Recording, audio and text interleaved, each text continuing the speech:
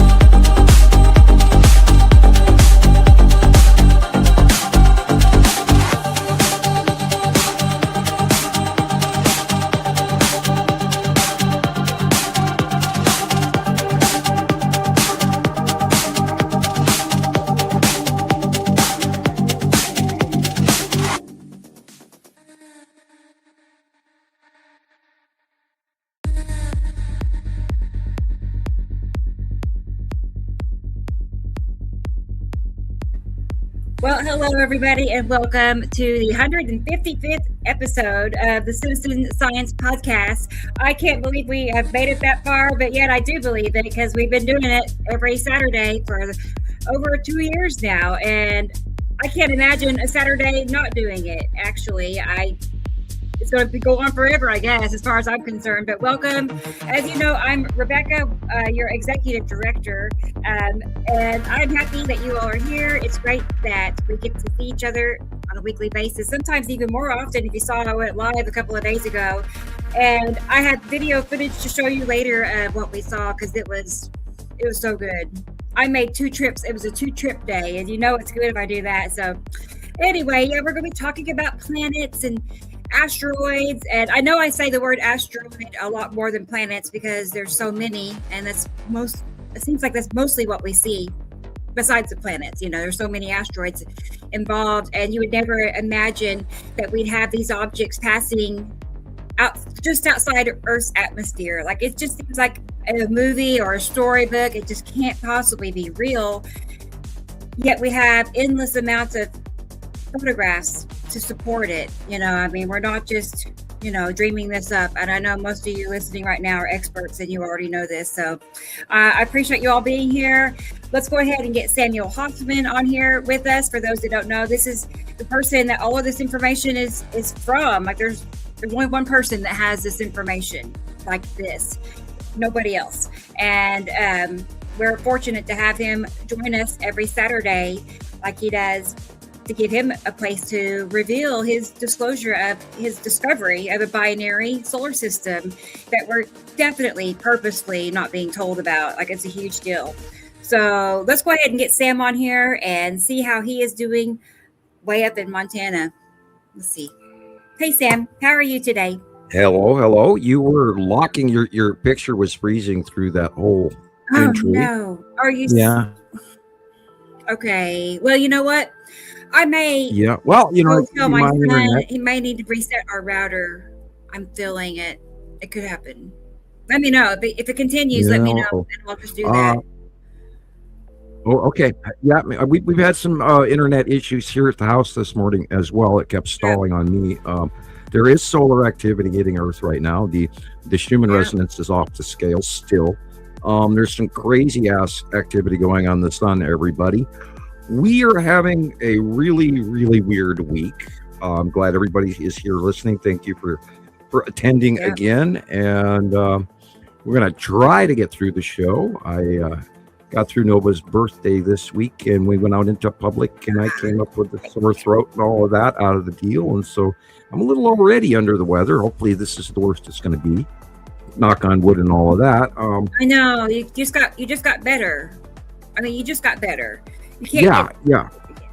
Right. Well, I just got to stay out of those horrible places where all those other humans are hiding, and I know it's spooky out there anymore. Yeah. Right. I totally get that. I don't know if leaving the house has everything to do with it, but it feels like it does because you're associating with people you're not normally around, and I don't know, but I'm thankful I haven't had any episodes. I know I haven't been sick since we started the show.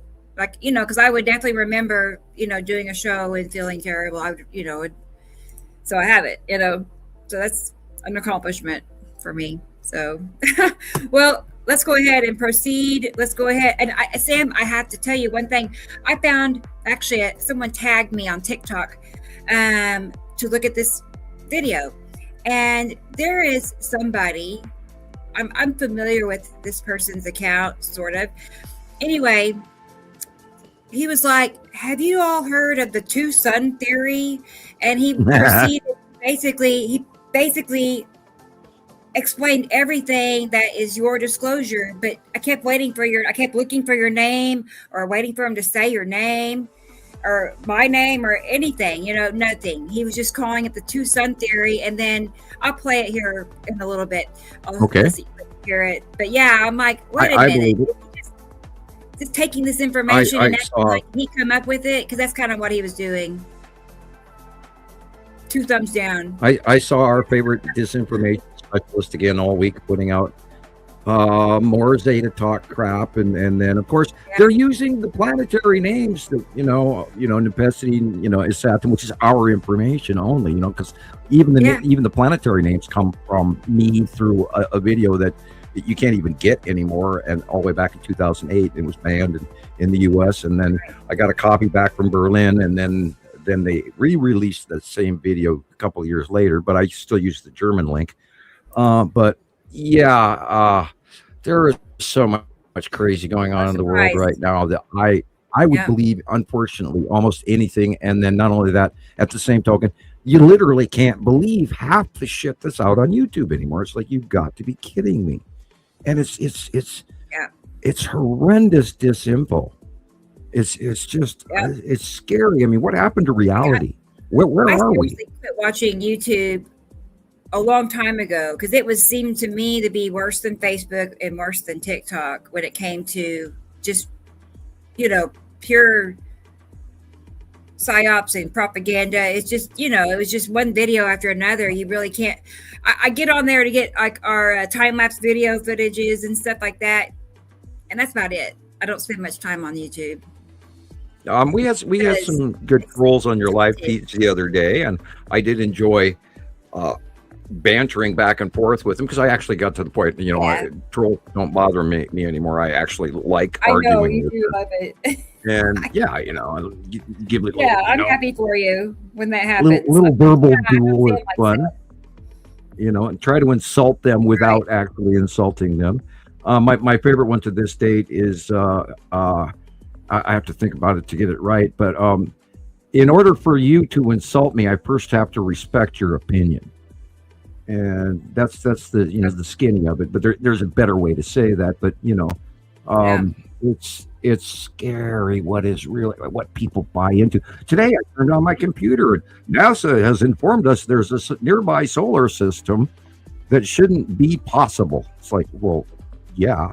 Most of your science that NASA is talking about is decades, if not 50 years old, and we found out a long time ago that we couldn't even listen to NASA anymore because they're handing us a bunch of crap that we've already, the Skull asteroid is an example that we disproved years ago. They were, it's going to be on a 3.5-year orbit, and it's going on here in our solar system, and it is not even attached to our solar system.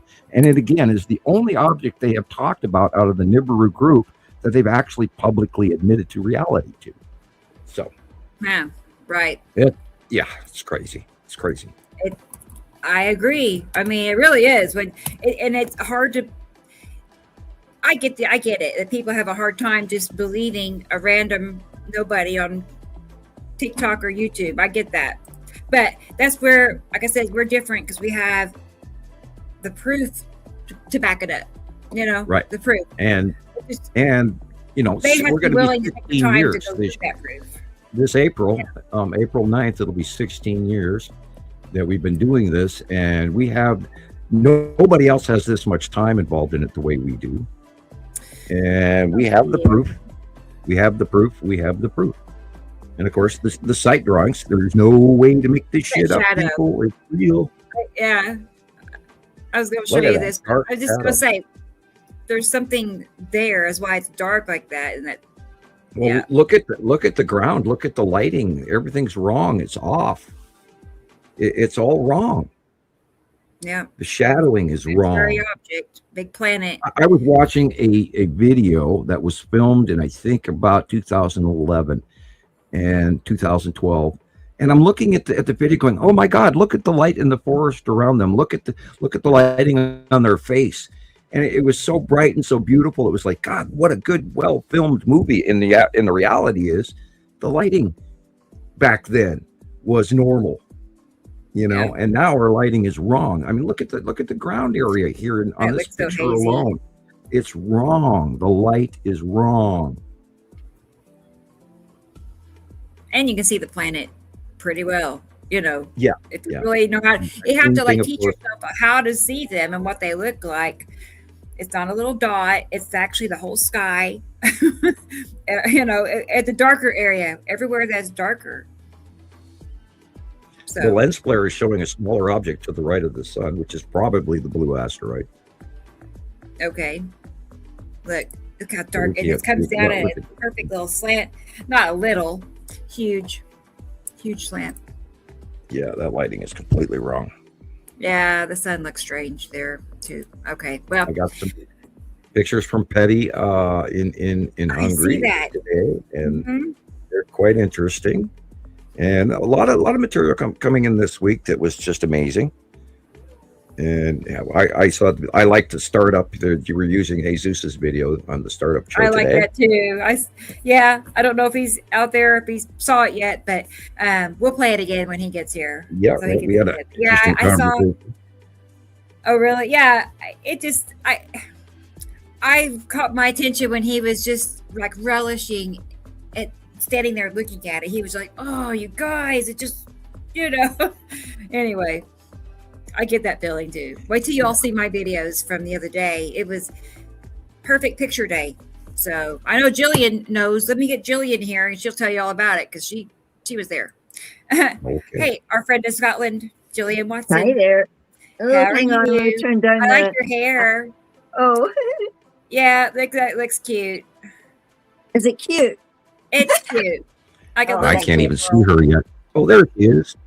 It's cute. Yeah, my internet must be horrible because it took forever to get Gillian on. Hi, Sam.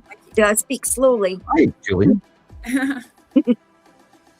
Yeah, I mean, the lives this week were amazing, but even I think that everybody's sky replicated the same thing all over the world. Everybody was seeing the big ribbed base of Yuri, like the ribs, literal ribs.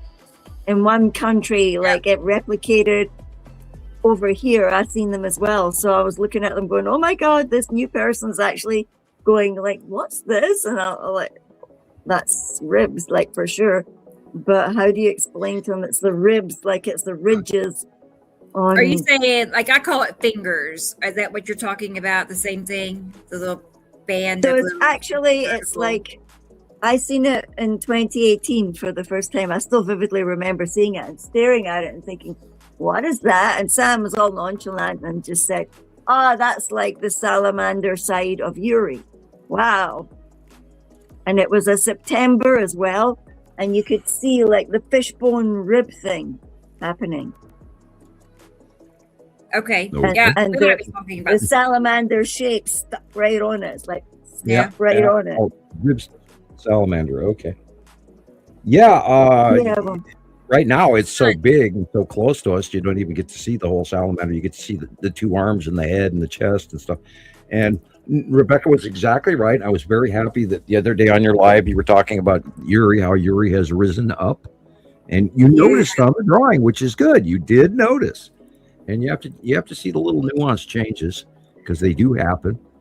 And Yuri has risen up and getting a little bit smaller. Natu's moon are getting smaller, not by much in the last few months, but over the last couple of years, it's all changing. What's amazing to me is that we've been doing this for 16 years and we still can't get out. And we were having a pre-show conversation that, yes, we are seriously censored. There is censorship galore going on right now, people. We know it. I mean, it'd be surprising if we weren't. It just confirms everything that we already know. It just helps confirm. We're being messed with and shut down, and TikTok, YouTube, Skype. Skype got wiped out for me a long time ago. I don't even know if anybody uses Skype anymore. Is that still? I was just going to say, does that still work, Skype? He's on his way.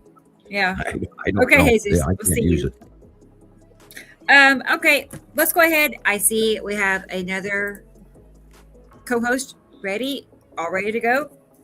Setting up straight. Let's go ahead and get Sharon on here with us, our official science teacher from Australia. So let's see how she is doing. I know it's early in the morning for her.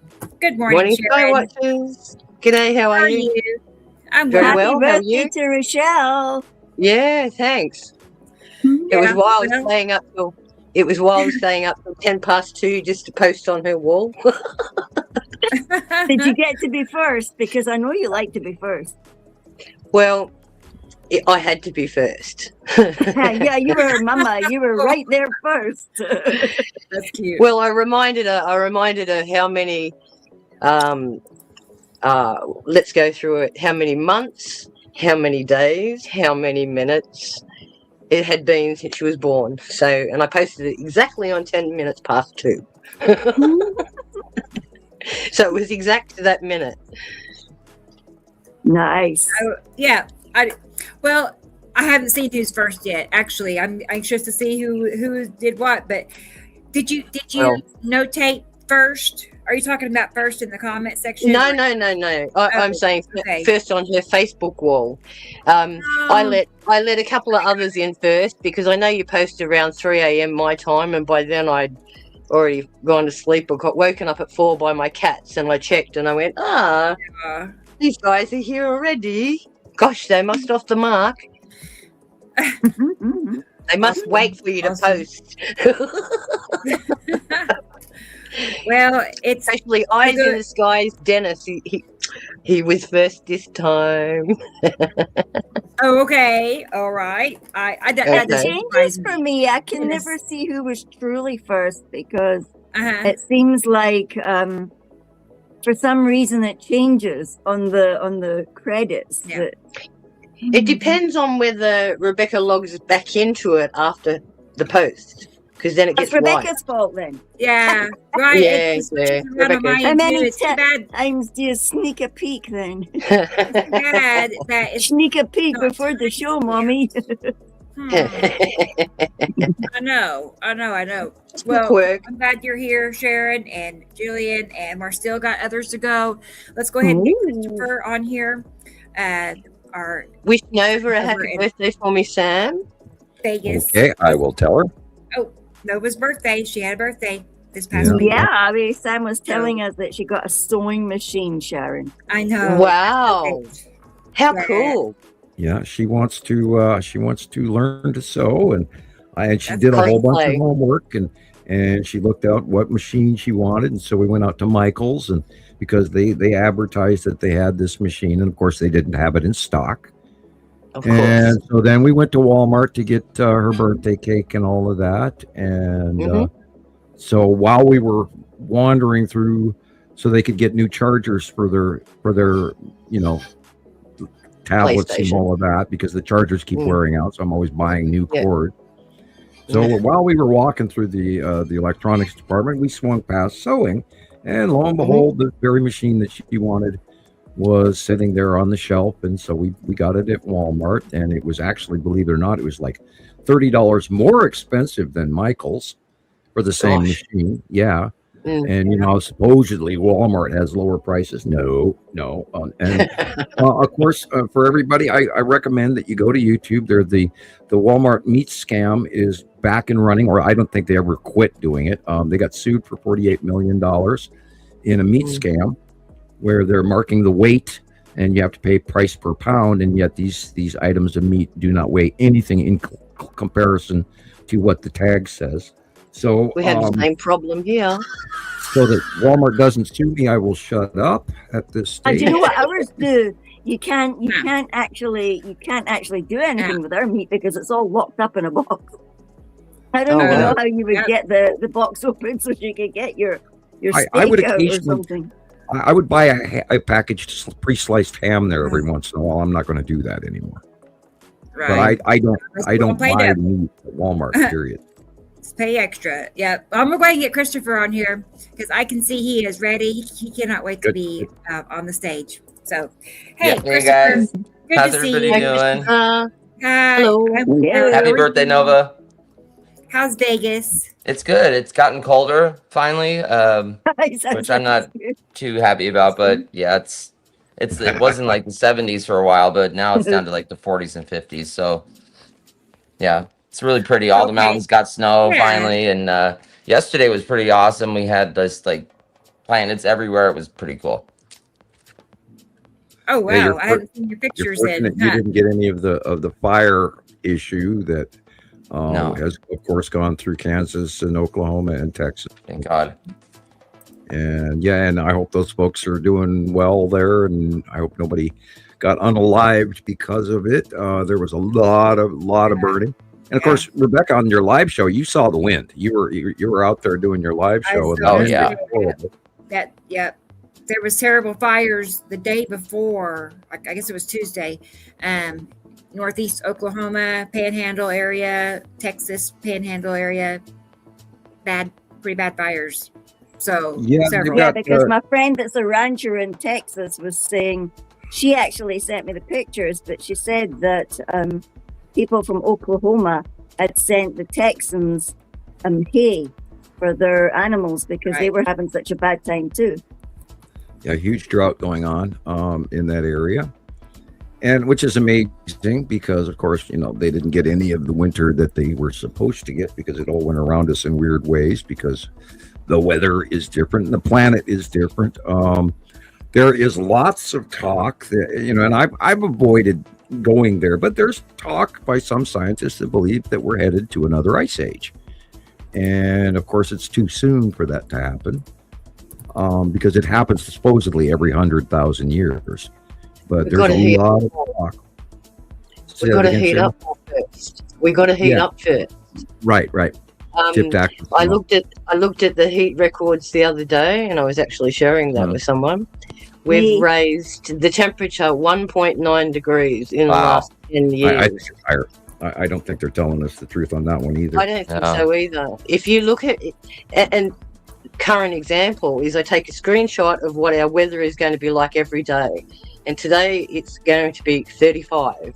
Usually by about midday, it hits that temperature and then exceeds it. And I go back and take another screenshot at the end of the day where it's adjusted the temperature for whatever it came up as instead of the first initial reading. I've seen that countless times on my weather app too. It'll say, it's going to snow at 2 o'clock. And then when you get to 2 o'clock, nothing happens.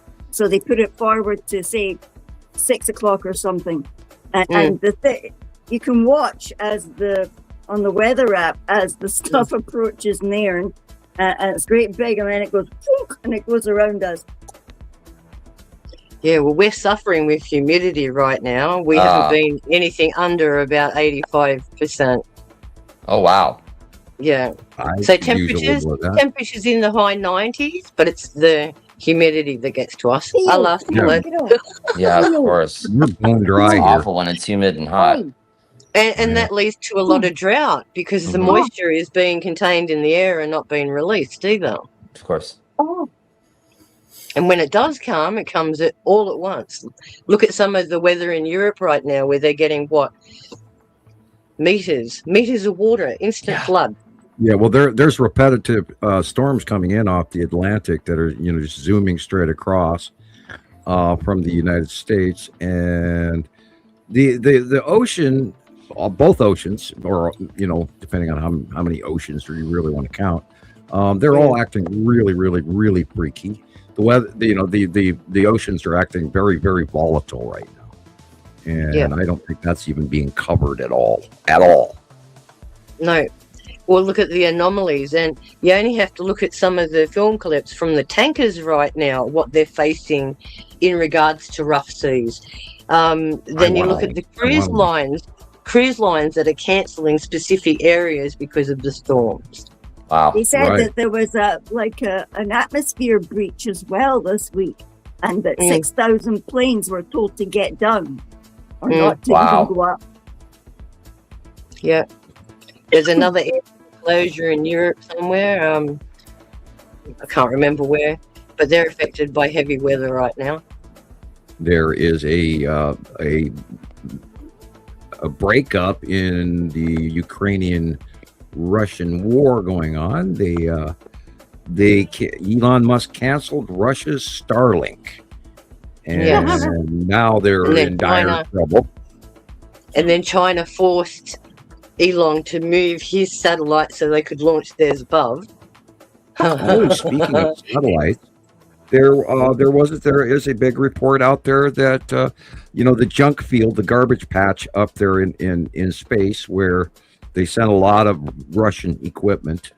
They announced this week that some of the old Russian satellites which they don't even have power anymore. I have all of a sudden, I mean, they ejected the reactor cores and everything, so there's no power in some of these Russian satellites from the 50s and 60s, and they all turned on this week. Oh God. Yeah, so there, up in the Sargasso pile of Russian debris up there is now all of a sudden somehow alive and awake when it's not possible.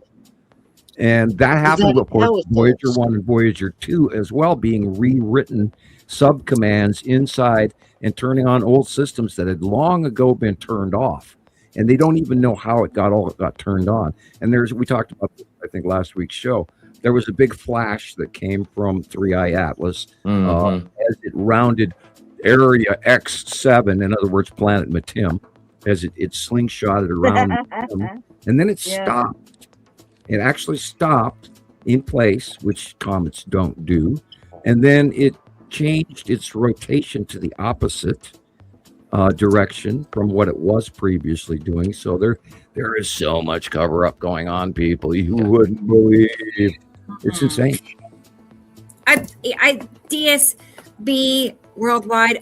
Is that Tony Dean? I'm trying to remember, but if not, they have a question for you, Sam. Could the binary sun, when it moves by, cause the glaciers to melt and then bring on the ice age?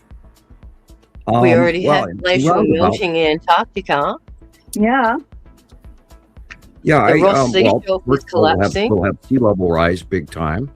And then, of course, during ice ages, the ice sucks up.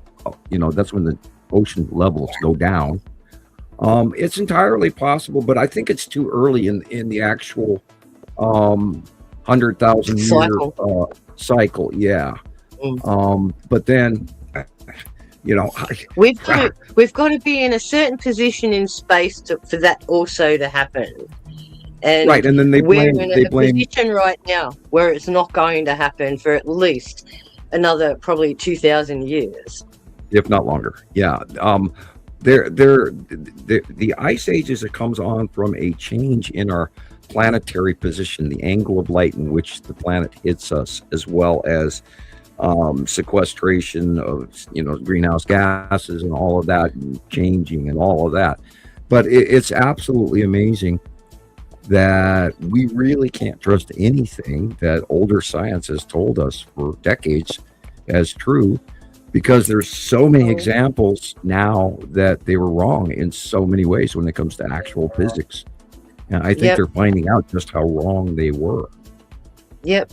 And as I keep repeating, guys, like we say all the time, when it comes to atoms, molecules, and elements, they're all recorded in Earth's history, in our rocks and things that have been left behind. We've now got the technology to look at individual atoms, to look at their individual isotopes, to know how long they've been around before they degrade. And we've got so many of polarity informations and all of that.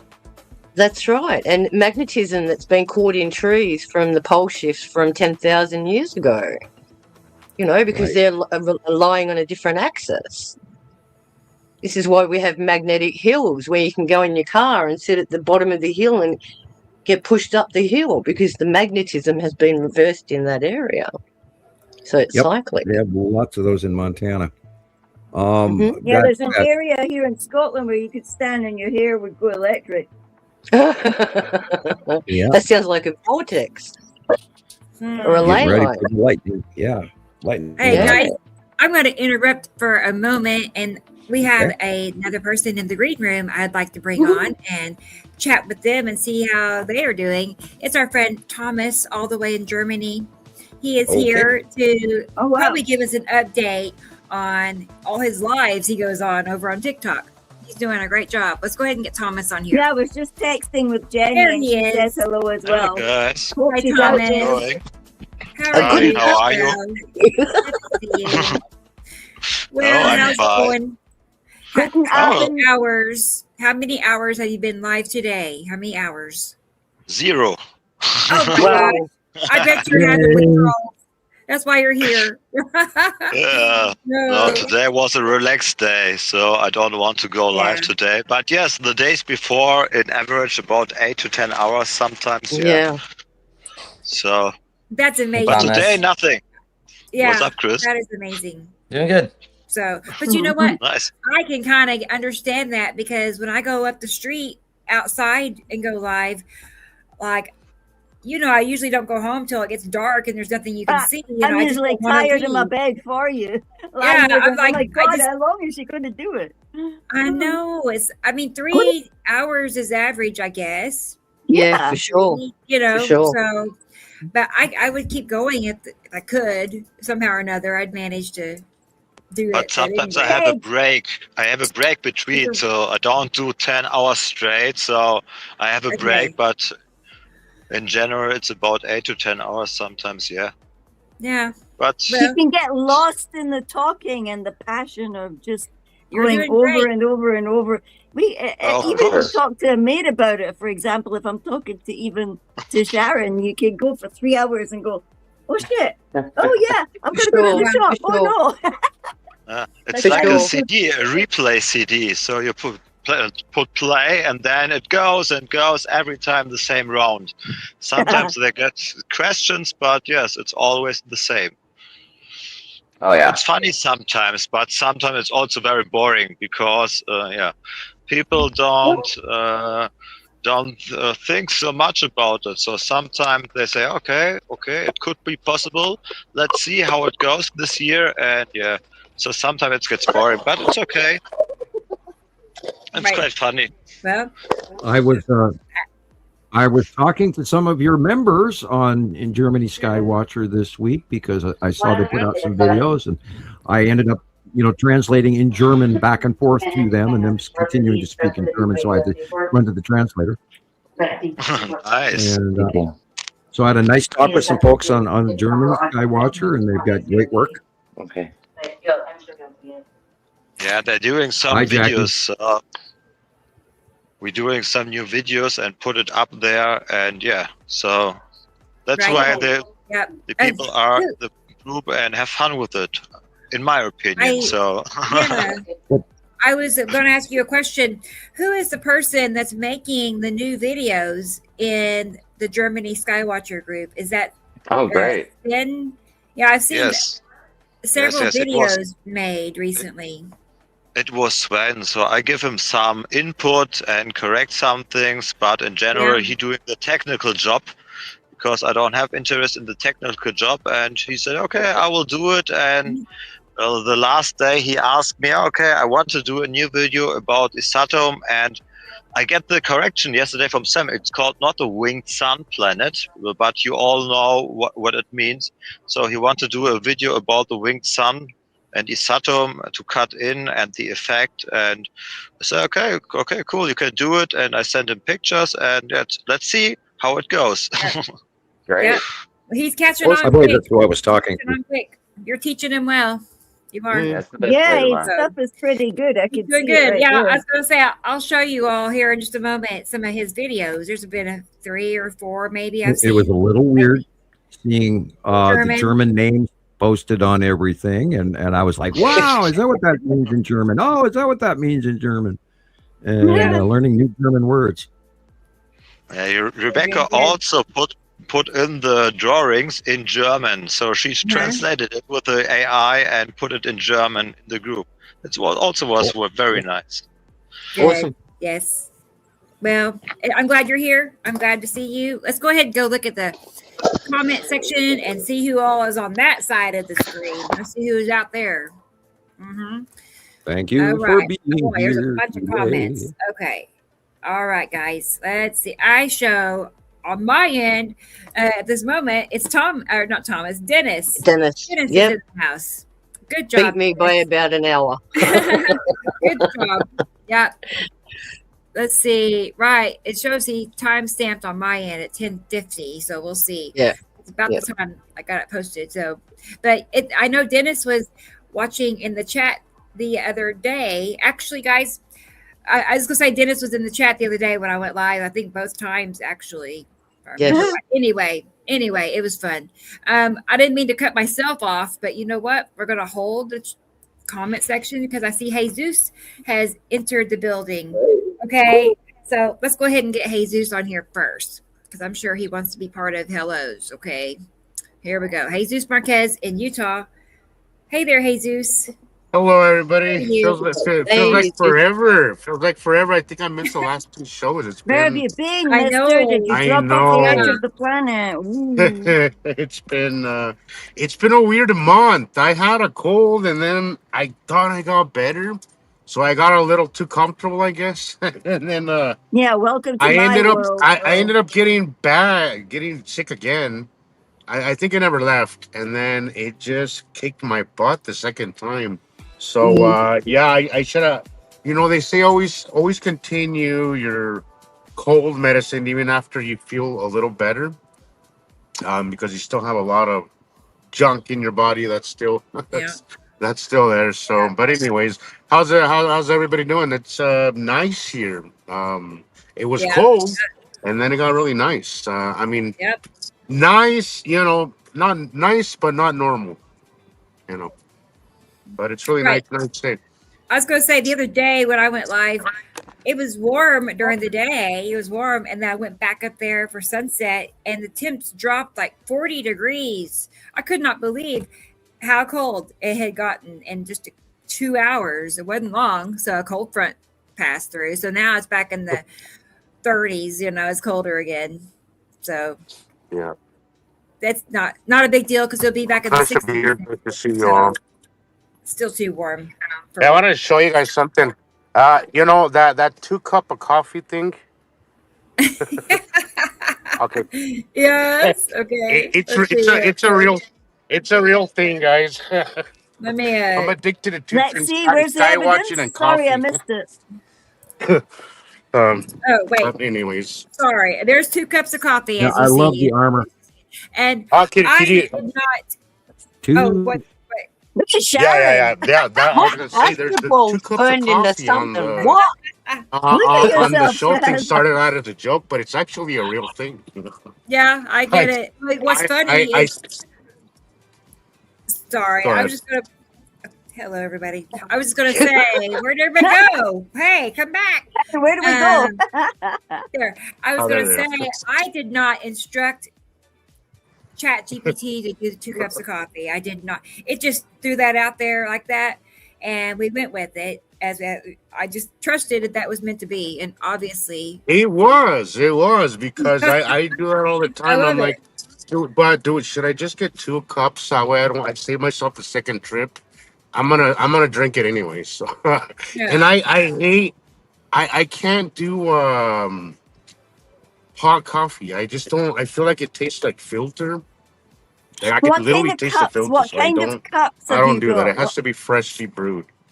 But anyway, what kind of cups is it? Those Thomas, I've been seeing cups? a lot of your stuff has been phenomenal. I try to watch your live, but German just isn't working for me. But you spend a lot of time doing that, and I see that you had quite a little crowd there the other day. Yes, I know. You know, I have a lot of time, and there are a lot of people there. No, you can't hear me anymore. Anybody? Hello? Yeah, I can hear you. I was gonna say, did I freeze or did everybody else freeze? What's going on? We're having a lot of that today. You know what I've been dealing with a lot is my GPS is going nuts. What it keeps doing is and I use my GPS about 8 to 10 hours a day because that's basically my job as a GPS. But it's been what it'll do is that I get somewhere and then it completely goes bonkers and then it has to readjust. Constantly has to readjust. And I've been hearing a lot about a lot of issues with people's GPS, how our tilt is kind of messing with it as well. But I don't think it's just an internet thing. I think we are having solar storms all week. So I do feel there's an overlap there. So, but do you guys also did you guys see that? It's like a wave of heat over you? It's like a wave of heat, and then 1 minute you're hot, and See then what, it's Sam? then it's cold, like waves of heat. I was wondering if everybody had seen the coronal hole that had faced us this week. It was a snake, not a coronal hole, and we have never ever seen anything like that on the face of the sun in the 16 years that I've been checking on It regularly. It doesn't look like our sun, Sam. I don't It feel does like not look like our it sun. doesn't. No. It feels unfamiliar, and I was talking about that in one of my last videos.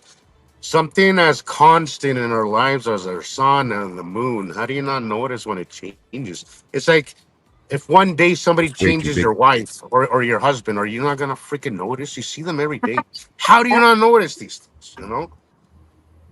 Well, I'm not a big, huge follower of Mr. BB333, but he did have a live on the other day where he was actually stumbles into a lot of good stuff, but his reporting freaking sucks, and it's been annoying me so much lately because the clickbait has been insane. And I'm like, dude, you don't have to do it. You don't have to sound so desperate. He's busy. I don't know. And everybody's doing it. It's not just him. Like the clickbait on everybody's videos, even people that I've been. I follow this mechanic, Scotty Kilmer. I love him because he's an old school mechanic, and I've learned so much and saved myself so much money just seeing his videos. Even him, I just unsubscribed from him because I'm like, dude, stop it. Like the clickbait, it's just it's anyway, he had a live interview, well, a recorded interview, I should say, but he had the live program, and he played a recorded interview from a lady in Texas, and she's talking about her actually seeing a larger moon next to and behind our moon, and we of course we've been reporting that for 8 years now. And I again saw it last night and the night before, and the crescent is on the bottom, and I'm going, what, but there are two crescents. You can visibly see and sometimes what they'll do is they spray a lot on the side of the moon. Yeah, so you don't see I had that happen not recently, but a few months back, and it's another body close to the moon, like right next to it. But I have yet to. Aside from the shots that I took in New Mexico, I've not been able to catch that second moon again since then. But I had better equipment at that time as well. But I've not been able to catch it. But hopefully, maybe I'm still working on the second moon and the second sun. I'm gonna catch them eventually, but not yet. Yeah, I think we're all hot on the trail, man. We're all sitting there going, "It's me. I'm gonna get it." Hey, did you see that I used one of your recent videos? I saw that. Okay. I love that.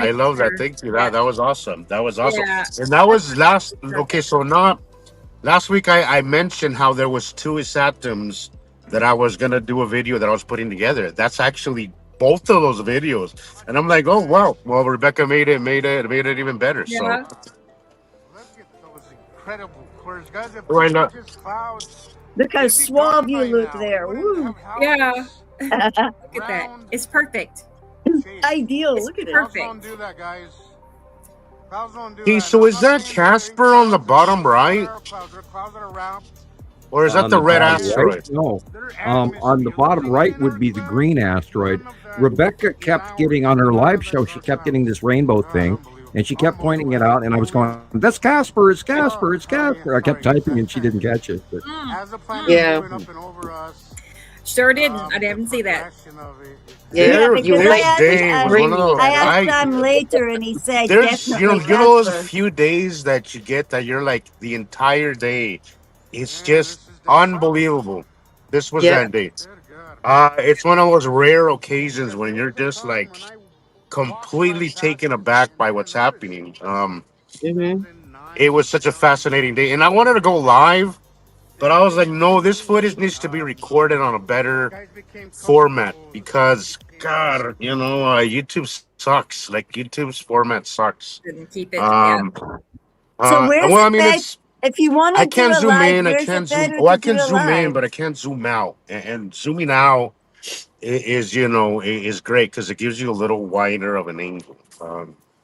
And that's when I was like, you know what? I'm just gonna record it and then I'll post it later. So I've been kind of cutting little videos out of it. I did post the entire video on my Nibiru. That's my Nibiru journal. Usually some of my longer videos, I'll post there. So if you want to catch the whole thing, just go to my Nibiru album, and there's longer videos, but they're very educational. Is that on Facebook, Jesus? Yeah. Facebook. Yeah. Okay. Yeah. I hadn't If seen you do a live, guys, where's it better to I do think a that whole live? entire day I must have recorded like 2 hours worth of footage. You get more views typically on TikTok than you do YouTube, but YouTube But is you nice. you can't save it on TikTok, can you? Right. I was going to say TikTok's more TikTok's more interactive. But I like that YouTube gives you the landscape version I like option. that too. If I did it, I would want to see a live so that I And could Facebook learn has from just it. to give us that like, too. oh, what Facebook mistakes just, did I make? unless you're looking at it sideways, Can't talk over each other. Yeah. Sorry. I hate to have to say that, but sorry. Everybody's like, yep. Control yourselves. Anyway. It's terrible because we're freezing up as well. Yeah, right. Like Dylan, DJ says.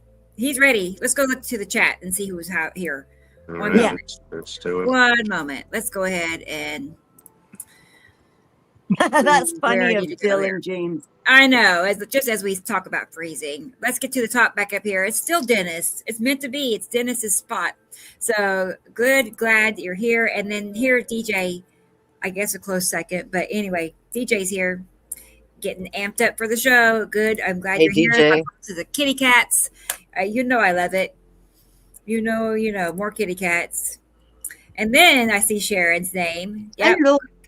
I guess maybe third place, something like that, but nonetheless, she is here. More over the line. I know. Hey, and here's another Sharon here. Get back up here. Come on. Sharon in Scotland. Hey, Sharon. Yeah. Hey, Mickey, how are you? Feeling she'd be a fun lady to just hang out with. Like, let's go to lunch, Sharon. Would that be fun? Oh, Sharon's a fun. Come on. I know. I bet. Yeah. I know 3 Sharons in my everyday, so it's very confusing. Anne is here and wonderful. I'm so happy you're here. Yeah, she's a nice lady too. I can just tell. I can tell those things. And DJ's counting the seconds. He's like, open. All right.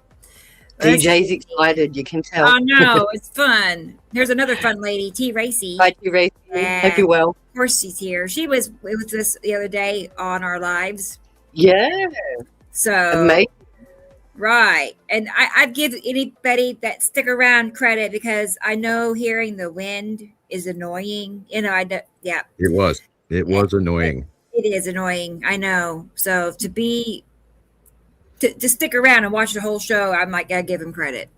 So because it was visually awesome. Sky. We want to see it was awesome. Sky. We didn't care about the wind. I know. Just turn it down, I guess.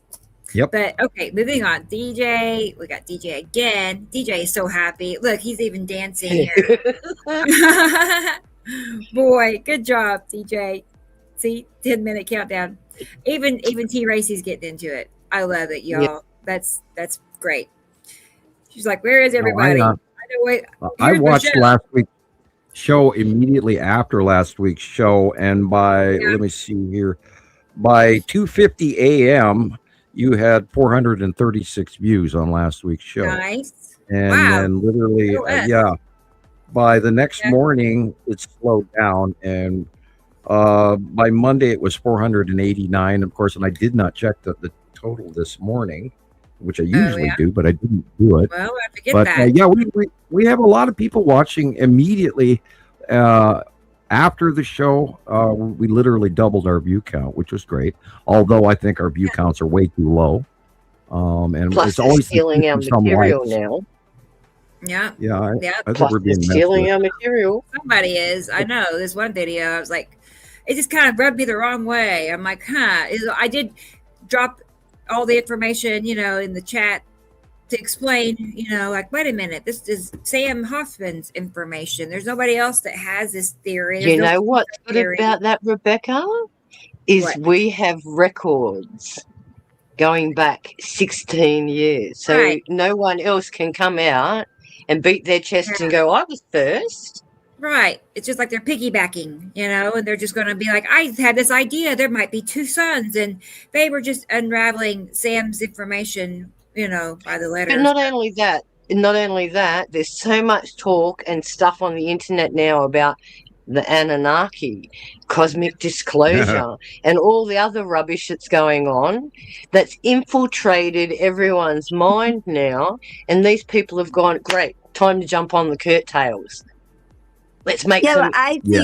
I seen one today that was a very subtly, cleverly worded from one of these Anunnaki channels I'm on. I keep eyes on them all to see what their next slant is. What direction are we going in next year, boys? And this week, the subtle changes towards the Anunnaki were very worried about Imaru.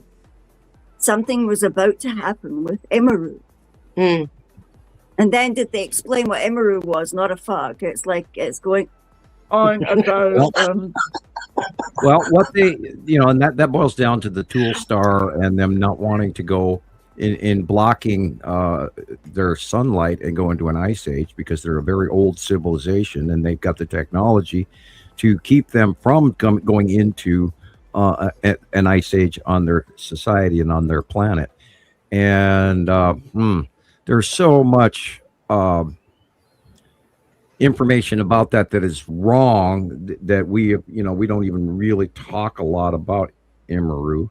And I believe Imaru is, of course, the orange brown electron gas giant that holds the two stars, just in case anyone was wondering about Imaru.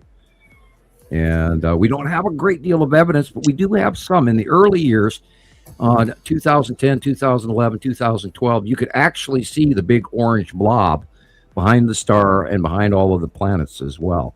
And that I think that really affected the whole overall 1983 information where, the brown dwarf and this. And I keep seeing people going, the black sun and all this, Nibiru disinformation crap that's still out there and circulating.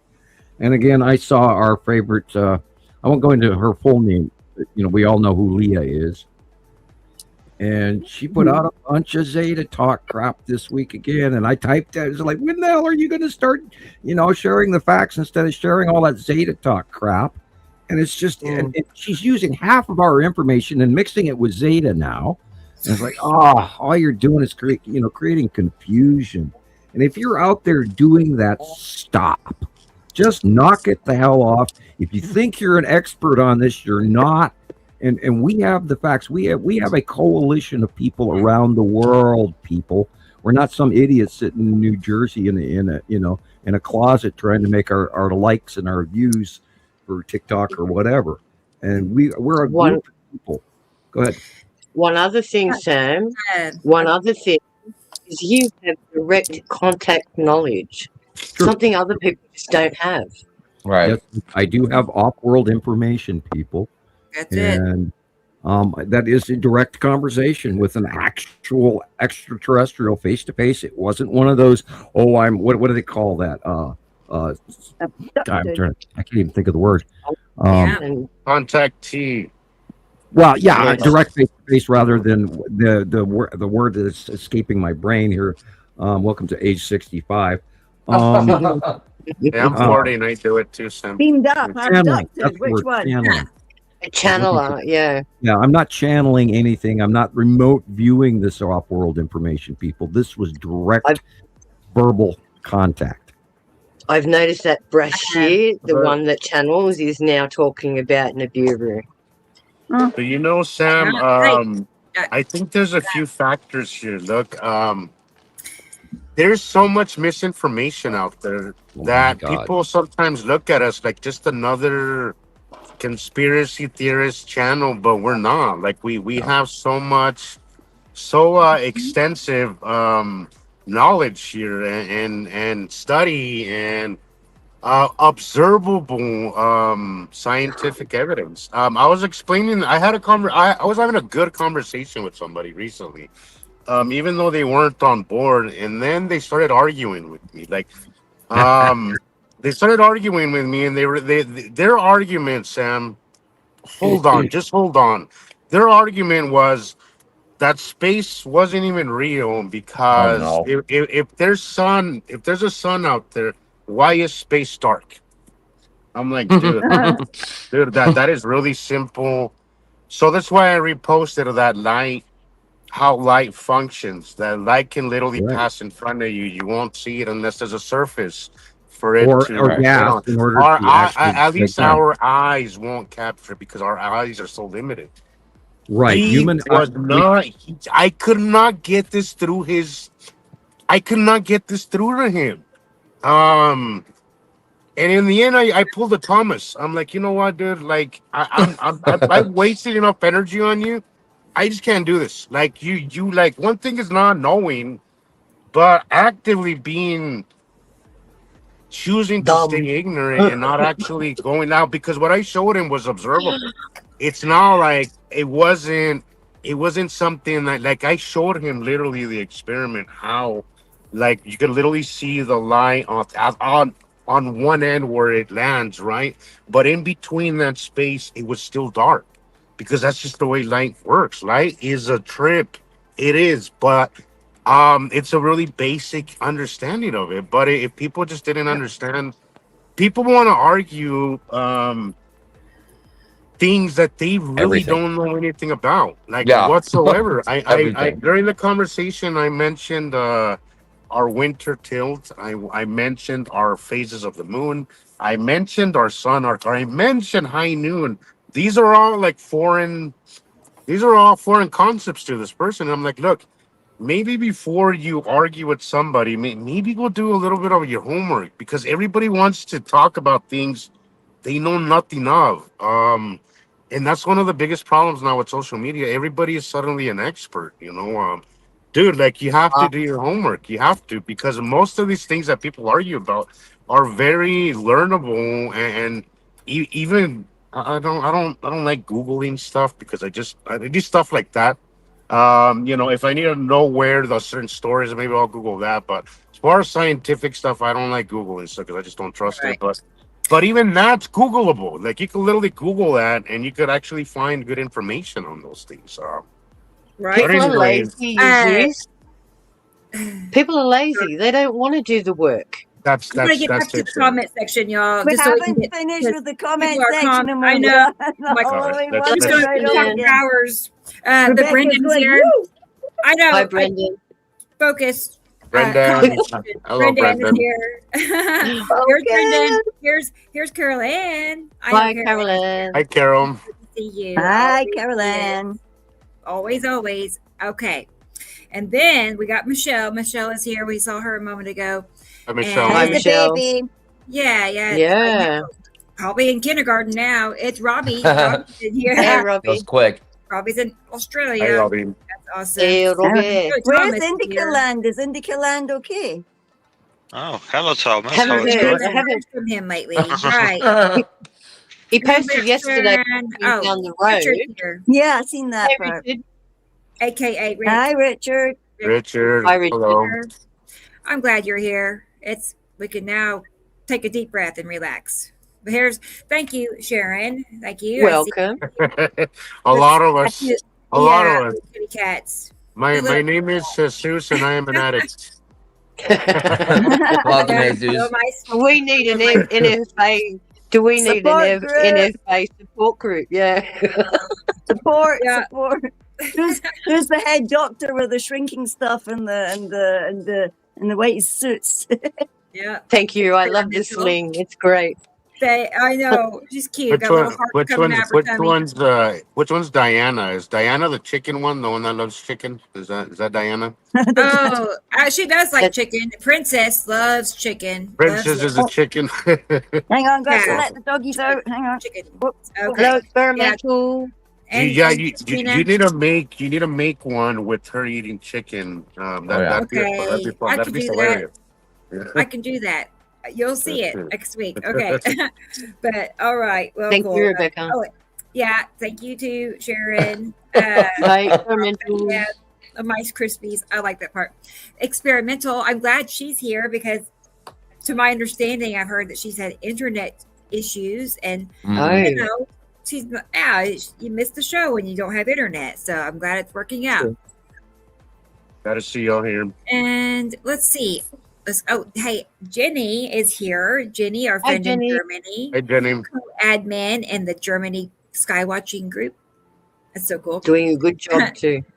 Yeah, she is really. Her and Thomas both, and Sten. I haven't really met Sten yet, but we've commented back and forth a little. So, hi Heather.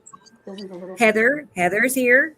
Awesome. She's looking forward to the show. I'm glad it all worked out, and we're all together. Let's see.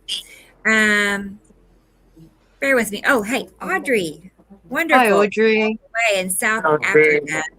A coolish summer day. I didn't know that existed. It's like an oxymoron. Cool summer day. Oh, that's nice. Yeah. Barbecue. Yum. They do happen. I wish I could just go hang out. Let's see. I'm nearing the bottom, y'all, so don't worry. It's going to be quick. I hate to miss anybody's comments. Right. No, Tony Dean. Tony Dean is here. I'm Tony. Hello, Tony. Tony Dean. So, does that sound like a movie star name, kind of? To me, I don't know. I can just see it now in spotlights, highlight. Okay. You got Spirit Girl. Have you got her yet? Freezy is here. Hey, Freezy. That's always a fun name. I know that name anywhere. Okay, so Freezy's here. Wonderful. We might be at the bottom. Oh, now we got. Oh, Stacey. It's cool. Hey, Stacey. All the way in Montana. You missed two, Rebecca. So cold. Oh, well, Spirit Girl SF, hello, and also Joyce Box 5869, hello. Okay, awesome. So you can definitely tell we're in different orders. Lagging. Depending on who's looking at the a little bit. I'm just going down the screen. So. Right. Girls Gaming is here. I'm good girls. Good girl. Another one. Yeah. Texas Dude is here. Hello, Texas Dude. Okay. I believe he's new. I'm glad you're here. Down the bottom, right down the bottom. I know. Yep. Bear with me. Hello, Girls Gaming. Going down the order I have on my end, but hang on. Yeah. Hey, BRZD. G'day. I know. It's like, okay, cool. Dude is Tony Dean. I got you, Tony Dean. Texas. Hey, Tony. Robbie, you are awesome, Robbie. You're so awesome. Thank you, Robbie. Thank you, Look Robbie. at these kitty cats. Oh, my gosh. Yeah, I love it. They got the vibe, but Mittens is just going, wow. I like the one with the guitar, actually. What is that dance? The clothesline? What do you call that on the? That's so funny. I don't know. I was seeing that. I was seeing that. I was like, that's cute. It's something. Yeah, it's something floss. It's hilarious. The little kids love it. They do it all the time, standing in line. Drives you nuts. Yeah. Let's see. We possibly. Oh, hey Zeus! Wow, that's great. I appreciate that. That helps out. Thank you. I was only $3 over. You have to reach at least $100 to get your money for that month, and I made it by $3. So wow. It was a little bit of a relief because if you don't get it at all, then you're just really figuring how to go pay everything. So it's helpful, and it really is needed, especially we've had a couple of people not here. They're not here donating like they were.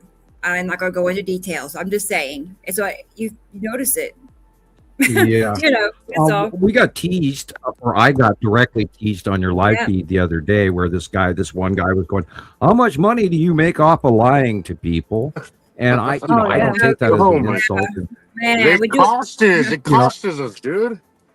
There's a cost. Hey, I don't make enough to even pay for the internet. And speaking of which, I'm by next year, I'm going to be in trouble. So we require if people donations. really want to say something to you like that, Sam, they can go online and you can find the exact dollar amount of how much a YouTube channel makes or a Facebook group. It's very easy. You can go on the internet and find out if you're really making millions over here, right? Yeah, mine would say zero. Awesome. Yeah. But you know what's messed up, Chris, is that, and Geomagnetic Earthwatch guy was talking about it the other day. I like him. He's a little religious, but I like him. I feel he's a little. It's good I material. think anytime when you get religion involved, you're gonna be a little biased. It just comes with the territory. But he was talking about how a certain somebody had a live going on, right? And during that live, he was spewing a lot of hate and a lot of divisiveness, right? When he was talking about this kind of topic, but he said in that live the guy made $4,000 because that's the kind of shit that people actually flock to. Unfortunately, like that's what sells is anger, divisiveness, and putting other people down. I guess that's what's popular now, and we refuse to give into that kind of behavior. But it's unfortunate. $4,000. He's like, I'm going. He said, I got $180 this month from what I do, and I'm like, Jesus Christ. I mean, I would have much rather watch his show than the one he was talking about because I know the one that he's talking about is very biased. And you just reminded me that I got a Christmas card from Europe the other day. Christmas card from Europe the other day. Get the jog here. And I had 10 euros in it. Thank you very much, Anne. I appreciate the 10 euros. But it's going to cost me $12 in order to trade it in. So I'm going to have to start collecting euros again before I can ever trade it in. It used to be free, and now, since the C virus, now all of a sudden they're charging you money to take European exchange. So thank you very much, Anne. And she's a follower in Europe, and I didn't even get a return address, and I wish you would have put one there, even inside, so I could have mailed you a card back.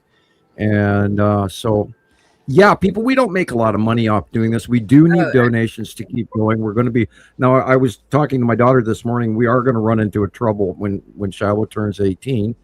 I'm going to be so broke that I won't be able to continue doing this. So something is going to have to change very soon.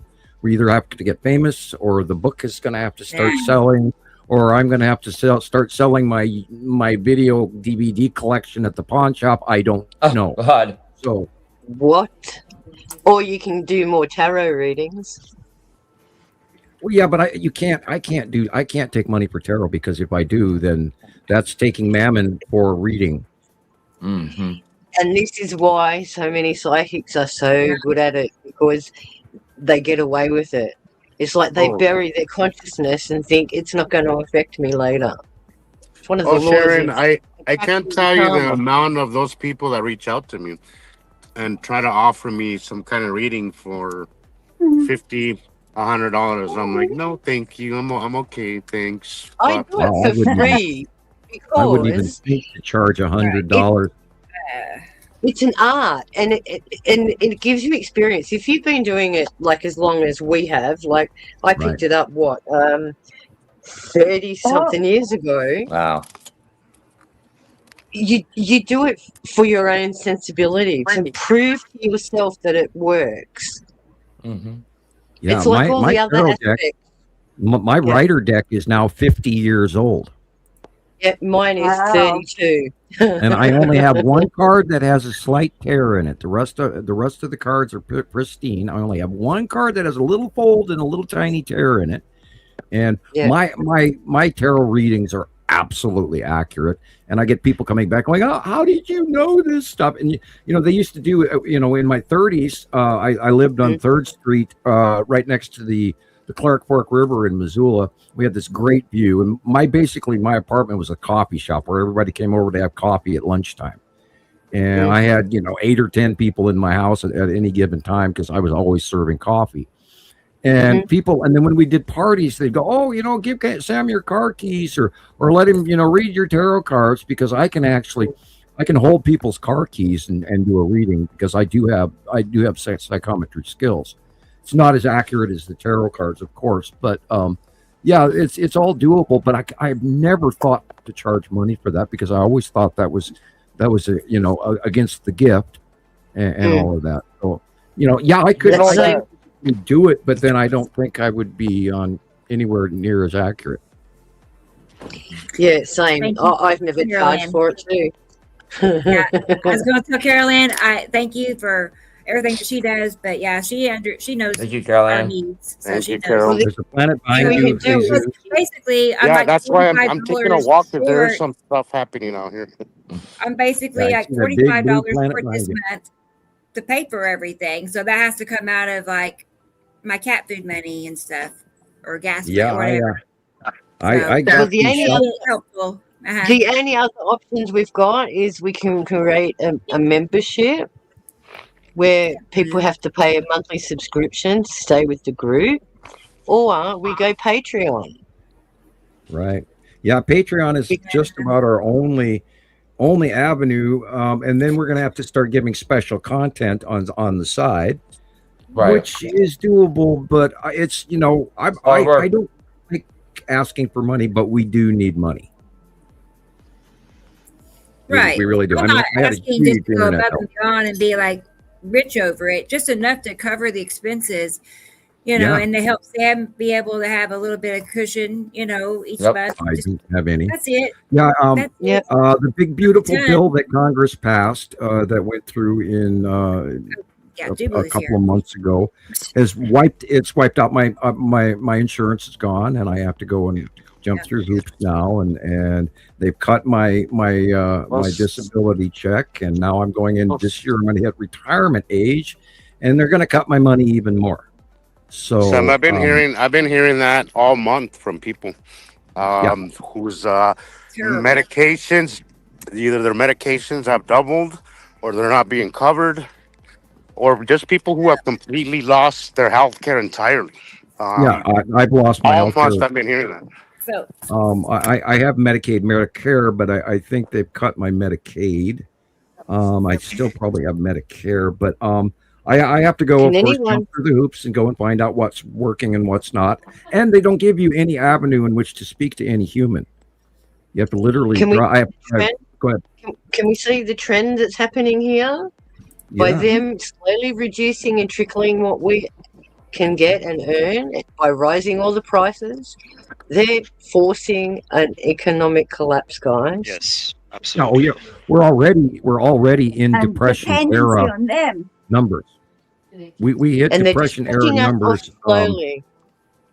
by May and June will be the next quarterly reports, and we are in depression era finances. Now, the Supreme Court this week did actually shoot down the tariffs, but then, of course, the current administration immediately says, "Oh, we're going to slap everybody with the 10%." So they're absolutely ignoring the law and the Supreme Court. But I don't want to get into too much detail on that. But the tariff situation was slapped down by the Supreme Court, thank God. But we'll see whether or not they even listen. I don't think they're going to listen because we are in chaos. Would Show you us like the to show us skies, the would you? sky? Yes, show us your skies. Okay, yeah. Let me It sounds almost naughty, doesn't it? Show us the skies. let me Oh, what? Look at that. So The this right is angle. east. After a that, little. there's moon. All right, let me. How do you I'm do kind of that so trying to- instantly, Sam? How do you do that? I know it takes me a minute to Are use, you- Gillian's. Able to turn your phone sideways by landscape at all? I'm just curious. Oh, Hang on, let me Then see it goes the. upside down. Oh. Okay, so it's giving me. Jillian, how I do it so Wide. quick. The first thing I do when I look, Ultra wide look is the for the best. wow. That it's, yeah, well, why is it Aw. upside down? Yeah, no, it's not gonna let me. That's But that's Alright. ultra wide. How do you do it, Sam? first thing I look at is the light. Where is the light coming from? Right. and then I automatically know where, Wow. because I know where the planets are. That's Natu's moon in front of Uri, believe it or not, and above right there, that white thing is the red asteroid. Wow, that's way up there. See that I've been seeing all week, Sam. Yeah. That red asteroid. Me It's too. going right over your head, Jesus. Look at that bit. Yeah. It's exactly the same. Cool. Oh, it's red. How's that possible, Sam? I mean, tell the new people how incredible that is, that people in different countries can see this. The red asteroid is literally look at the light being pinched. Yep. Well, the lack of totally the lack of light it also gets me. Like right now we're supposed to look how great. Yeah, well that's what I was gonna say. Like we should be so bright right now, but we're not. If you actually look around, there's a lot. Look at the shadowing. There's a lot of there's a dinge. Shadowing on the right. There's a dinge to the. God, it is so weird because when I move my phone to the right, it goes to the left on the camera, so it's a little confusing. It's disorienting. Yeah. It is disorienting. Motorboat motor. You got to turn it the opposite way. Yes. Look at the squished sun. Look at the ground. Look at the lighting. It's wrong. Look at it. I don't know how they don't know. What I'm talking about, guys, is that even though we have full sun, it's really dingy. Yep. Yeah. And if you look to the left, everything's shadowy. If you look to the right, it's not. Yeah. See that right there? I've been seeing that view all week. In fact, that video that I posted the other day, there's a picture with the red with what I'm guessing was a red asteroid, just right there. Though it was a little lower to the horizon last time, but God, this is so confusing. I don't know why this camera's doing this, but it's so confusing. Look at the length of your shadow, Jesus. Look at the length of your shadow. Where's my behind you? It is hard to do, isn't it, Jesus? See how long your shadow is? Yeah. Wow. Yeah, I do.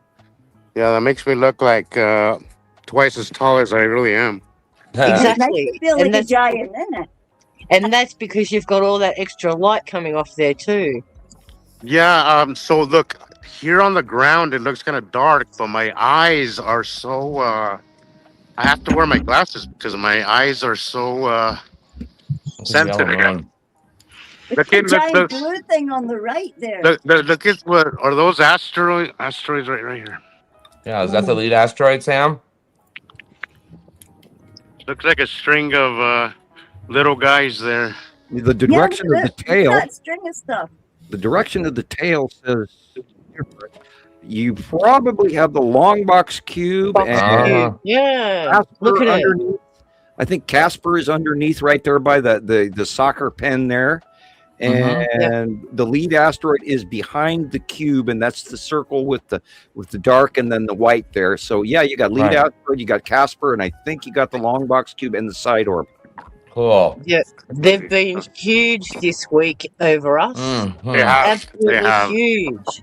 They have. Hey Rebecca, so the other day that you went live, I was playing it in the car while I was working, right? And you were talking, you started talking about the Aurora Borealis, how, I don't know who was it that said that when we see Aurora Borealis down in the lower latitude areas, as far as like, Florida, that's what you're talking about. All of a sudden she's like, she's right. And then after that, she just got so into it that I actually put the volume up because she got so into the whole thing. I gave her our information. Hopefully, she's a flat earther, but I think we can. She looked like she was like teachable, like she could actually like she would be open with the right information because she was very open, which I think is the most important part. If you have the wrong ideas about all this, fine. But just be teachable.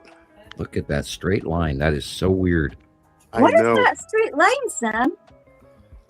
Well, it's probably the long box cube is probably a hell of a lot bigger than we realize, because now remember, it's been parked next to Saturn's yellow moon, and for years now, since 2019 April. Can they please take all our politicians? What's up? Now that it's going over the top of us and getting closer, the cube the long box hasn't moved, but it is way bigger now. And of course, the other day when Rebecca was doing her live show, we saw the Texas cube and the long box in the same shot, like the drawings, we produced a couple of years ago. And people, this is really happening. We've got an intergalactic force of Federation craft here that have been parked outside of Earth, and they're blockading us. So our world leaders.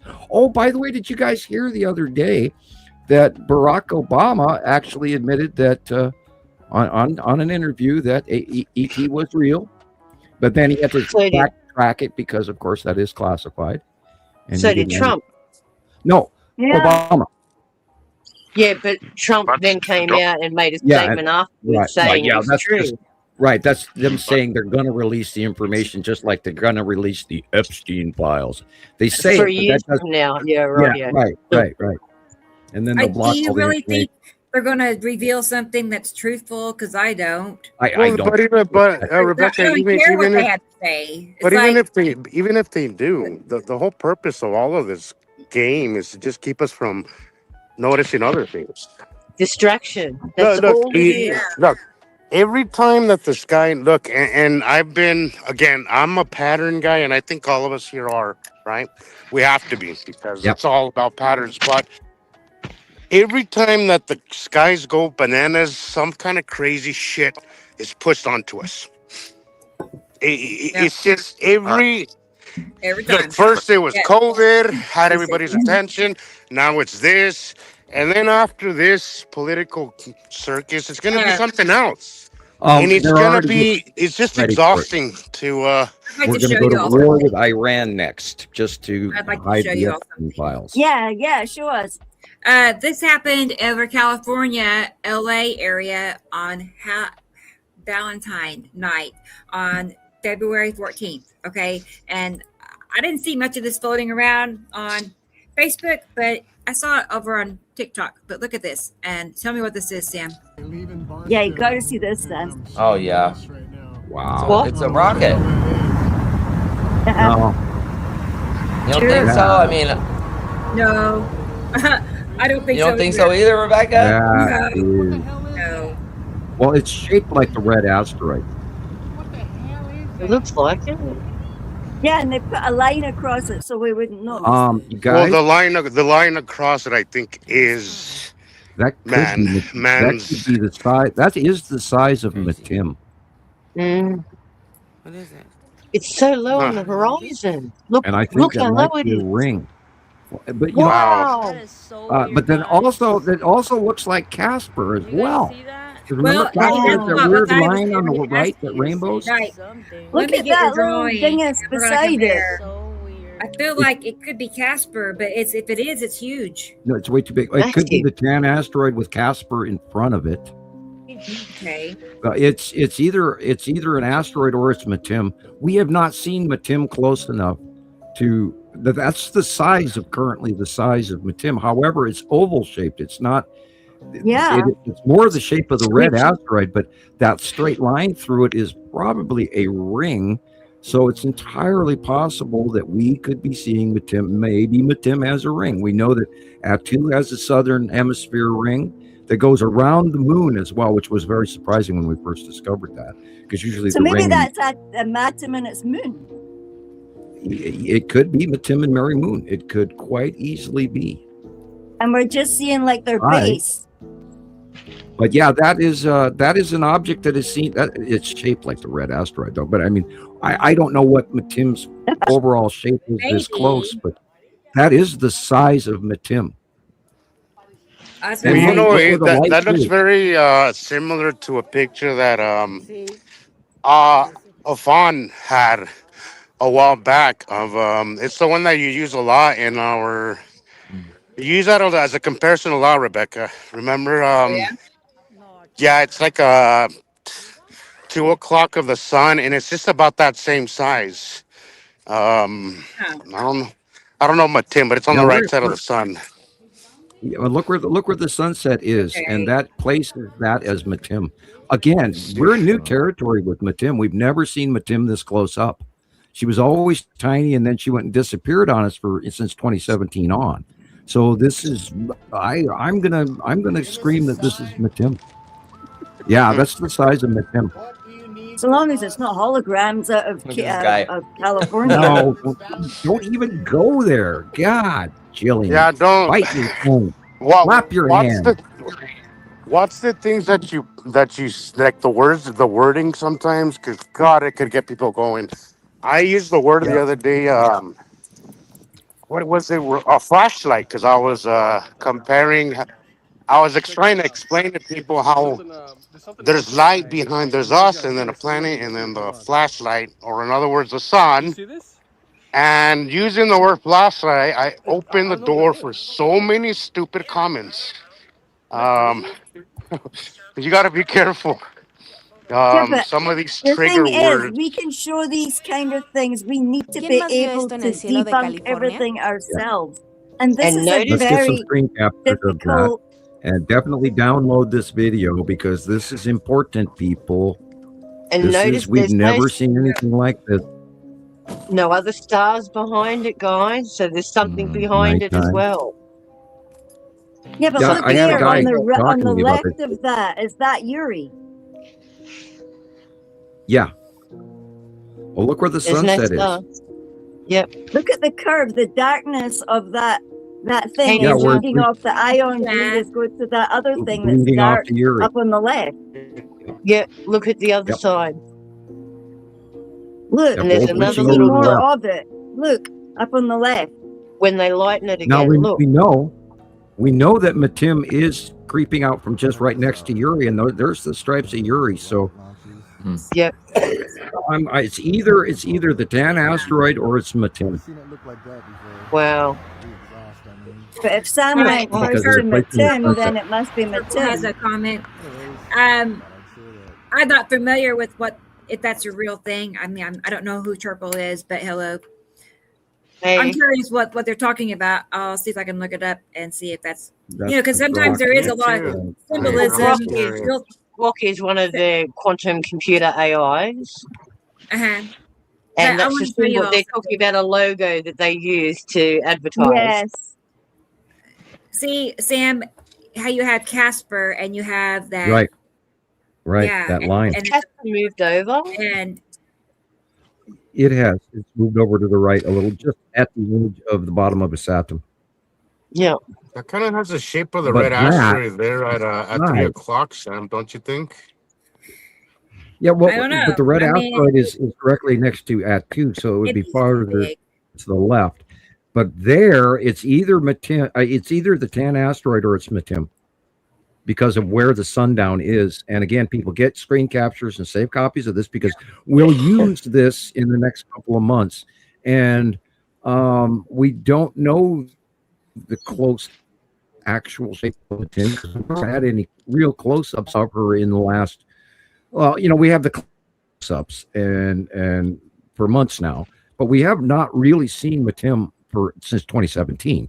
So this is very interesting, and that red thing going on the right-hand side is very much like Casper, but I don't think Casper could be this big that quick, even on onset of the evening. So, yeah, this is either the Tan asteroid or Matim, and then the lead off to the left reaches up to, you can see that darker area on the left there. So that would be a reach over to Yuri. And I think you can actually see this. That's what I said. It's like Yuri up there. See, that's the thing, Sam, is that it's really easy to not notice behind, left to the left and behind of it. But there's definitely something there as well. For sure. Okay, I have the crypto symbol Yeah, show us. Purple was talking about. So let me get it put up here, okay? Because I do see what they're saying, and yeah, they got a point. We'll see here. But that's what I was saying as well. It's like how. But they do that. They conceal our truth and all their nasty stuff as well. Programming, subliminal messaging. They can subtly alter something that is truly really there and make it something else by hijacking it, which just seems to be one of the MOs here in this realm. Like they'll just hijack something that's there and manipulate it for themselves. Well, if you're going to go to, the cubes and Star Trek and the Borg and resistance is futile, we will add your distinctiveness to our collective. And then you hear the stories of about Apollo 21 and the base on the moon and all that. I don't know what to believe anymore. Yeah, I see that. Wow, Tip axis of a planet. But it's only, there's two. And who created this one? Well, yeah, but this would be very easily something done just to refocus attention on something else, which is, again, as Gillian was saying, a very common MO that we've been seeing lately, You see, it had to have one of our kind of brains to think about this stuff. And in the beginning, I used to think it was me sitting on the shelf, on the shelf or whatever, and just watching everything. But it's not. You've got to, it's like there was this constant little voice in my head debunking everything that I was trying to tell myself was true. So that in the end, I ended up with having two sides of my brain working almost like one would go, yes, it's right. No, it's not. I was driving back from Walmart the other day, and my brain, I'm almost home, almost to Lolo, and I'm going, they're never going to admit to the reality of these planets, no matter what. They're never going to. Sam, that crosses my mind so often. And then I'm like, well, I mean, we can't stop doing this regardless. Oh, no, we can't. Let it go. But guys, here's the thing. This week, I've reached out to more people face to face than I have probably ever, because I've tried to, and I talked about this a couple of weeks ago, how I think it's important that we actually start interacting with people. I don't do that as much. I usually stick to just social media, but I was talking to you, Sharon, about it, that we need to branch. We need to start doing things outside of what we're doing, outside of technology. And I've had some actually very good interactions with some people. I think the people that I've spoken to are very open to it, but they're very like they've gone down a lot of rabbit.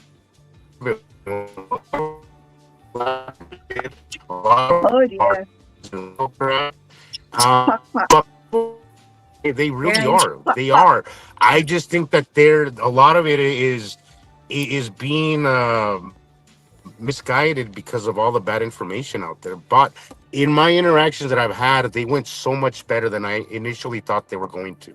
So I'm going to do that way more. And I think we all should at least once a day, once a week, once something, just try and spread this information to at least one person. Doesn't have to be family. I'm very, when it comes to family in this topic, I usually keep things separate, but just some stranger that you happen to be talking to on the way home. I have a third while you're having lunch or something, just if the topic of weird shit comes up, lead them to this to us, and to our groups, and you'd be surprised from your lives, Rebecca. I've on TikTok, just from your lives this week, I've gotten like 50 freaking followers, and that's not even from my work, that's really from your work. And I know that when I go on there, you often say, go follow Chris, go follow Jesus, go follow Sharon. Just from that word of mouth, 50 that's followers awesome. That I didn't even do anything for you, that you basically set my way. So I think if we network a little bit outside of technology, is very important that we start doing that. And that goes also, I know Rebecca wants to say something, but do you still want to say it, Rebecca? I'm going to... Rebecca, I think Rebecca's frozen. Yeah, Oh, Rebecca. No. Yeah, she's frozen. Are you The serious? picture's frozen, Rebecca. We can hear you We can though. hear you, but your Can you hear picture's me? frozen. Yeah. It froze You in can deep say what you thought want to because say. yeah, it froze in deep thought because she looks like she Rebecca. had a deep thought. You're So Now I'm you're not muted. at all? Now we can't hear you. Oh my What I was God. going to say, I'll say it really fast, and then I'll let you talk. You're I fine. think it's also incumbent on everybody who is out there listening to us today. And if you do believe us and you do follow us regularly, we have to get the word out one individual at a time. Say, hey, I heard about this group. Here's their information. Write it down. I mean, guys, I'm almost out of gold cards. And, I keep writing the show name on the back of my, Montana Skywatcher cards. My next batch of cards, of course, will include the Nibiru Followers Anonymous. And Sharon is going to send me some cards. And Sharon, don't send me too many. I will, like 50 or 100 is fine. Just don't pay for a bunch of money and a bunch of postage because, that's why I said to you, I'll do it. I'm gonna go make me some this next week. It's I'm gonna go make me some. I already allocated a few funds just to do to make myself a few cards because the problem is a lot of this people's minds are, I mean, we're so busy and our memory is, by the time if I gave them a card, that would stick with them a lot. right. And Something then that they could do next week as opposed Right. to, okay, all of a sudden I forgot all this information this guy gave me. You see, Right.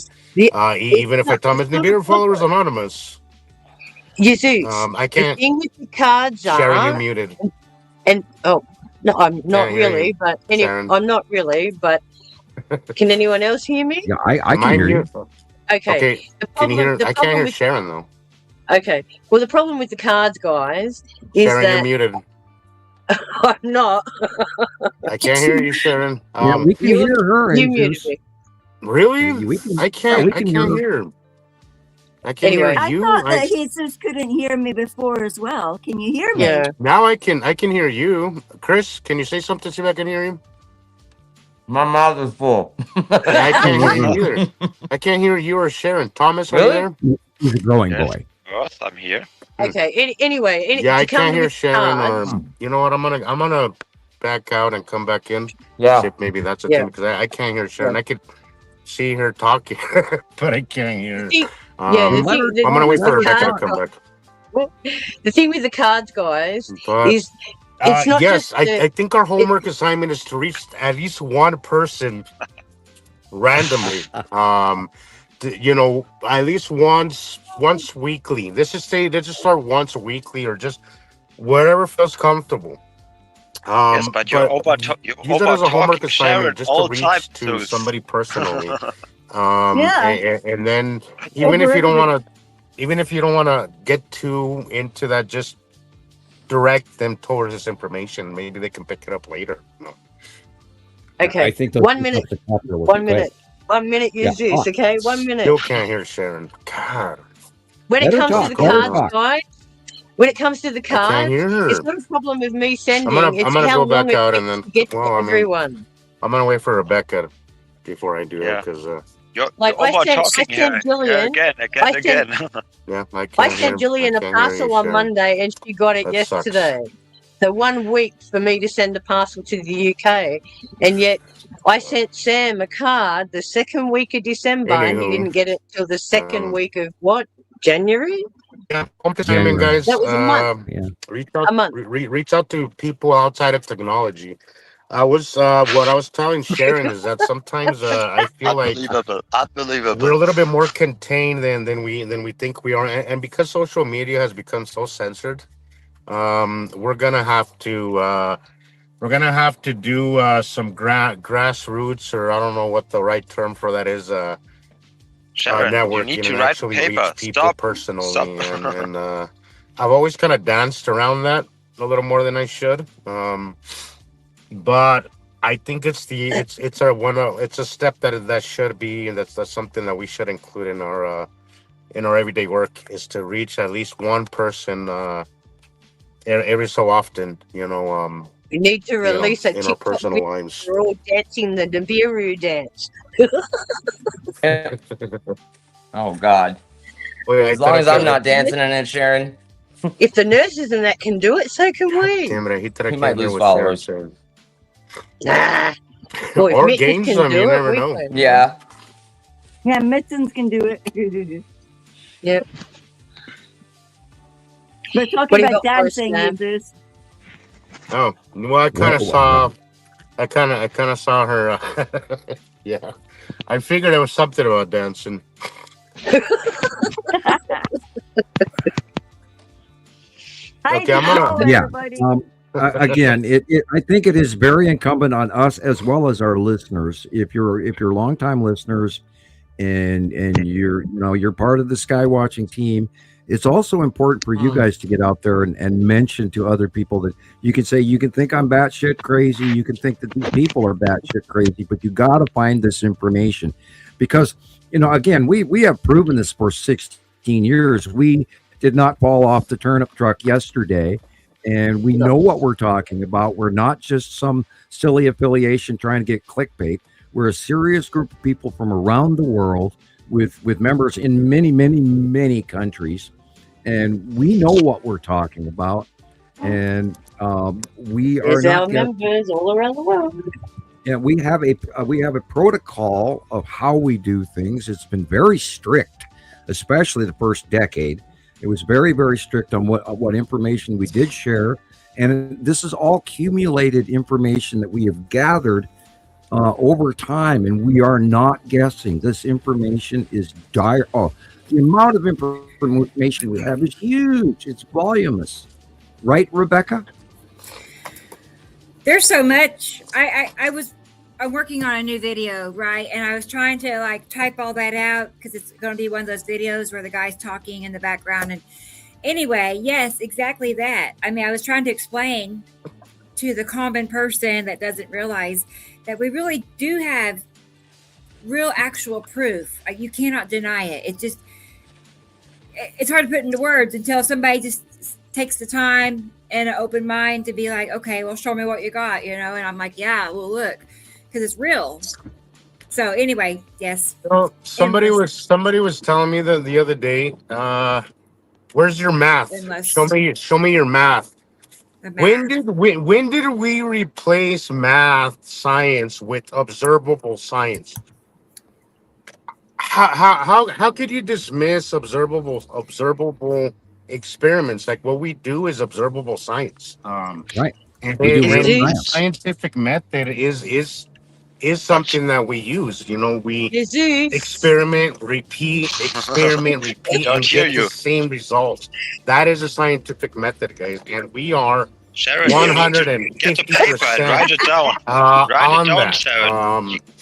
So yes, the math, equations, all that is great. I'm not saying nothing against it, but you can't dismiss observable evidence. You just can't dismiss it.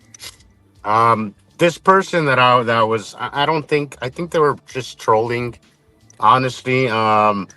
But I was like, look, observable evidence is just as valuable as math, and probably more in a lot of cases. I smell chicken.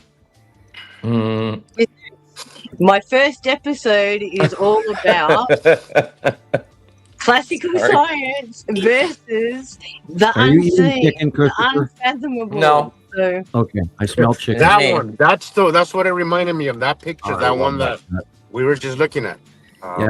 That is, of course, the Isatum, and that white line through the middle of that black dot is the ion tail in front of Isatum. The black circular dot is, of course, the long box Cuban side orb, and blue area, everything to the right of the sun is Nibiru in this photograph. This was taken in 2019, I believe.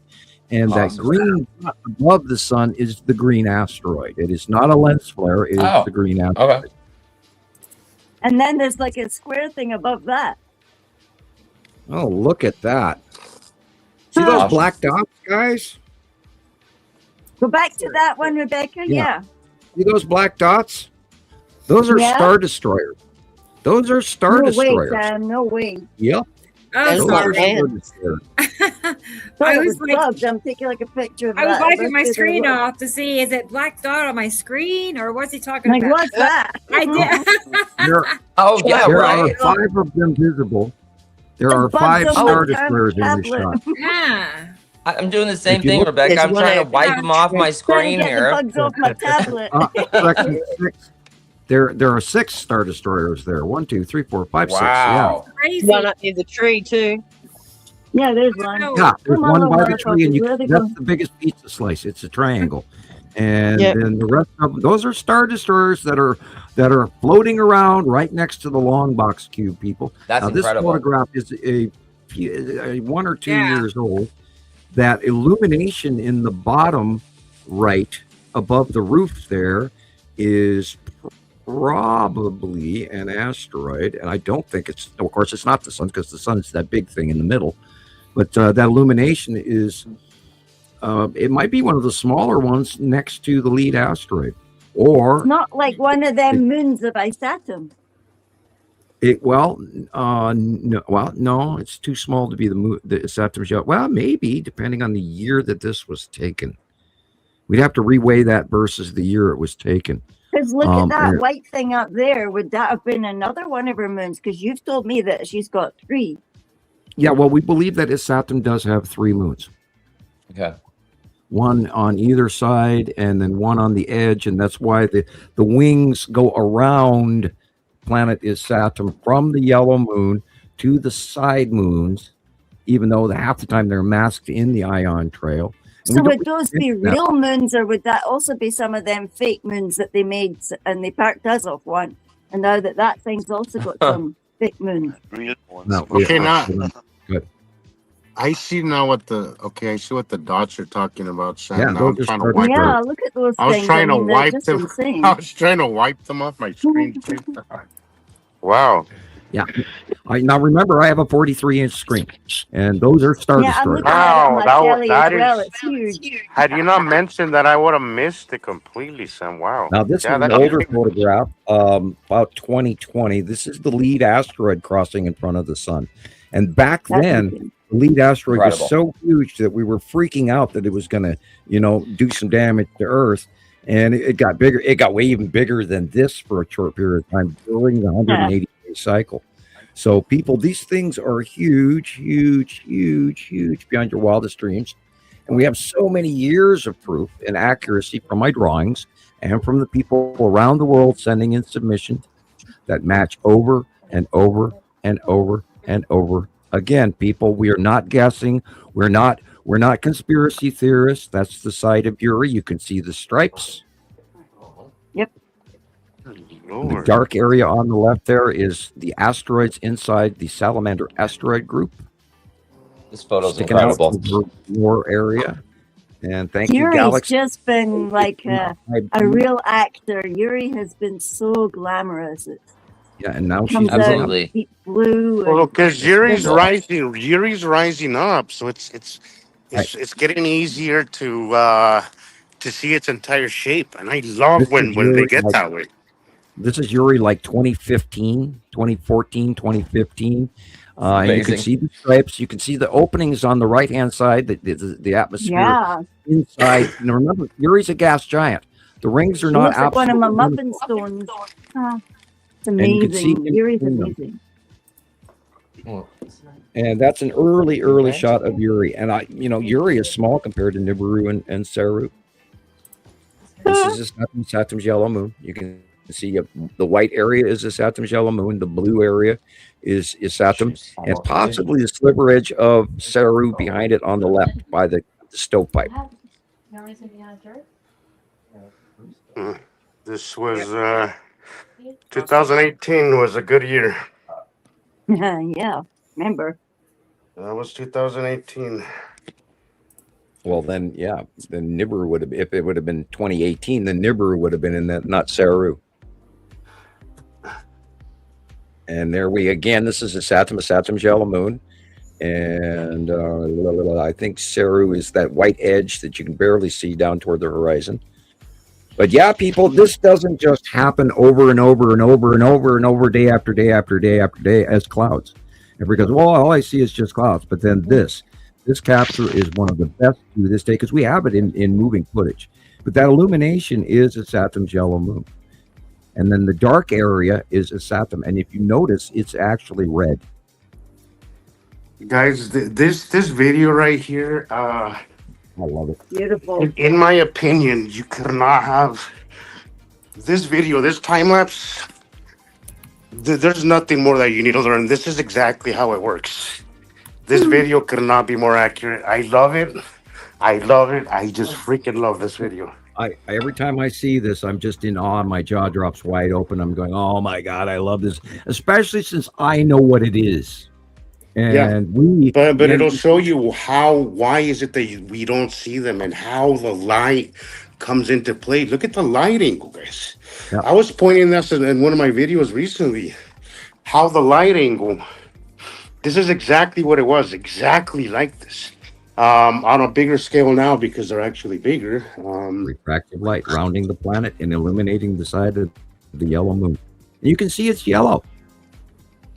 This is how we know to call it the yellow moon. Of course, we saw it, all the way back in 2013, 2014, when it was really tiny. And we don't mention that often enough. We've watched these planets since they were tiny, since they were a blip in the sky. We saw them come in. We've documented all of this information for 16 years, April, people. This is so real. I know I'm preaching to the choir. I know. Mr. MBB33 Sam says planets don't just disappear. Good God, this is proof that they do. Not literally disappear, but they disappear from your view because distance, light, all those things. Yep, it's right there, and then it moves a little bit, and then all of a sudden you get the side crescent illumination. Rebecca said at the beginning of the show that, well, Sam Hofman is the only one with this information. That's not true. I have to admit that is inaccurate. What's going on here is there are hundreds of thousands of people around the planet who have learned this information that also know this information and helped us bring this information. Yeah. This is Matim a couple of months ago. I mean, you're the original.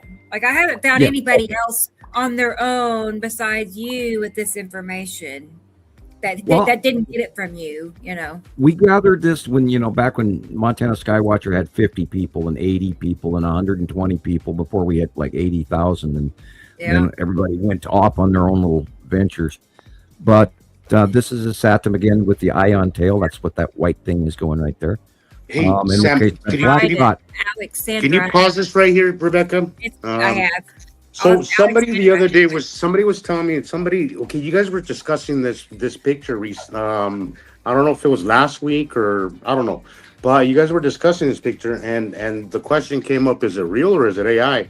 Guys, I saw this live. Like, this was live webcam. I got to see this live when it happened.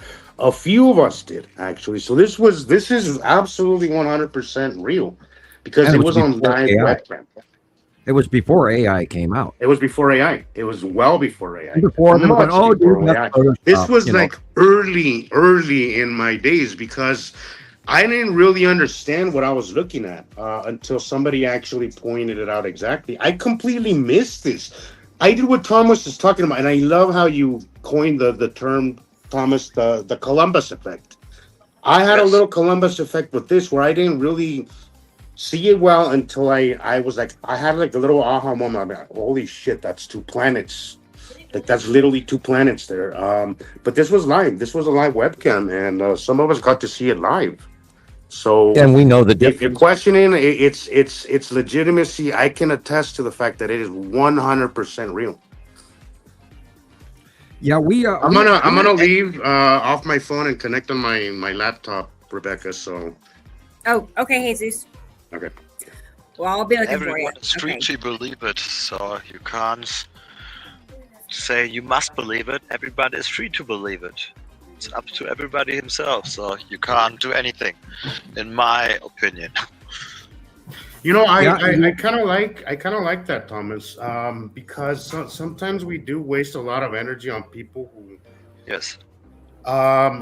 just aren't willing or don't want to or aren't ready And the thing is that we have to focus more on the things that we can Yuri. fix, as opposed to trying to convince people or spending a lot of time on that. So I'm going to take a little bit of your advice, because I This is feel Yuri that's true. We should focus more on people who actually are interested and want to move along. We The should white focus on area is the salamander.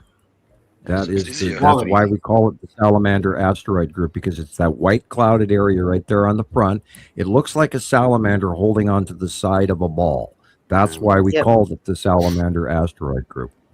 And we didn't try to come up with any, screwy names or anything like that. It just sort of evolved into, we started discussing things and certain names stuck, like green asteroid, red asteroid, blue asteroid, blah, blah, because of its natural occurrences.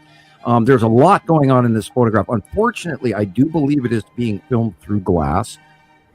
It is, but Sam, on that topic, I feel like in this picture, unless you want to talk about the small stuff, I feel in this picture, you got the obvious curve, and I don't think any amount of glass is gonna distort that, right? So I think because it's not, you can get away with it, but it's definitely, there is some reflection there. It's not the main focal of the subject from being filmed through glass. But I do feel common sense does come into play in some of these pictures. Like obviously, that thing, the little thing across almost the middle there, that's obviously a reflection. Yeah, that's the back window of the car. Yeah, and we have criteria when we use it or don't. And I am, of course, more particular than most everyone out there, and because I, do have, and I've always told everybody, if it's taken through glass, I'm going to completely not use it. I can't use it in the interest of science and sticking with the rules. Good capture, bad capture. But with this one, I'm going to let this one slide, because I know this is 2017. And I remember when Yuri was on that side, I remember, you could see the legs and the arms and the head and the tail of the salamander right there. And if you step back from your phone, it stands out. You can't miss it. But that's the salamander asteroid group, just on the outside edge, popping through the exterior of the gas giant Yuri. And by the way, the skull is showing up again, everybody. And I saw it all week, popping out. And it is, of course, in front of Yuri, in between Yuri and Atu. And so in that period of time when Atu is in early part of the day, Atu is beyond and being facially illuminated. But when the evening starts coming in, Atu moves and goes closer to Yuri again. And what that actually is that Yuri and Atu are turning. It doesn't really move. It's just that they're turning and rotating, so we see them at a different angle. But the skull effort is in between, and that is why we're getting fresh views of her again, or it. Maria. Thank you, Blackberries. Thank you. As you can tell, I'm the one in the middle. That's me. Oh my gosh. Look at her.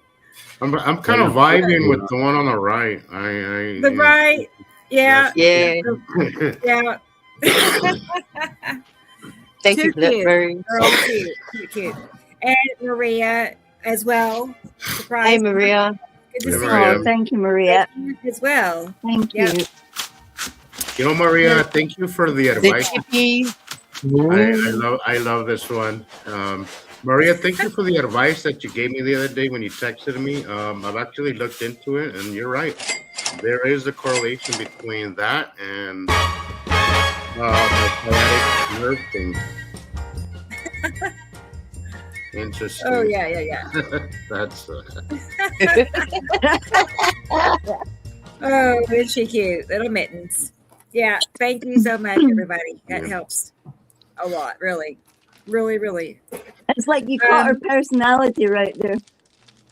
I know. Alexandra, I could not agree more. Humans aren't really curious anymore. They believe they already know everything. That's our problem now.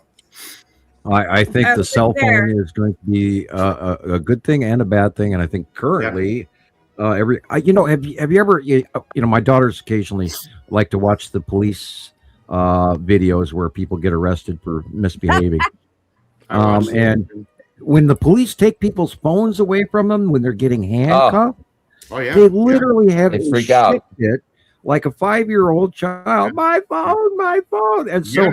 I Yes, think people are they're not even worried seriously that they're addicted about to get to their phone. arrested. They're more worried about their freaking phone. I've seen those videos. Well, I Absolutely. hate to Like, say it. you're gonna, The you're brains going are into a cell right now, right? You should not be Well, worried about your I hate to say it, but the generations of parents these days that give Oh, their kids devices before Nope. they're 2-year-olds are actually retarding their growth. There is scientific papers Right. Social suggesting skills. that they are cutting off the logical side of their brain. And because this is why children are now turning up to school at 5-year-old, they can't write their name and they're not even right. toilet trained. It's very sad. Yeah, Mine and Chris's my girls have horrible generation. handwriting. Mine and Chris's generation. Me and Chris come from a special generation where we're actually the last generation that actually got to play outside and watch Right. the internet emerge. I think what was it, my junior year, my sophomore year when the internet started coming out. So we had an entire childhood, right? Like, Yuri? Are you in your I'm 43. 40s? 40s? I'm 43. Okay. So I was I'm born just in curious. 82. Right. 43. And I know you were born in Well, how old are we? 82, the right? You were born in baby 82, is like right? I baby. believe. 82. Me and you are the Like same age. my kids are in their 30s, from 30 to 37, 38, and they had a taste. Like, Taylor still agonizes over his childhood, wishing it could be like it used to be. Yeah. You Oh, know, yeah. and him seeing what it is now and already knowing what's gonna the plan. And yeah, it's just heart-wrenching for him, people who had a taste in it, see it diminished. I love all of those videos on We YouTube have- where children we of have- the 70s out riding their bikes in the teenage years and their clothing and their hairstyles. You did. And then there's what? always these guys that say, back then the stupid kids got removed from the gene pool. And I love those because I chuckle because, we used to, our parents would go outside and play and come back when the street lights come on, and there was no supervision. We're riding our bicycles over ramps and breaking our legs and getting concussions and You had ripping to the figure crap out of things out for ourselves. yourself. You had to figure things out for yourself, Sam. So it gave Yeah. us those motor skills. Yellow those Moon and motor his tattoo. skills that a lot of people The don't commercial. have. Sam, so my car has one of those weird door handles in the back, right? It has You have to push it in. the door handle's a little high, right? And it's a little, it's just different, Wrong. right? It's a little wrong. high. It doesn't take a genius to figure it out. It might for a second be like, okay, it's not over here, but there's four sides. It has to be here somewhere, right? I swear, like every freaking day, I have to point it out every day. You need a sticker with an arrow.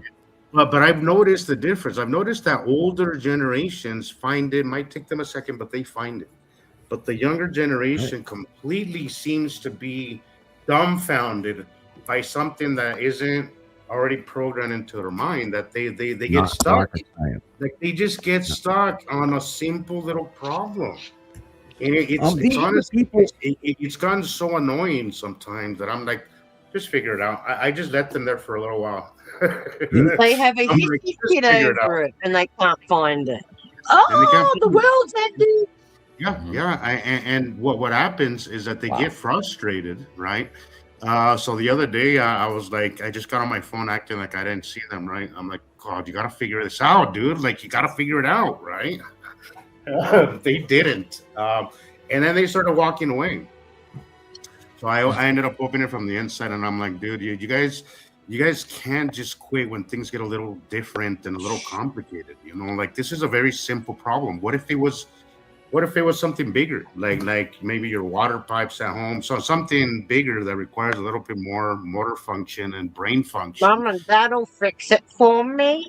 Mommy will fix it. Mommy will fix it. It'll be all right. I hate to say that, but yeah, we're living in a Google generation where people think that everything can be Googled. And then, like I was saying recently, there's only so much that you can learn from a book. Books are, I'm not saying they're not. Here's my personal opinion of books. I feel like it's information that I have to rely on somebody else's opinion of, but I'm nothing against reading books, right? but there's only so much that you can learn from a book. You know, one of the best classrooms is going outside and experiencing the world around you. Even books can be edited.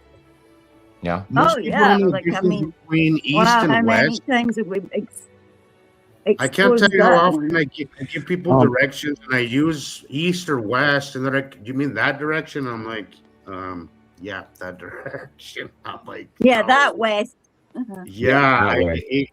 come on, like we can't just rely on. Let me test what the poll is like today. Wow, You look at mentioned to those two. somebody, it's over in the sky, and they go, "Which direction is the east?" Oh no. That east. Yeah, yeah, and well, these are the people that are going to be taking care of us when we're old, and No, they won't. you guys on that. They'll put us in nursing homes. Yeah. Right. That's an What old- bed? Like that's what lead era asteroid. makers? By the way, that black dot is the Empire orb or Norway spiral orb, whatever you want to call it. But it was intermittent, and That this, of thing course, that's is behind pre the moon? 2019. I didn't hear what you said, Gillian. Say that again. Isn't it that thing that's behind the moon? Yeah, I've been wondering if that's where they've been parking it, but I mean, because we can't explain the yellow object on the moon. It doesn't fit in our design at all, other than maybe that's where they're parking the Norway Spiral Empire or whatever you want to call it. Every now and then. I think they're yeah. not parking. Now remember, they had that emergency moonshot thing that happened here beginning of the end of the last month there, and we haven't heard anything about it. Yeah. And they had that flight booked for September, and then with the advent of 3i Atlas, all of a sudden and the passing and the transitions, I think they're in dire panic mode. And unfortunately, with the current temperament of the world, I don't think we're going to get along with our overlords, our Federation forces, let alone the Nibiruans or Anunnaki, whatever you want to call them. I don't think we're certainly going to get along, and that's not a good thing. No. But in certain ways, I kind of wish they would invade just to wipe the slate clean so we could start all over and get rid of this unbelievably corrupt worldwide banking system that we've got going. The billionaires and the multi-billionaires that have so much, while we have to struggle for 2 jobs just to eat. And we're going to see a lot of folks, a lot of senior citizens are going to be turned out of their homes. Now, even a couple of years ago, and it still didn't even get topic to the news, Louisiana cut Medicare and cut Medicaid to so many seniors. They were evicting people out of senior citizens' homes. And they were left to their families. Yeah. Yes. And you never heard anything about it after that. But it was this massive number of people statewide thrown out of their retirement homes where they used to feel safe. And that, guess what, people? That's going to happen to all of us. Every freaking one of us. What we're seeing is an entire movement in fascism. Frickin' World War II. And if you don't know World War II and what happened with Hitler, I know very well, because my father, my dad was in a slave labor camp from World War II, and they took him out of Holland from in front of a movie theater, and they put him into Poland slave labor camps. So if you don't think that's going to happen to you, it is. It's coming, people, and it's damn well our thing to stop it. We cannot New Zealand get any further. New Zealand just went through a housing crash too. People are losing their homes. Yes. Oh, cars. You wouldn't believe how many cars are being repossessed because people can't even afford to pay their car payments. And not only that, there's a huge series of cars for the last 3 years. All these new SUVs, they're worth shit 5 minutes out of the dealership. I've been telling They people can't even don't pay buy for them before they break down. any cars past 2020, mid 2020, don't buy it. Buy anything before garbage. like my car's a 2019 amazing car. Anything from that year, 10 years back, don't buy anything new, because these guys, new cars, our system is broken. Everything is broken. Everything is broken. Yeah, that's insane. We got to stop this. Go ahead, But Thomas. that's the plan of the elites. So that's not something that'll happen spontaneously. That's the plan. Right. And they know all the stuff, and they're planning this, like the food and the wars and destroying the society and all of this. So this is the plan behind this, because they know what's happened and they know about the catastrophe. For example, we're talking not about the catastrophe. Go on, sorry. It's coming. Well, this is why they put the DUMBs, people. And those things are stocked to the hilt, and they're massive, and they're huge, and they're way underground. I know for a fact I've been in one. I gave up my golden ticket, people, to warn you. So, damn it, listen. I mean, my friends here are all sitting in front of you, stacked up here on the left-hand side of your screen, and every one of these guys knows about my abilities. I'm not trying to brag here. I'm trying to show you and warn you. What were you saying about chicken, Sam? I was smelling fried chicken. That was me. Oh, there you go. Live on camera, guys. Another prediction right there. He was the chicken, and I never said a word. I can go and get you the chicken. I can get you the chicken body. It's in tin foil in the stove. Well, I love the show where Jesus had meatballs for lunch, and he had them over to. I was like, why do I keep smelling meatballs? And it was overpowering, and I was like, wow. Yeah. But yeah, guys, I again, I'm not trying to my remote viewing, and this is part of the change as of February. I told everybody that the rules have changed a little bit. Okay, now I am telling you that I am a damn good remote viewer. And I wasn't bragging about it before, and I'm not bragging about it now. I am just telling you the facts, people. I am darn good at what I can do. And my drawings show you that. I've been doing it for a decade, people. You can't be this accurate for a decade. You can't pull this rabbit out of the hat. This is real.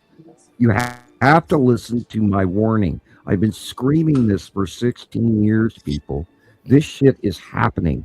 And you have to prepare for it. If you have a family, oh my God! If you live on the West Coast right now, move.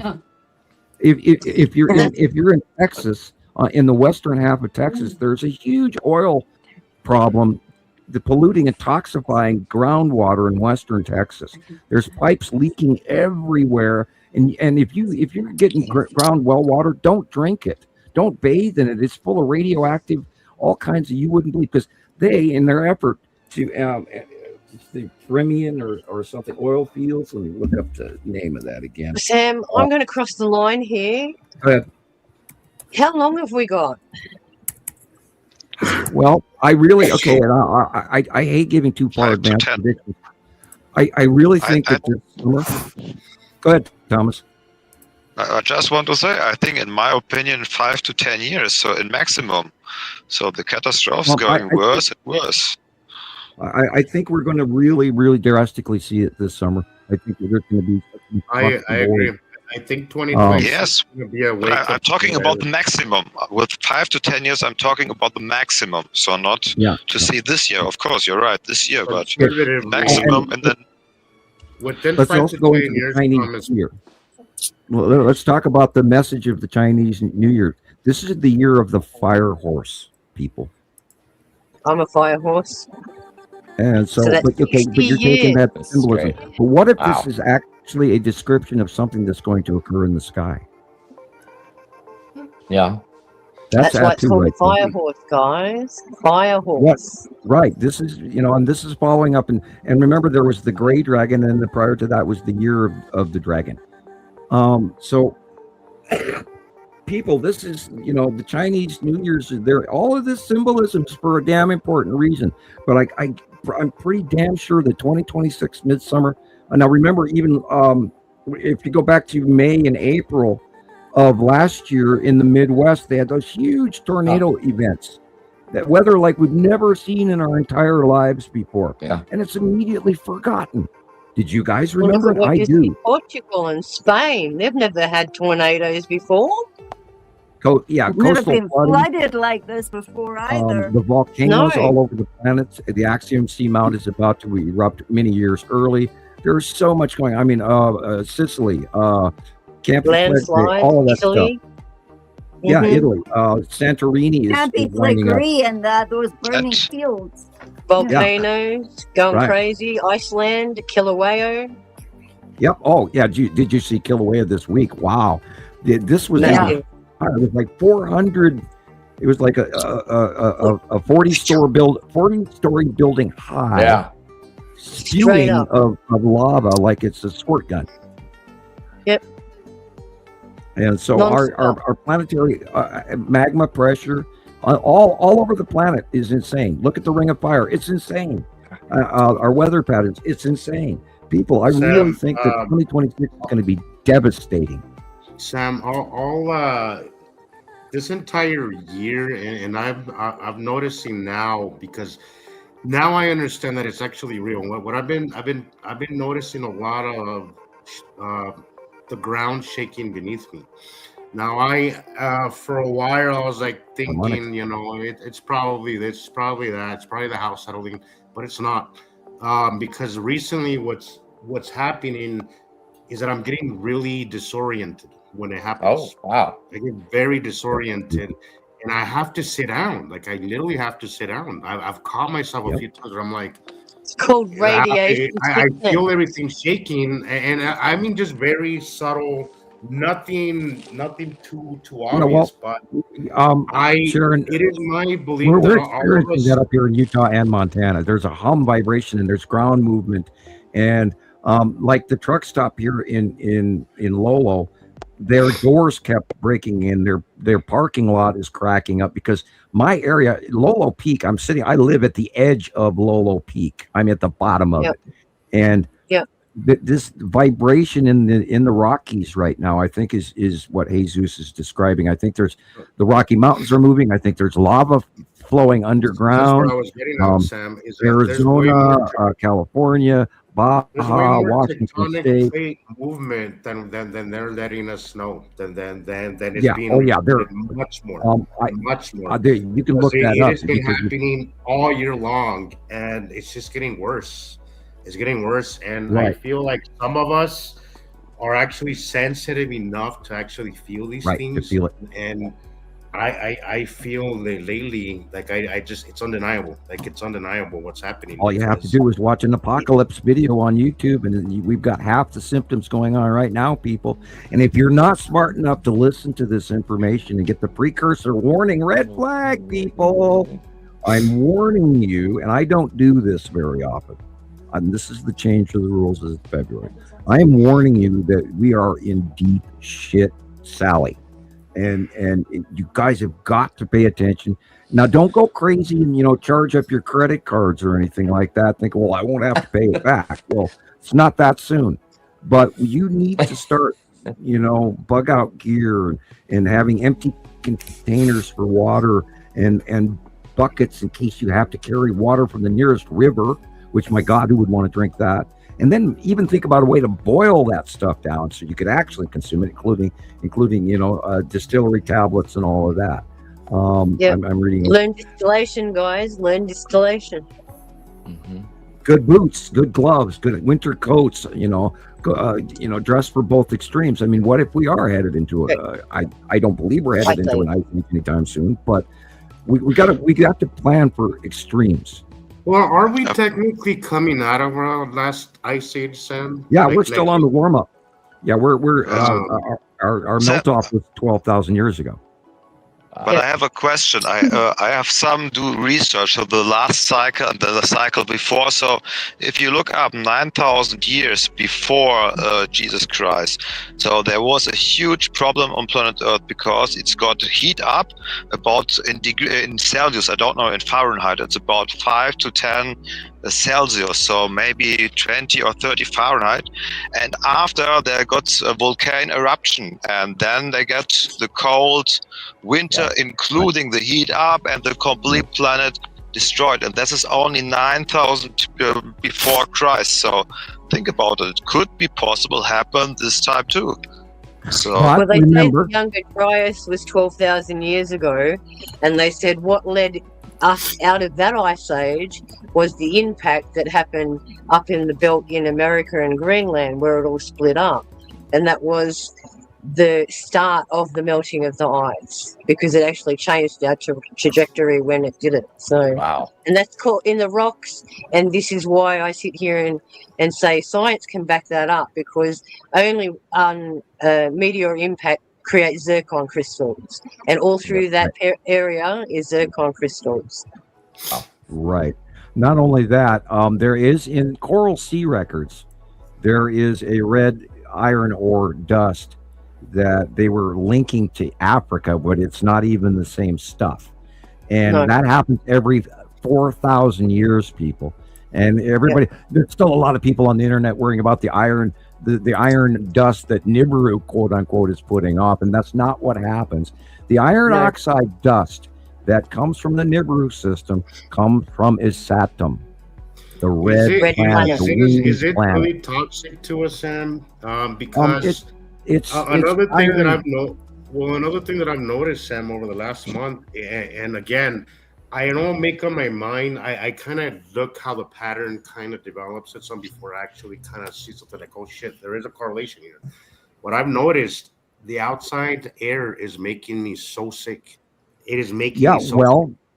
When I get I know here where I am, we have a lot of factors. So we have the Great Salt Lake is drying up. So I will go ahead and look right now, and look at the atmosphere. We have the winter inversion that plays a big part as well. But it's never been this bad, Sam. Like, it is so bad lately that I have to recirculate the air in my car.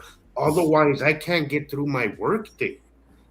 That bad. Do you have on your weather app a pollution index meter? We do have one, but honestly, I don't. I know that we have one here, a local one, because even we have silver alerts. We have all these alerts when it comes, because the air quality here is a big deal. So we do that. But I've lived here 6 years. I have never felt as sick just from being outside the way I have this last. There is a new green cloud on the chem cycle that I've never seen before. It is covering from middle Canada all the way to the Yucatan Peninsula and entirely over the United States, centering over the top of New York City and going over to Asia and Europe. It's all literally from Germany all the way through Russia. There are major outputs going on in chemical or carbon dioxide in Indonesia. Now remember, Mayan last week or the week before blew out this huge amount of carbon dioxide and sulfur that they've never seen the like of. And they actually put out for the entire Malaysia region an air quality warning that everyone should stay inside and actually breathe through an N95 mask. That's why they suspended all the flights from Indonesia. That's what we were talking about the other day, Thomas. Yes. And over those Malaysian islands right now, they're dark on the chem meter. Now, I didn't go into the particulate meter. That's two different things. But I've never seen these green blobs before. And literally over the top of the entire United States is this new green blob. I've never seen it before. It was usually orange-based or dark brown. But there's green blobs over populated, serious, large countries that I've never seen before, ever. So that's very scary. Yeah, and I've been I check it regularly. I check. That's that null school. Let me get everybody out there that location. It's HTTPS semicolon / or / earth.nullschool.net. Earth.nullschool, null school is one word, .net. And that is the one I regularly use to watch the jet streams, the overall things going on in the planet. And there's many selections. In the lower left-hand corner, it says Earth with these 3 lines. If you click on that, it'll give you adjustments through all kinds of things that you can use. The jet stream around Antarctica right now is insane. I've never seen it so big. It's absolutely insane. And if you want information about that, go back to some of our previous shows where we talk more about it. Did you see that clip where they were saying the whole over Antarctica? Did anybody else see that? I want to say hi to David. That's what I was just looking at. It's an empty hole. The jet stream used to be rotational just over the land edges, and there's one pretty much mostly oval, no issue jet stream over Antarctica for years. And now within the last 3 to 4 years, it has expanded and it gotten way, way bigger. Now I've still got it up, and so I can. It is extending all the way to southern Australia, over the top of New Zealand. It is covering the tip of South America, and it is reaching to. There's a weird rotational low over the bottom of South Africa. Perhaps Audrey knows about that. They're probably getting some unbelievable weather that's reaching all the way coming from South America, which is unusual. That's anti-trade wind. Now, we talked about last week, we talked about the Sahara Desert, and the jet stream is now going over the Sahara Desert, people. And usually it used to be over Europe. Now we have a dual winter jet coming into Europe from Hudson Bay, and then everything off the Mediterranean, everything, not the Caribbean, not the Mediterranean. The weather is running over the top of the Yucatan from the Pacific into the Atlantic, and then going from the Atlantic all the way across, which is anti-trade winds for this time of year, off the coast of Africa, going over the Sahara Desert, all the way up into Yemen and Ethiopia and all of that, and then splitting off into middle Russia, and then over India, and then over southern China, and back into China again, and over now Japan. Oh my God, those people have 12 feet of snow in northern islands of Japan. And then it goes up across the Atlantic Ocean, and then it goes crazy shit, weird thing, splits up, and there's a weird thing going off in the Gulf of Alaska, off from Hawaii to Alaska. The jet stream is peeling straight north, going up over the tip of Kamchatka in Russia, and then back down in through over the top of Alaska, barreling over around a low that's parked offshore of Vancouver, and then over Washington State, Montana, etc. So this is a freaky jet stream going on. So you're going to get Arctic cold, by the way. You're going to get a nasty snowstorm, Rebecca, this week. No, what? No. Yeah, you're going to get cold again. Snow. What? Okay. Yeah. Because I was just looking at the weather before the show. It shows the next 3 nights it's going to get down below freezing. And then we're back up into the 70s on Tuesday. That cold spell is coming. Wow. But what's happening now, people freaked out in Jamaica because it got so cold. They've never in their lifetime ever seen it that cold in Jamaica. Falling iguanas and everything. Rocking back and forth is what's orange juice prices are going to go skyrocket next year because all the orange trees in Florida got frozen again this year. And they don't even mention that anymore. Thank you, Audrey. South Africa's weather is a total mess right now. Well, I can see why, because you got a huge jet stream going over the top of you that's affiliated with Antarctica, which is not even remotely normal, people. And I've been watching the weather for many, many years. Remember, I used to record the Weather Channel on VHS.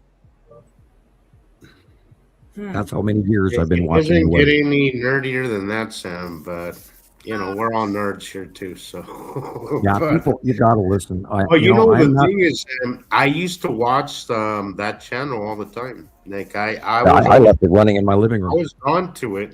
They used to have this little thing where they had like a tornado, extreme weather little segment. Morning watch. Yeah, I watch morning. They have machinery for the whole United States where you can actually, and I encourage anyone that lives in any tornado or severe weather central United States eastward to get one of those warning systems that are not connected to the power. They're battery operated and they've got emergency mode. Ryan Hall sells some of them. But if you don't have one in your home and you live from Colorado east, get one. You need it because this year you're going to see extreme storms like we've never seen before. And here's why. The moisture from the Gulf of Mexico is meeting that cold Arctic blast that's running down, and then they're smacking together. And now that is going to happen again this week over the top of you, Rebecca. It won't be So bad for Oklahoma. But by goes Missouri, Illinois, and Ohio, and all of, they had a huge storm event yesterday and the day before, and that, of course, did not make the news. Now, what's going to hit? It's going to go all the way up to the East Coast this week, like Thursday, and then it's going to be a big nor'easter and a really extreme weather bomb cyclonic event. A low pressure system is going to form, which is what a bomb cyclone is. That means the mean behind that. That's one of the new terms they've come up with. What happens is the barometer drops 25 points within a 24-hour period, and that's what they call a bomb cyclone, because it bombs down from 10,000 or from 100 and some odd millibars. I can't talk. 100 millibars, and it drops, or excuse me, 1,000 earth the brain, 1,000 millibars down to 950, 940. Now, when you get to 930 millibars, you've got a hurricane. And there are, in other words, what Sam's trying to say is the pressure, the incoming pressure, is pushing down so much it's compressing everything, which actually makes everything so much colder and more reactive and more volatile. Yes. Well, and how does that pressure affect us, Sam? Because lately high I've pressure, also been having these freaking pressure headaches that are just absolutely sinus headaches. It'll affect your sinuses. It'll affect my ears. Have been ringing for 3 days, and I can't hear anything. People are talking to me. I'm going, what? My ears are ringing so loud I can't hear you. And that's right now, even including right now. I got my volume turned up because my ears are ringing so loud, and I don't have tinnitus per se. These are the planets. I hear this shit, people. And again, you need to listen to me. I am not some crackpot. I'm not some crazy guy. I have so much science under my belt, people, that we have thousands and thousands and thousands of members around the world, all working for you. I used a quote on Rebecca's live the other day. I want everyone to remember this quote. It's from Mark Twain. I had to leave an education to gain my education. Oh my gosh, that is very true. Yeah, I've done more education after school than prior to school, because I will freely admit I got caught up in the Y2K thing, and I bought way too much food, and I almost knocked over my coffee there. Doing hand gestures. Stop talking with your hands, Sam. Anyway, I went crazy, and I was all worried about the reality of the possibility of the Y2K computer shutdown, because believe it or not, I kind of expect man to screw up, because they don't focus on things that are important. They focus on, I mean, God, could you guys imagine where we would be if we didn't spend all of this money on weaponry? And we started back in 2000. We started 25 years ago. Yeah, if they had told us in the 80s that this was coming, we'd be in a completely different world. We would be different, but we have these paranoid leaders ruling through fear. But Sam, here's my opinion, Sam. I'm kind of with Rebecca. I think that all of this is planned out so methodically, because it's happened so many times. How often do you think we've been? Well, yeah. You know what I mean? Like the powers that be, I think, pass on this knowledge from generation to generation. I think bloodlines and stuff. So all this has been repeated over and over, because 3,000 years sounds like a long time, but in cosmic time, it's actually not that long. Well, with one exception, this has happened so many times, over and over, cycle after cycle. 5,304 years ago, with 2 cycles ago, and you had another 3,654, and you got 7,000, whatever. The thing that's different this time, people, is 3i Atlas. Because there is a decree. Now, the off-world information from the Pleiadian, he told me that there is a decree this time, and this goes with what Thomas says all the time and with what Jesus says, is that some of us are going to evolve forward. Yet, what you have to realize is that the Nibiru civilization, our other larger half, we're on factory colony planet Earth, but the bigger other solar system that is responsible for putting us here, and all the ramifications that goes along with that, This is the decree that this cycle is going to be different. And I believe that is what 3i Atlas is coming in and making sure of. And believe it or not, people, there are people on 3i Atlas. This is a huge plan. There is so much in the works. It goes beyond the United Nations. It goes beyond anything you could talk about, the environmental protection or the banking industry or anything. This is way bigger what's going on.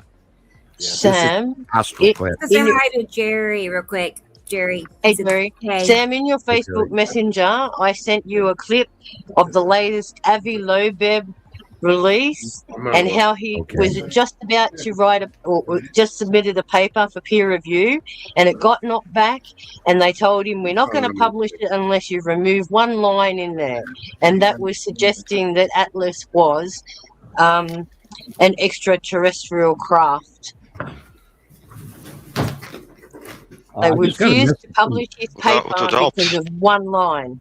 I got a message from JD, and he wants feedback on a video he sent me. So, Rebecca, I'm going to copy it and send it to you. JD, I hope you are watching the show, and we'd love to have you on, even for just, you to say hi for 5 minutes.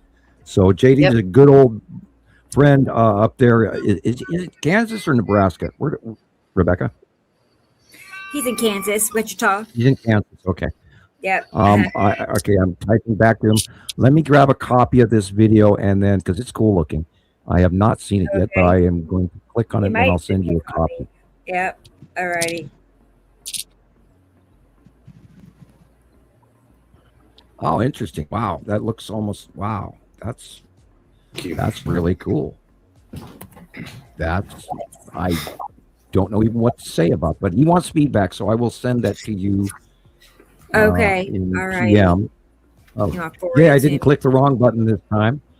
I do that. I clip myself out of the show by trying to remove the screen. All right. Have you? Sending it to you now.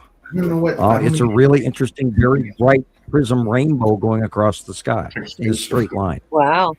I could share it with the show. Jesus sent me that. Yeah. Here, let me look and see. Yeah, Chris said that if there's no AI detected. Send it to me. Right. I did check it. It said it. The results, I'll show you here. Let me pull it up on the screen. I'll show you. I figured I'd throw that in front of the panel because JD wanted to know my opinion, but I think all of our opinion is how we do things. Well, he said that he sent it to all of us. But I wanted to check it for AI first. I sent it to Chris to see what he thought. Yeah, it's no AI, it said. That's what I got too. Well, it really looks like a laser shaft. I'm thinking some kind of show, but here, bear with me. Well, it doesn't go all the way across the sky. It goes across most of the sky. I've not seen anything like that. It does look ground-based. I mean, it looks like it's coming off the ground. Or God, my ears are ringing. Wow. Where this was. There's no details about it. It's like somebody turned off my left ear. It's like an alarm bell going off all the time. Well, I was looking into some of the new harmonic weaponry that is said to be in the arsenal of many different governments, and that was also what they had to do with that shutting down of the airport in Texas last week. But I'm wondering if we are getting bombarded with certain harmonics that are screwing with us on another level. And I don't, I don't think it's actually just me. I think it might be a lot of us. Because I watched a lot of people at the store the other day. They were fumbling and stumbling and knocking things over, and so was I. And we were all acting If you want to learn more about the technologies they're using, look up a lady called Sabrina Wallace, who was actively involved in these programs and knows quite a bit about WAVAN, which is Wireless Area Network, and then BAN, which is Body Area Network, and how they know how to hack into our biosystems, our biofields. Well, humans do have a inlaid off switch. By design, we were created. Yeah, look at that.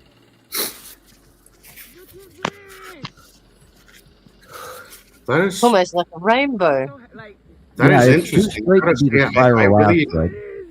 I thought initially AI, but Well, oh, hey, I got an idea. What if that's the side edge of a Saturn? I was going to say, it looks like a bottom edge or something. What if they could see the red? Someone's atmosphere. That looks like local illumination on a much closer scale, you know. What if, well, So remember, could it be- at nighttime, planets are moving over the top of us and they keep rotating at night. Not likely to be AI generated. Wow, so you got the same result. You got the same result as crystals. That's two different. What if that is the bottom edge of a Saturn? Then a good show is coming. I wonder this where year. this was Oh my taken. God. Where was this taken? JD, I hope you're listening to us. If you are, could you tell us if you have any background information where this video was shot and where it He just messaged me again. originated from? He just ran through AI negative on that. Let me see if I can find the original post. I'll try that. Is it real? Like, what is this? You should send him a link, Rebecca. Okay. Would you like me to send you his Facebook link so you can send him a link quickly? Invite? You want me to send him an invite? Yeah, send him an invite. See if he wants to come on the show, even microphone or whatever. Tell us where he got Let's the from. Here is his Facebook link, I got it. and I hope he's watching the show. Okay, all right. Yep, I got it. But I figured that was quicker, but you beat me to it. You know me, I'm old and computer slow because remember, people, I started this stuff on a teletype. It goes back to my computer days. We quoted a telex. I used to be able to write DOS, and I don't even remember any of it. Nothing. Yeah, I could Gone. write binary. Yeah, I learned DOS barely, not well, but my brother, my older brother Zen, he sat there and did it forever, and he actually My wrote first all kinds computer of stuff. program was Lotus 123 for databases. And I remember that about as well as I remember my French class. And I speak better Spanish than I do French, and I never took Spanish class. Speaking of which, I couldn't understand. You're eating, of how course, a I'm going to catch laptop- your mouth full. What's the Spanish word for the day? Bugger. Who I thought it knows? was helpful. My brother just gave me a salmon sandwich that is just unbelievable. But give me. Take your time. I'll give me a press you minute. later. I'm going to say asteroid, but I think I've already done that one. Let me get back to you. Okay. Because it has to be planet, asteroid, whatever related. So. There you go. In Okay, Espanol. I'm gonna look at the person that posted it, not where where he got it from. I didn't mean to throw a wrench in the works, but JD was messaging. So, yes, JD, we'd love to have you on the show.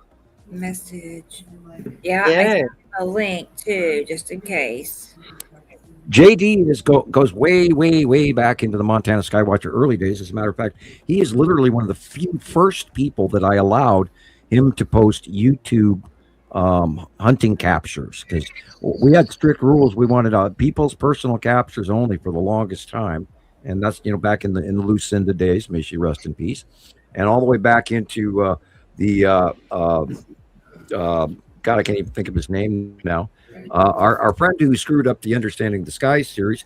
Now, I know he has probably passed away as well by now. May he rest in peace, even though he's a jerk.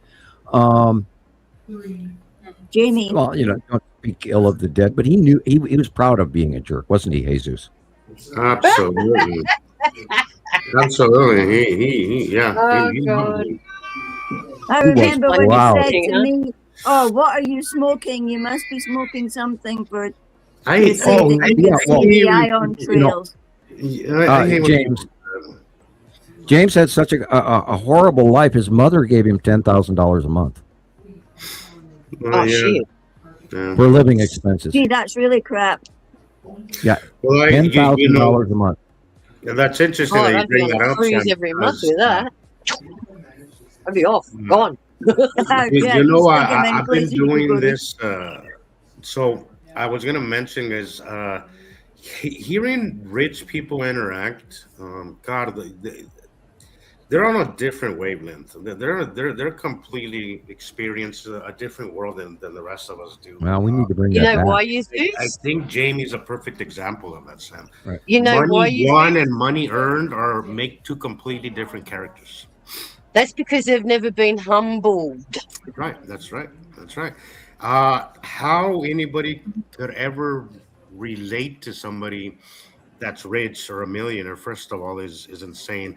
And to believe that they can relate to us is also even more insane to me. It just That, I think, is the we goal of our experience a completely lives. different world. Hey, And Tara. it's not to say that we're better or they're better. It's just we have completely different world experiences and therefore a much different outlook on life. Well, we're suffering the event of that everybody currently believes that if you're rich, you're successful.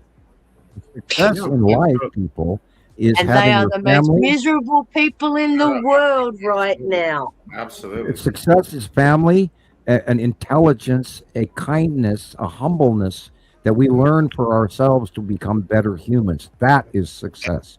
Because we've And looked health. inside. Go ahead, Thomas. And health is also very important. You can't buy health, so you need to protect your body or what you're doing in life. So don't drink so much alcohol, for example, or other stuff. So that's also important. But go on. I just want to say that. Thank you, Tara. I didn't know Tara was here, but she's And here. coming from Thank you, Tara. I think she's been popping in and out. And coming from Thomas, that's a huge statement because the Germans do put it away. They love their beer. Yes. Yeah, And their sausages. yeah. Don't forget the sausages. The Frankfurts. Yeah, Bratwurst and yeah. But the other side too, they eat a lot of fresh produce as well. Yeah. Oh God. Now you got me. You guess what the EPA did this week?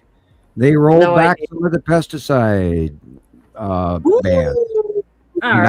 Now they're going to be spraying all kinds of more nasty crap on our food.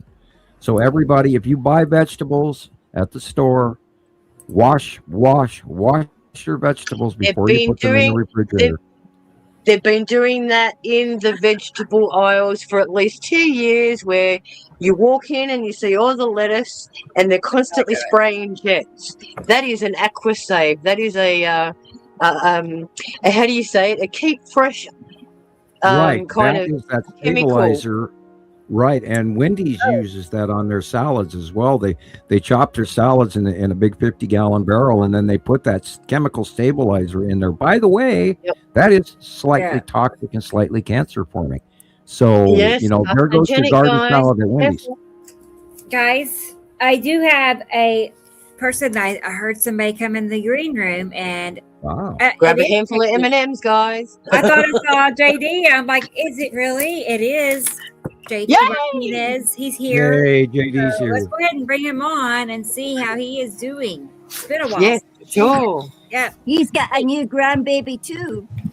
Hey, JD. How's that new baby, JD? How's that new little baby? Can y'all hear me? Yeah. Yeah. She's coming over tonight. Can y'all hear me? Oh, he's gorgeous. Congratulations, Can y'all hear me? Grandpa. Yes, we can hear you. Can you hear us?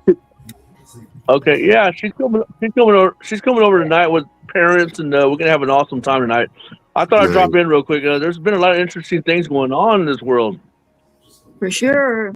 Oh, yeah. I love your posts the last few months. You're doing fantastic. Love your work. Thank you.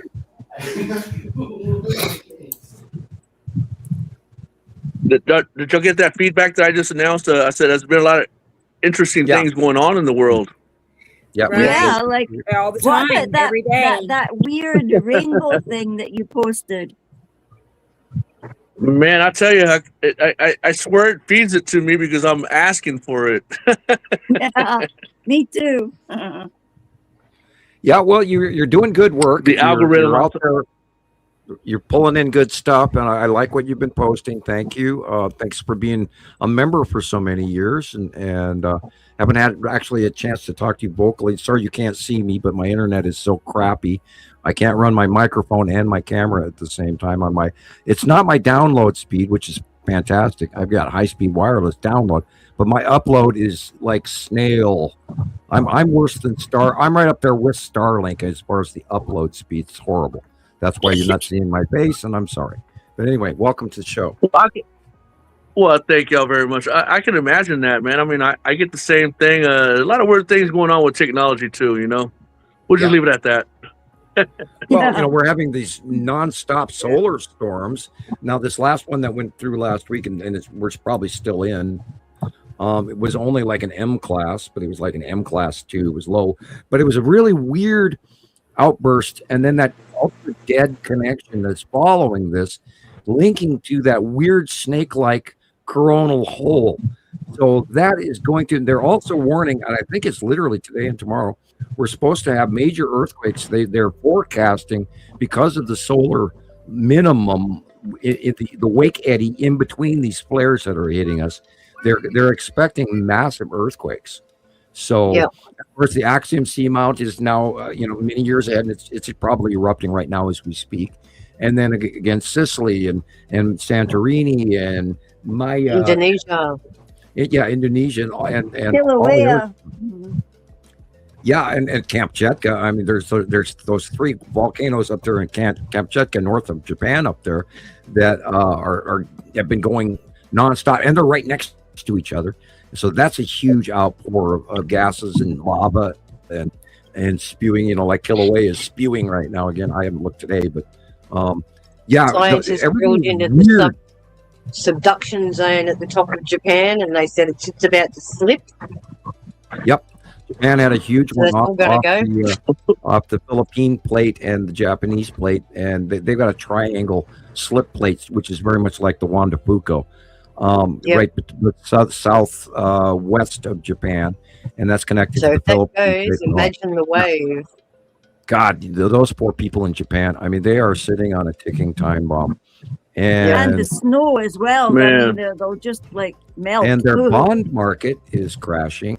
And now Germany's bond market is crashing because it's crashing. And everybody's selling off American bonds because the world is boycotting the United States.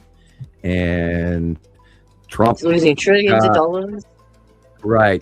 The tariffs got shot down this week, but now he's already talking about going around the courts, which is people, we have a lawless regime. I don't want to do politics, but people, we need to change the entire world, not just, and I'm not saying violently. Roger that, for sure. Yeah. We have to change by the vote. Yeah. Everybody, non-violent. Conscious.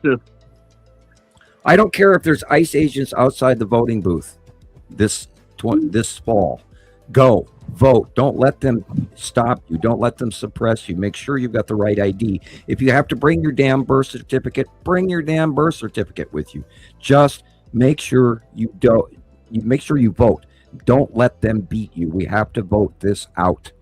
This whole, they're going to have to make the system smarter because that's how they get around it. If you're a red hat or a blue hat, or a red state or a blue state, it doesn't matter. Everybody has to vote.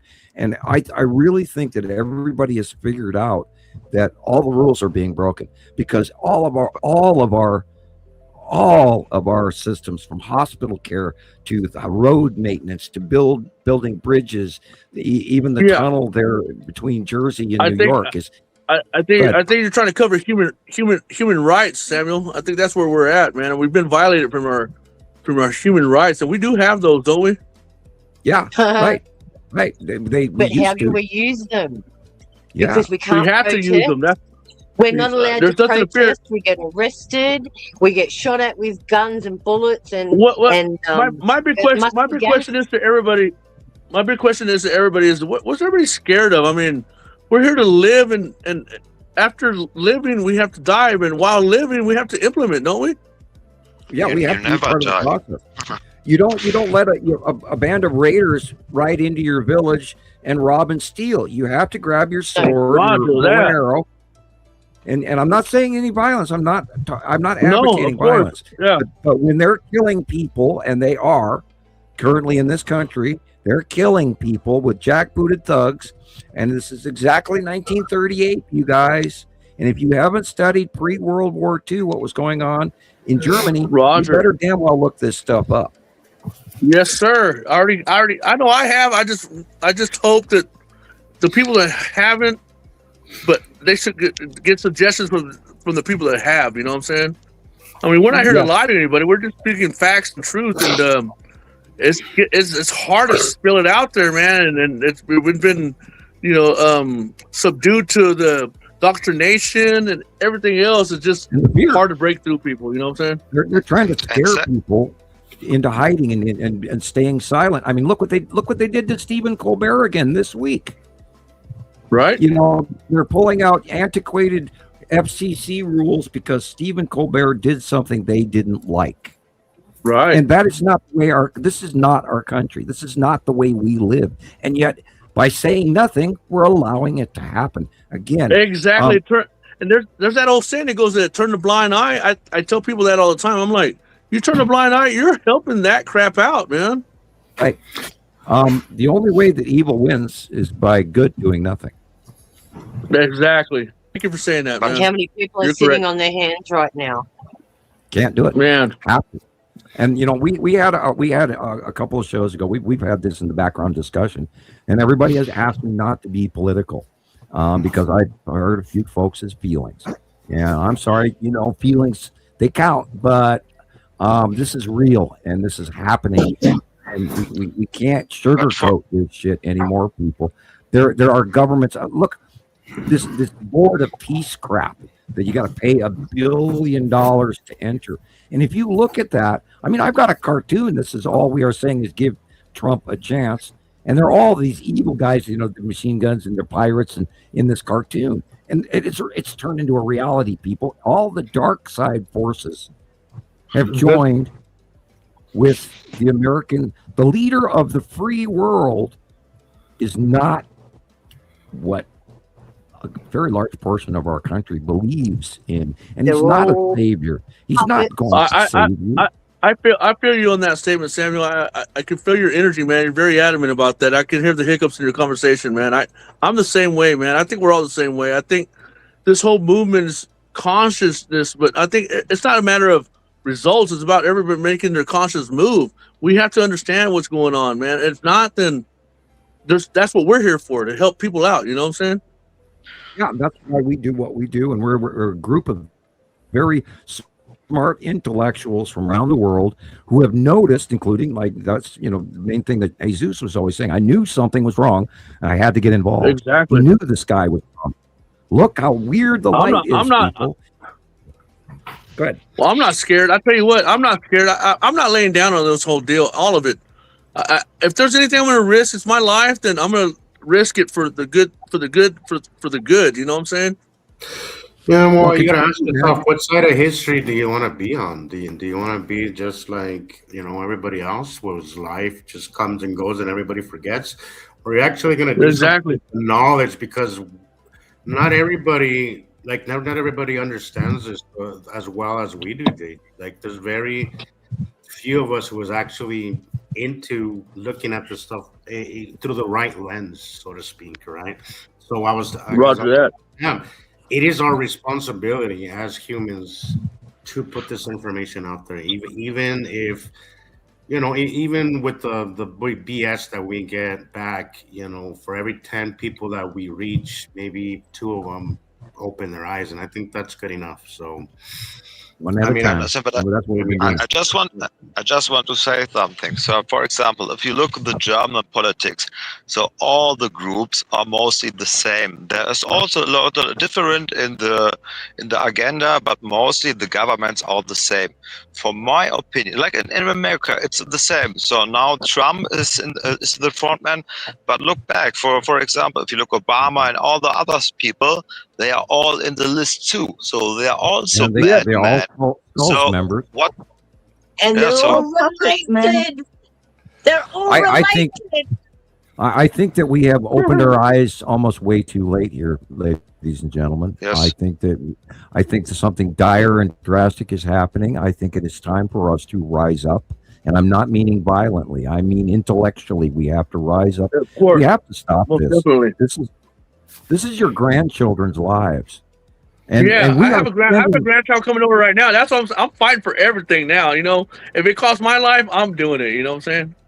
Well, so when you put that baby in your arms, all you can think about is what's it going to have. Of course. She's adorable. On trillions of so debt cute. that those grandchildren are going to have to pay for. Another $7 to $8 trillion this year alone, which was the entirety of his first administration. But they already did that this year alone. And where's all this money going? What about these bank accounts in Qatar for selling off stolen Venezuelan oil? The whole accounting department in our government has turned corrupt. Did you hear what they were targeting yesterday in their budget? They're going to hit all of your retirement funds now. Right. Oh, yeah, they already nailed mine. Yeah, that's what I'm saying. So they're pinching money from everywhere, but they can go and spend $40 billion on crap. Man. So evil runs the world. Sorry about that. I just had a knock on the door. Oh, no worries. I'm glad you're here today, JD, and all the people out there. We've been doing this long enough. I can't sit back doing all the work out here, man. I need y'all's help. You know what I'm saying? Yeah, I see y'all doing everything we all can do. You know what I'm saying? Don't underestimate I appreciate y'all too. Of community, you know. We all can meet each other. Yep. That day will come. Gillian makes a good point, but Gillian, you know that most nations right now are actually going back to the gold standard. No, guess what? This is it's not there. In silver are going. Yeah. Gold is in space, mostly. It's not there. Think about all the volcanoes going up making new gold. Yeah, that's true. It's making new gold every day. Jesus is right, because I had a friend pick me up today. He helped me out to go get some items because, I had to get some supplies in the house. And before he got here, he was like, "Man, prices are up right now." He told every piece he had was gold and silver, man. That's right. Yeah, silver. I haven't checked the market recently, but it actually took its first turn down in the markets on gold and silver. It did for a long time. Yeah, you're right. For years, I've never seen that, and of course that has to do with the market crash. That was directly related to the Japanese bond market. Okay. And China. I'm not familiar with that, but okay. And China putting in those new restrictions saying that anyone that wants to use our silver in microchips or anything like that, they have to pay all of this amount. So this is another reason why it's dropped. What has happened was the administration in Japan changed presidents, and their current economic policy for literally over a decade, I'm not sure of the term of it, but it's been a long time. They have not been paying any of their interest off on their universal debt. And they found out that it's just skyrocketing because they're not paying the interest, the accrued interest at all. And so now this new leader of their economic policy wants to start doing that. So they had to sell off a whole bunch of their bond market, which directly affected Germany, which directly affected the United States, because they were selling off American bonds to start with. Then they moved into the Japanese and then the German market. So they're selling off bonds. They're having a house cleaning sale to pay some of their old bills that they haven't been paid for a decade. So that is also putting an influx in the market, and that's a liquidation of sort. Right. And that it's going to be dominoes throughout our entire thing. Now, I tell people this in private. Right now, Russia's broke. Right now, China's broke. Right now, the United States is broke. And everyone's broke. But everyone's broke. Everyone's the broke. Plan, I think, or isn't it the plan of the elites? So they have the system and they plan the system like this, so it will crash in the future. That's the plan. They want us to think that we're running out of resources. Yes. Yeah, we are the resource. Scarcity. We are the resource. If it wasn't for any of us, they would have no resources to spend because we have to spend it. Correct. If everyone gave up work tomorrow, the world would stop.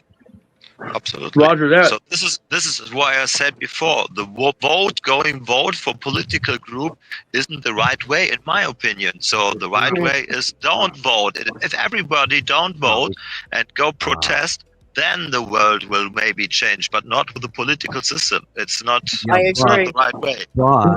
I agree. Hey, I'm not trying to be rude or anything, but whose voice is that?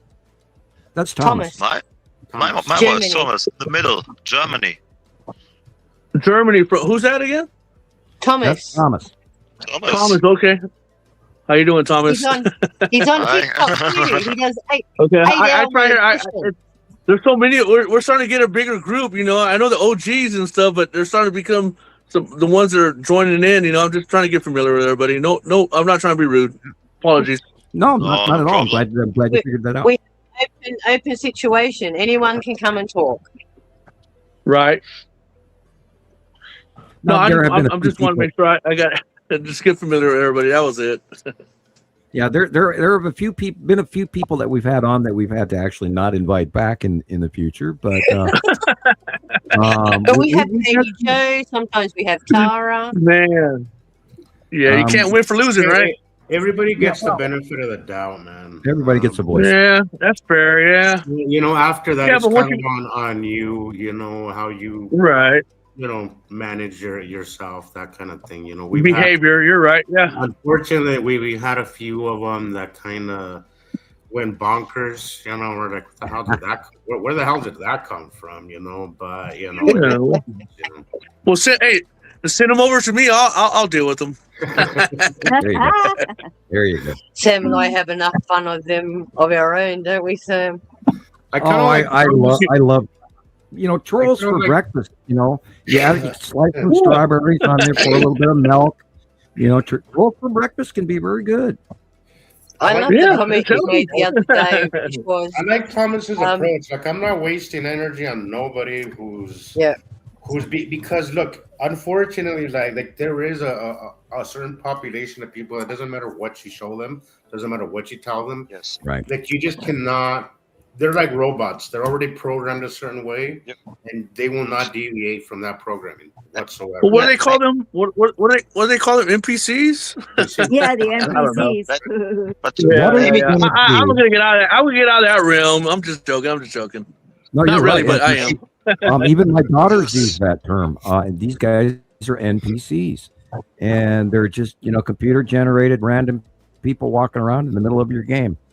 And what are they going to do this summer when we see that second star in the sky? Man, it's on. Let's do it. I'm ready. Yeah. God, the way I've got it in my head, I think that's going to be somewhere like June, July. Yeah. We're going to up here in the northern hemisphere. It's going to be a little more visible. Now remember, the stars are not the same size. If you have two stars that match in the sky, you're getting a lens flare or a glass doubling. The smaller dwarf yellow soul is our star. The smaller one is ours. This big thing in the sky that I saw this morning at 9:30 a.m. in the east, that was massive, is not our star, people. That thing is too damn big. Unless all of a sudden rewind, Samuel. Where at? Well, the sun and the other sun are right next to each other. Right. So it's normal. Right. But you said something about northeast. What? Okay, in the east, this morning, 9:30 a.m., which is where the sun is usually at in the east in the morning, and it's way too big. Unless all of a sudden I'm at the equator.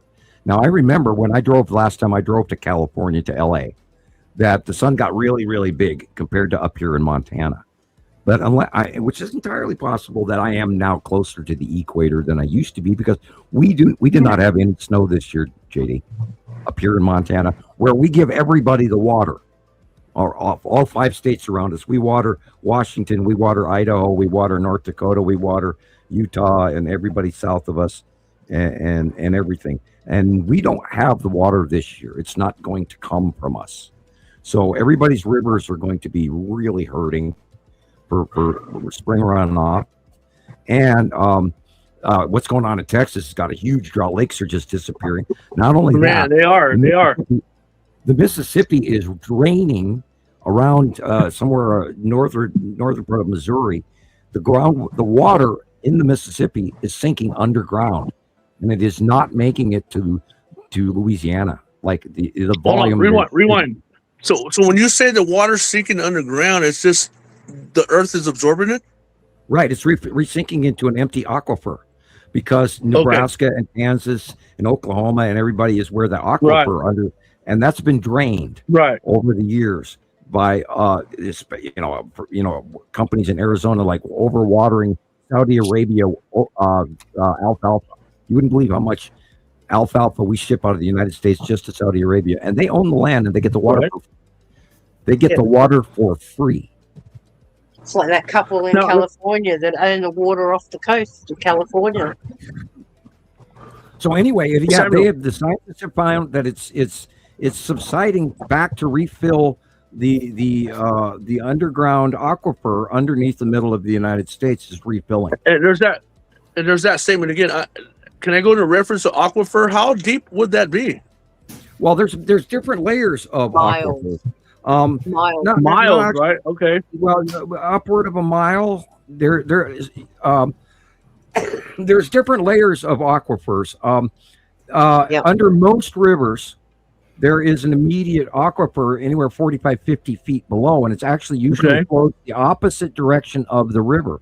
And I did not know that until I was working for the Parks Department in Missoula, and we were looking at underground wells, and we noticed after a certain distance, the water direction flowed the opposite of what the river was flowing.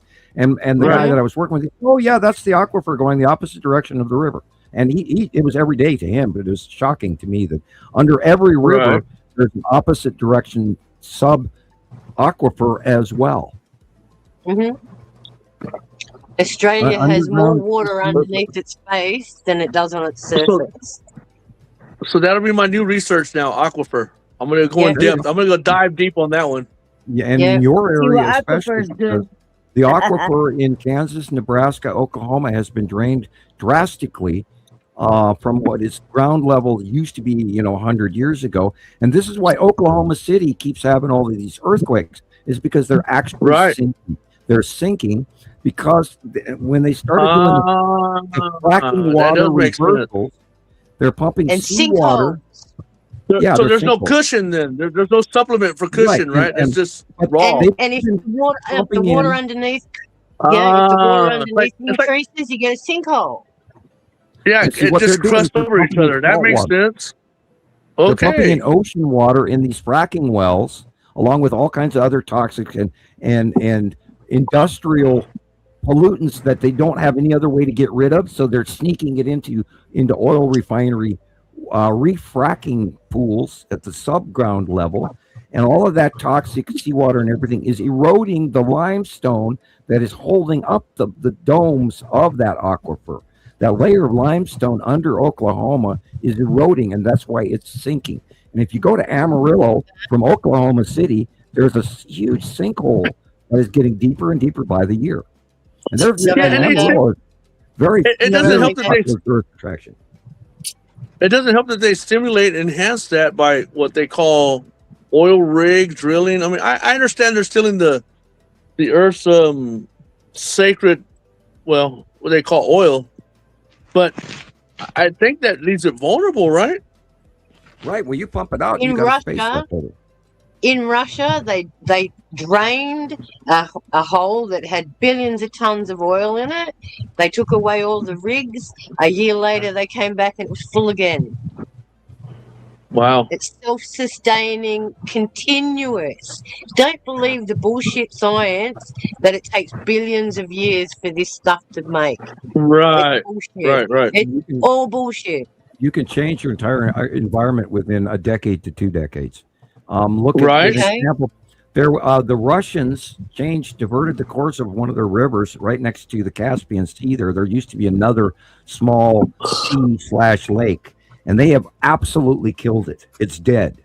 Look what's going on with the sinkholes in the Dead Sea right now. There are huge issues in the Dead Sea, and they don't even let people near the shoreline in some areas because the sinkholes are so numerous that they're dangerous to even let tourists go near it because it's just falling through everywhere all over the planet. Florida is having a huge sinkhole issue. Man, what's up with New York right now? Salinity of the oceans are rising too. New York is having. New York's about to get slammed with some about a foot of snow. Yeah, that's the polar Arctic cutoff reaches of the tipped axis of the planet. The planet Earth was wobbling and it was kicking down Arctic jets all over. There's these big, huge, massive circular storms now. They're not announcing. Notice they don't show you actual radar footage anymore. You only see computer graphic imagery, and they're not showing you the real. There's these. What about polarity? Has polarity? Do you think polarity has moved some? Well, we know for a fact that the North Pole is in the middle of Siberia, and we believe that the new South Pole is off the coast of South America. You got to look at where the pole star is right now. Right, yeah. Going around Polaris. But there's been a lot of people testifying that I remember the sun being there. Now I see it over here. I was like, well, movement's important, you know. I mean, I don't know how important it is, but documentation is important, you know. I will go back. As I mentioned before, JD, my magnetic north is 4 degrees off north, magnetic north, 4 degrees. So that means we've tipped over 4 degrees. Why do you think all the planes have been grounded? Any suggestions for instrumental implementation for measurement? Any way? This is why all the GPS systems and satellites have to be realigned every hour on the hour. And that's why they keep updating their cell phones consistent, as well. Right? Correct. Here's the older backstory. When in 2010 we first started seeing the Nibiru system come up from below us, okay, in Antarctica. That's where it came up from, below our ecliptic plane below us. Okay, when it started into 2011, all of the planets in the normal solar system axes tipped. All of the planets tipped to meet that second star. It started visibly rising. All of them did, right? Yeah, all of them. All of our normal planets tipped axes, including Earth. Check out we've been wobbling it even more. But anyway, back in 2011. Back in 2011. The rings are different. I always wondered what it was that looked different. Sorry, Sam. Back in 2011, the sun started coming up in the northeast sky, but that wasn't our sun. It was outshining our yellow dwarf soul, which is always due east. Now, and then in 2012, they joined orbit together in co-orbitation and back below CMEs in their normal binary planetary sun discharge pattern. But now the arc of our sun goes from the slightly northeast all the way down to the south and then sets in the southwest now instead of due west like it's supposed to. Now we've already stepped into the seasonal transition of our winter to summer orbit model, which is we're coming up very soon on the 180-day cycle. And that's when we are in summer orbit. But ever since 2011, and this is why Jesus always brings it up, high noon.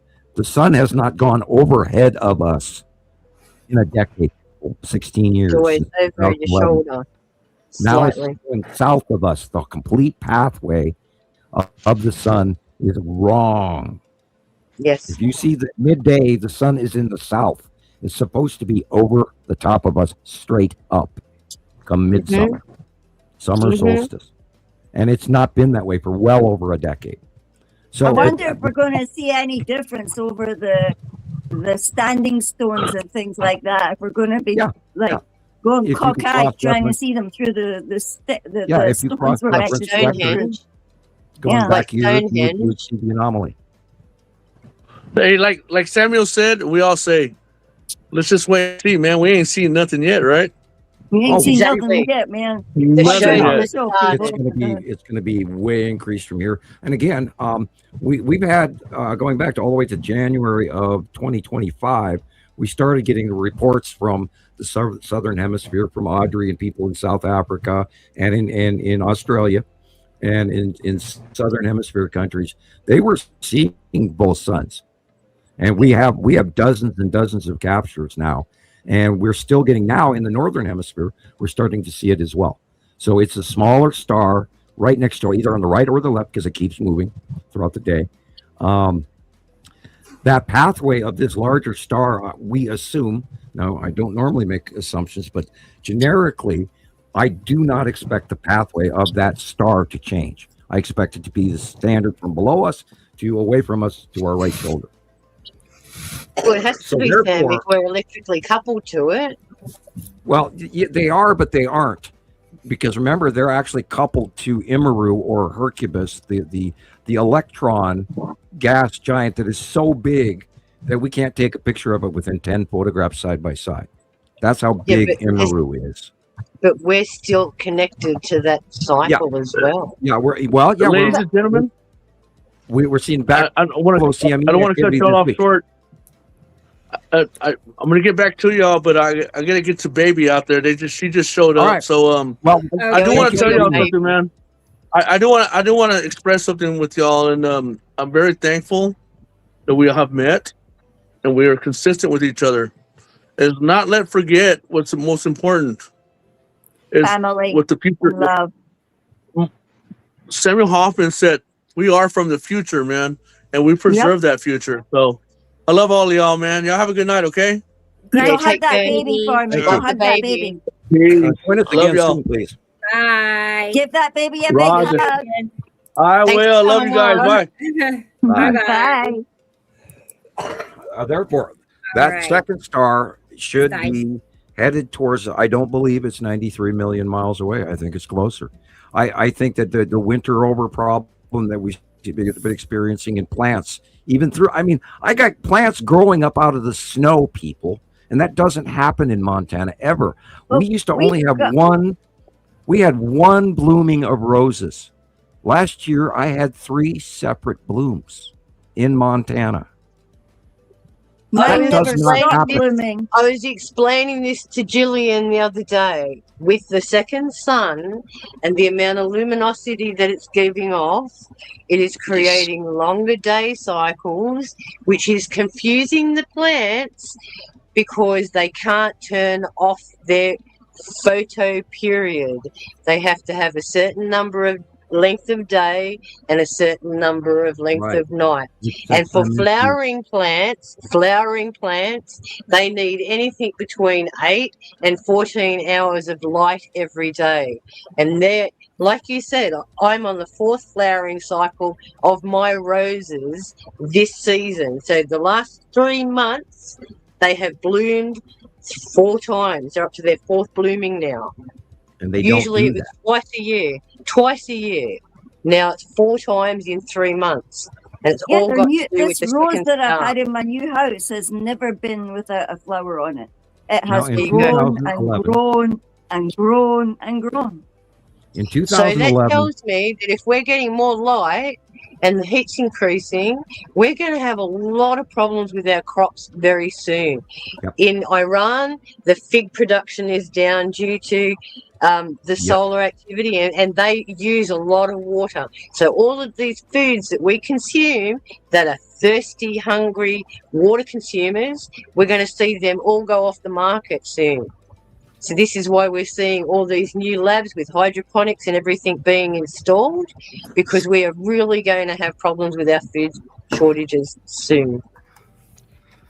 And this is, of course, why China is coming up with their sun simulator, which is, by the way, still in the lab. It's still a prototype. They haven't sent it up into space. It's not real, but they're making one. But their sun simulator is only going to shine upon a small area of China. It's not going to be big enough or bright enough to be a fake second star or anything like that. For you sun sim nuts out there, it's not real. It's not real. It's not real. Just because there's a patent doesn't mean it's up there. And what kills me is that 3-eye atlas and the Russian space junk turning back on. I chuckled at a few months ago when the old military bases all over the world who still had equipment but were just closed off and shut down, they all turned on by themselves. And this is what freaked out the governments all over the world, people. We got something big going on, and it's somewhere headed toward Jupiter right now. And although I haven't seen any reports that it has started heading that way, although there are some people commenting. But there's a lot of people out there talking about 3i Atlas that said it's gone. It's gone away. It has not. There's also a lot of here. people out there that are talking about seeding the planets. Panspermia and stuff like that. Which is what 3i Atlas did on the close approach to Mars. And we worked that out scientifically live on the show for everybody. We believe that terraforming did occur on Mars in July. Of last I want to year. know what it picked up from Tim. Well, yeah, because they actually stated in area X7, which is classified. So, and we know what planet X7 is. That's the smallest of them, this Matim. I want to know what they picked up. It's right in the same area because they were describing right before perihelium, which is directly in front of the sun. And it was coming from the left, point to the right. Slingshot around. They don't slow down. Yeah, right. And they discussed the slingshot around area X7. And I broke out laughing, going, "You lying bastards!" Yeah, it banked around Matim. It's like it came up to a black hole or something, or dead space, and just stopped. I have a question for you, Sam. Trying to freak everybody out with the black hole movement here in our solar system and all our galaxy. I'm still waiting for the 9 minutes of gravity. Oh yeah. Go ahead, Gillian. Hi, I have a question. Yeah. Yeah, it says. Yeah. Well, you know how I know you don't talk or interact with Gina Marie, but she's now got that picture out there of the thing that slingshotted around the sun. Yes. Oh, that video that everybody talked about yesterday, that thing that was Carol Ann had a copy of, and she got a screen capture, and it looked like the moon, but the moon wouldn't move that way. That's what I initially thought the same thing, Sam. I was like, that looks like the moon, but I don't know if it would. The moon doesn't do a bank turn. No, it doesn't like that. Yeah, and it doesn't move that quick either. It looked like the moon, the orbitation thing just was completely. My first impression was it was the Empire Orb or the Norway Spiral Orb. I give them both names. Yeah, I think that was the Empire Orb. And, going on here. Yeah, well, I've seen that sucker by eye. They're all it in my dropped out of the pictures cloud. from last week. They're in my pictures from last week. I would have never. Now, granted, the Norway Spiral was awesome. I mean, that was an event we talked about for months, and then it went away. And remember, Obama was in Germany when that happened, and he actually admitted that ET was real this week in an interview. And so he was there to witness it. So yes, he does know. But then he said, "Well, I've never met one personally, but yeah, he knows they're real." And I'm sure most of the G7 countries know, because that's what the spraying is all about as well. It's to hide it's to stop the extra 71 or 73% of UV light coming in from the extra star. That extra star is big and it puts off a lot of light. That's why they're double tapping. It blocks our view out, and it also blocks the incoming light. If you'll notice, the G7 countries are still growing crops, where the other countries are losing their crops all over because they don't have the sea trails to stimulate or arrest some of that incoming light. I was trying to the GMO crap. Explain that to somebody. Sorry, Sharon. I was trying to explain that to somebody about the spraying recently. Yeah. And their reasoning for the spraying is that we're like cockroaches and they're trying to kill us. I'm like, dude, there's so much easier ways to do it to us without. That started in 1996. Being so public. Like, they could literally poison the water and we wouldn't even see it coming. Why would they do it so obviously? I'm like, God, please think before you talk. I wouldn't. They did it already with the vaccine. Don't forget that. That's exactly, Thomas. Exactly, Thomas. There's so much easier ways to do that than to fly a plane over populated cities, making it that obvious. And they're sitting there patting themselves on the back going, we convinced 96% of the population. Exactly.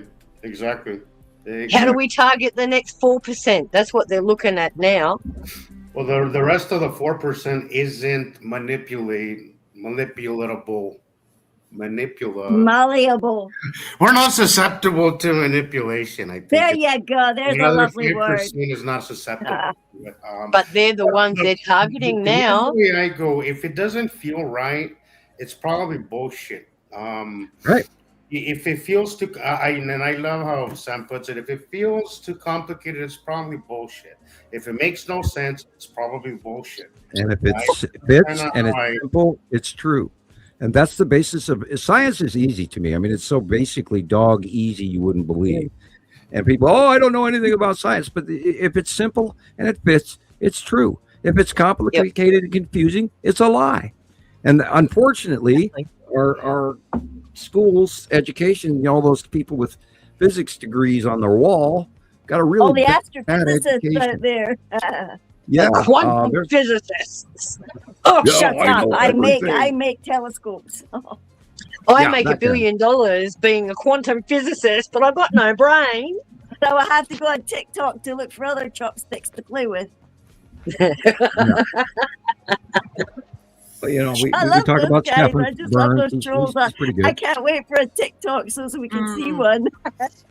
I'm going to play a clip while y'all are talking, and this is what I caught the other day when I was outside. Yeah, Rebecca. Yeah, amazing guys. Look at the stuff she caught. There's 2 sea trails there for sure.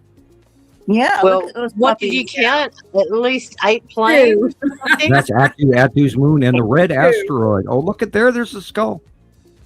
Yep. Yeah. Look at that. Hang on. Go back and see the skull guy. There he is. There he is. There. Look, there's skull guy, but up above the tree. He's sticking his tongue out. Yeah, he's got a tongue this time. Yeah, stupid troll. I'm alive. Right here. Those are the asteroids crossing in front from the bottom of Uri, but those bottom 2 are sea trails. Yep. And there's a light pinch. Because it was probably going to get too hot. Hey, Sam. Right there. Skull. Yeah, look at the skull. Look, he's right there above the tree. There he is. And question is the Texas cube right next to the skull? That's weird. Look at that. Lots of craters there. I still to this day wonder how the skull asteroid got its shape. Did some, 12 idiots go up there and do Mount Rushmore? What, Big giant guys carved it into the asteroid, Sam. 4 cycles ago, did they go up there and carve that sucker to scare the hell out of the population of Earth? The great God. Yeah, they were waiting for this cycle, weren't they? Coming for you, all of that. Because it's insane how that thing looks. And it literally is a skull, people. We've seen it for years. We announced it 4 years before NASA. By the way, we are that good. And that is not bragging. That is not bragging, people. That is a fact. I told somebody recently, Sam, about that, and they're like, so you're telling me that you know more than NASA? I'm like, well, I'm telling you that we tell the truth more than NASA. Maybe we don't know more because they have better funding and more. But I'll assure you that what comes out of our mouth is way more accurate than what they put out. Yeah, because ours is time proven, debated. We regularly debate amongst ourselves in many different groups at a time. It's like that video with that Carol Ann posted and everybody else posted the last 2 days. And it runs the circuit and we compare notes. And like we were doing on the early part of the show with that video that Rebecca showed.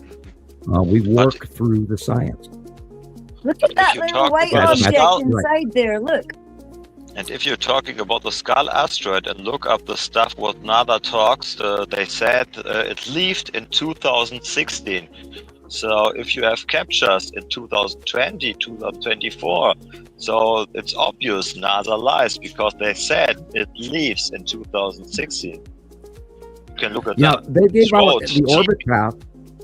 The orbit path duration was every 3.5 years we would see it. And we know better than that because we have seen it month after month after month after year after year after year. Now, for a period of time, it was impossible to see because it was in between Uri and Atu because we know where it is. And I, myself, personally, by eye, saw in 2015 a very large overhead skull asteroid come creeping out of the darkness from behind at you that I was busy staring at. And I'm telling you, the first time I saw the skull asteroid by eye, it scared. I'd seen it before in photographs, but never by eye. And it scared the pants off me. It really did. And it was huge. I mean, it was literally like, the size of a house flying above me, that big. And again, I'm going to remind everybody. They called it's about 650 meters. It's what NASA said. I don't know if it's true or not, but it said it's about 650 meters. I don't know how much it's in inch, but in meters, 650. Okay. Yeah, how about 65 kilometers? This week, in the past week, that there's unexpected objects out there that they can't control. They don't know, their size makes them impossible to detect. Kind of. Well, not only that, they're not admitting to any of the close passing. Again, watch what happens at the beginning in March. Well, around March 20th, we're going to be ducking. Of course, now they being that Uri is rising, maybe they'll be a little smaller this year, but God only knows with the orbit model. We never really know until we actually experience what happens. We generally know that the cycles are coming. We generally know where everything is. We always know where everything is, but how they act and how they persist over time it's like, again, every time we understand what's going on, it changes. Yeah, look at those asteroids. There's a bunch of smaller ones that we never even account for with people. That is the bottom of that. Awesome lives, Rebecca, really. Look, starships. Yeah, Starships. Thanks, Jesus. Starships in that blue area just below the sun. See the little, there's the long box cube, and 1, 2, 3, 4. Yeah, you can see God, it. there's tons of Star Destroyers right there. Look at that. See all those little white smidges? I see them. They're all ships. I'm gonna have to cut it short here soon, but I want to share something real quick. I want to call this a homework assignment for everybody, but you have to watch this Thunderbolts playlist. It's called Misconceptions of the Electric Universe. There you go. Of the Electric Universe model. It's about 10 videos. They're about 15, anywhere from 15 to 20 minutes. Absolutely phenomenal stuff. You guys have to watch it if you really want to begin to understand our model of things. Watch this stuff and actually subscribe to the Thunderbolts channel, because they're the only ones that actually are in line with what our model of things, even though they don't acknowledge the planets or even talk about that. That's another thing. But as far as the Electric Universe goes, you guys have to see this point of view, because if you continue on this gravity thing, none of what we're talking about is going to make sense to you. You can't again. You can't have both. You can't make sense of what we're trying to show you if you're going by the gravity model. Never. You'll toss it out as crap, because both of them are compatible. You have to think Electric Universe. You have to think plasma. You have to think electrons and clusters. You have to think that way. Go look at it. It is one of the most, and they're very. I think David Talbot's #1 premiere video. Symbols of an Alien Sky. In the early days with Montana Skywatchers, that was mandatory to watch. If you want to get a really good education on what's going on in the actual heavens with cross-referenced world history, Symbols of an Alien Sky, Thunderbolts Project, or David Talbot. Yep. So Symbols this is of an Alien Sky. Oh my! I got a little bit of reflection here. But I sent it to you, Rebecca. Later on in the show, you did. Okay. You could just show everybody the link, because I believe that this playlist, if I had a Facebook group, this would be mandatory. I'd love to join the project. It could probably teach us a lot. And I gotta tell you, there's some stuff on here about Einstein that is gonna piss a lot of people off, but it has to be said. Yep. But the funny thing is, the era of rockstar science, of rockstar physicists has ruined cosmology, has ruined physics. Physics has ruined everything. They have made a shit show of it, and if we don't get past that, these rockstar freaking scientists, we're not gonna learn anything new. The last of them was Carl Sagan. He was a pro. So if you really want a good education or good even environmental wisdom of space, watch videos from Carl Sagan as well. What I laugh at, Jesus, is when people sit there and go, but if it's gravity, wouldn't these planets be ripping us apart? Well, and that's the and Sharon, that's the reason why I don't think it's that they don't know that the universe is electric. It's just that by keeping us on this gravity model, we're stuck. We're stuck. Do you know that about 90% of what they claim is made of space is hypothetical? Dark energy, dark matter. But gravity to us is only the first few hundred meters of the surface. Exactly. Because gravity is actually such a weak force, it doesn't contribute to anything that we see. And another misconception, and it says it on the playlist, that people think that the electric universe completely dismisses gravity. We don't. We just feel that it's not the most important force in space. No, it's a collective. So that's like saying an apple without water. Yeah. Yeah, but you have to look at this. I've been so fascinated all week watching it that I'm like, yes, and I'm sitting there talking to the TV while this is playing. I'm like, yes. That'd be my normal. Yeah. But please watch it. It's about your interest. Look, the most people aren't really interested. I have so much people, to come in my life. If there are 1,000 people in 8 hours, 5% give me a follow. And most of them don't argue with me about the gravity and the stuff. They look at the pictures and say, wow, crazy. Oh yeah, I see that and this and this. And I believe this. And there are some people who join and they say, oh yeah, I know we live in the end times. And okay, but I don't interest in the sky, but I know we live in the end times. So a lot of people have the feeling actually, because they are on the way. They get also the Schumann resonance and the updates, and they feel something is going wrong. And that's the short way. So you can't tell everybody about the details. So not everybody are interested in the electric universe and the planets and how it works. They just would say, oh, I know the end times are here and finish. So not everybody will get in 100% in your opinion. It's a lot. It's a lot of interest. It's interest, Thomas. It's interest. If you're not interested in the subject matter, most likely you're not going to learn it because you're just not interested. I looked into the Thunderbolt project, and they said it was pseudoscience. All new science, and to tell you guys here and the audience listening, all new science is rejected. All new science is ridiculed. It's just human beings refusing change. It's natural. It's normal. I want to say it's not natural because change is important for growth. Look who is releasing the peer-reviewed documents. That's right. And also be open to change and be open to the fact that you might be wrong. That what we have learned. I mean, look, we've been on the Newtonian state era for so long that I think it is time to move away from this.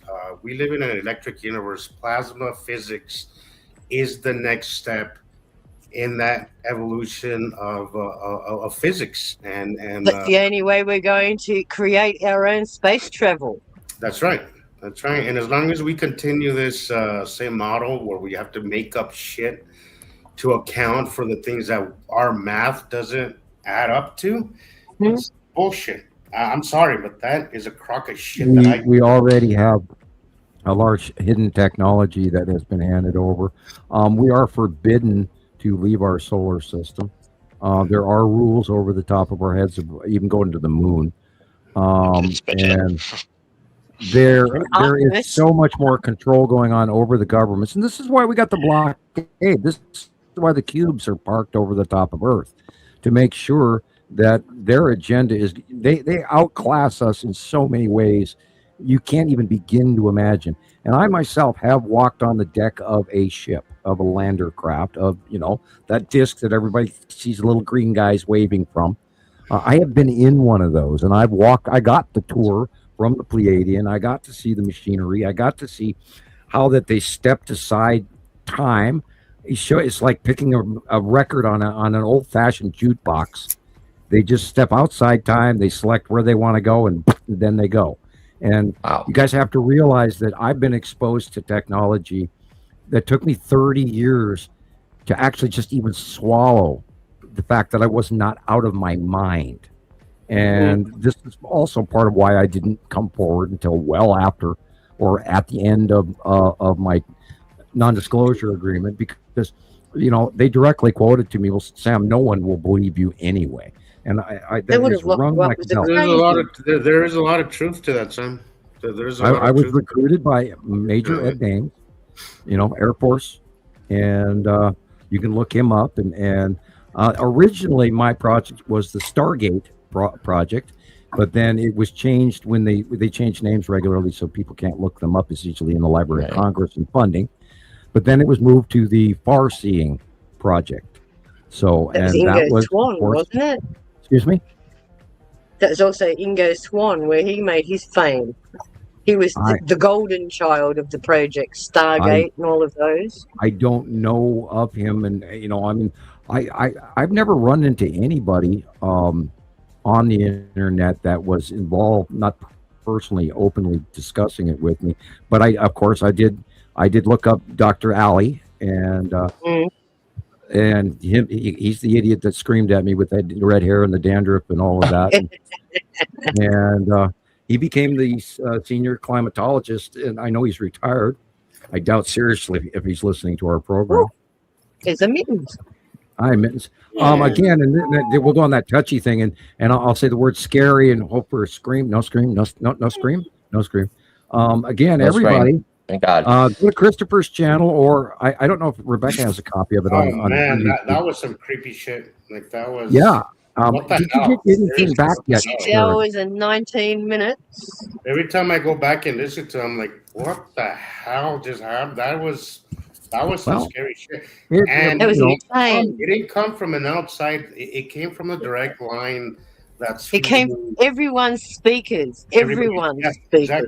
Exactly. So it wasn't like background noise from Chris's or anything. It came directly, like it was sent to. It probably would have had to have gone through Rebecca and then through the rest of us. It was something. I remember in paranormal.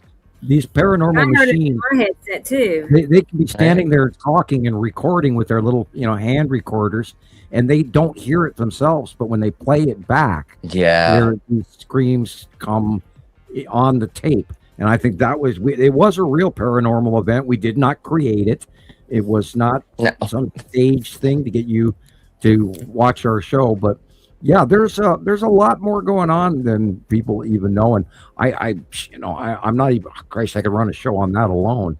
If I was to stand here and talk about paranormal or my ghost experiences, or my knowledge with the occult and reading tarot cards and all of that, I could even do a program on religion, because I do have 4 college credits in religion, world religion. I am educated, but I educated myself after high school. I did not require college. I didn't require any college because my junior year of high school, I tested out at 3rd year junior in college. So there was no need for me to go to college because I'm already smarter than that. And I am government rated.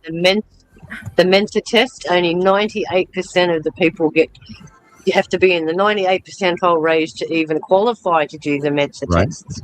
And I am government rated at 20 points plus, to over 20 points higher than Einstein. And I finished equations he could not finish. I finished a dimensional thing, or an equation where I listed the number of dimensions. And in my math, there is either 14 or 144. And then I reached over and I said to the teacher in front of the class, which is where I did it on the chalkboard in front of the class. And I said, but ET moves their decimal point over to the left. And I don't know why I said that. And so, 14, there's at least 14 dimensions, if not 144. But people, wow, we are building blocks. People think, it's a dimension is that room over there. No, we are at a smaller and larger and larger and larger and larger and larger, and sometimes smaller than us. Our solar system is like our solar system, our galaxy is like phytoplankton in the ocean, people. Yeah. You have to, that's how big this shit is. Our galaxies are phytoplankton in a larger galaxy, in a larger realm of dimension. Yeah, fish tank. A big fish tank of blackness. Well, guys, my time is up. I'm gonna sign off now, but please take it as a homework assignment from me. You have to go watch that. We'll see y'all next week, and have a great week, everybody. Yeah, you take it. We'll see you next week. I'll stay listening while I work. Anyways, okay. Bye. Bye. We'll see you later. Yeah, he'll be sitting there talking to his dashboard. Later as in next week. Yeah. Yeah, Mittens is just like smothering me over here for some. She's lonely or something. She just can't get enough. Almost 4 hours. She's got something to say about the planets. I know. Yeah. I know. And she's telling me her birthday is in April. Wow. 2 years old. That's what she said. She's looking forward to it. I know. We'll have to have a party for her. Whisperer here. Yeah. Oh my gosh. Okay. Well, I'm going to play that clip I was telling y'all about earlier of the guy who has this two-sun theory. All right. Okay. Yeah. It'd be interesting to hear somebody else's opinion. Yeah. Whether they stole it or not. We said there's no name dropped, so. And he has, I don't know, like 960,000 followers on Oh, wow. TikTok. Is his name Thomas? It's not. No, I'm serious. I think his name might be Thomas too. Okay. Oh, well, let me check. Just make sure so I'll know. Because I don't remember. I should have. It probably says it on his screen, but let me look real fast. But yeah, and that I'm sure if he has that many on TikTok, he's probably on Instagram, Facebook, YouTube, Snapchat. Usually the big everything are like that. Yeah, pulling in money where we're not. Yeah. Where popularity counts. Yeah. Yeah. Number of clicks gives you the money. Clickety click. Arbitrary. Clickety click. And be sure to like and subscribe and hit the notification bell. But you know the sentence: the most hated man is the man who spoke the truth. So guess what? Okay. His name is Beauty BEUTYMRK. Beauty Mark. Oh, I know this dude too. Yeah. Okay. All right. Let's go ahead and play it. Yeah. All right.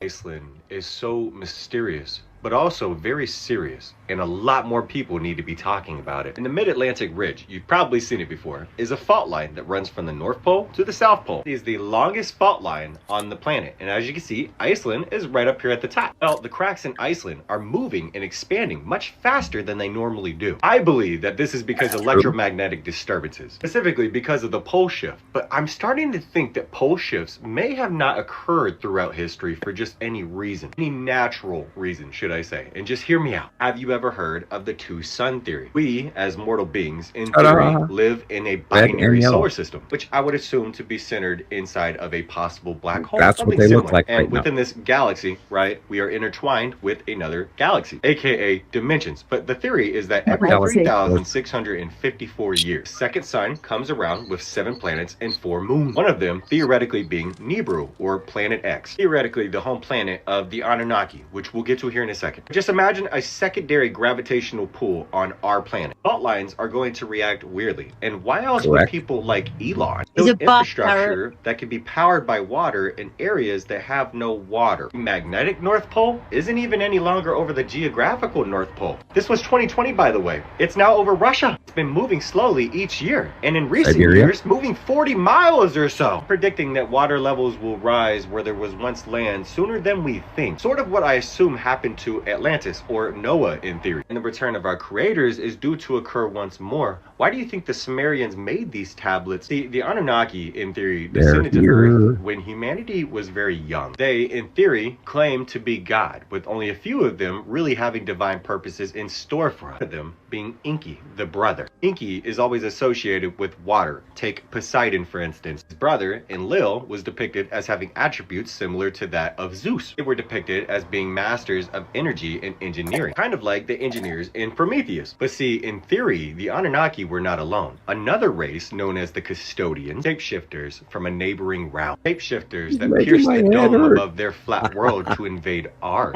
The Anunnaki have reigned through might. Custodians have reigned with deceit. Why do you think there's a two-sided system? That's why the people need to look into something called the Tartarian Empire. That would truly open your eyes as to who humanity's true ancestors really were. I believe that those hidden maps are out there.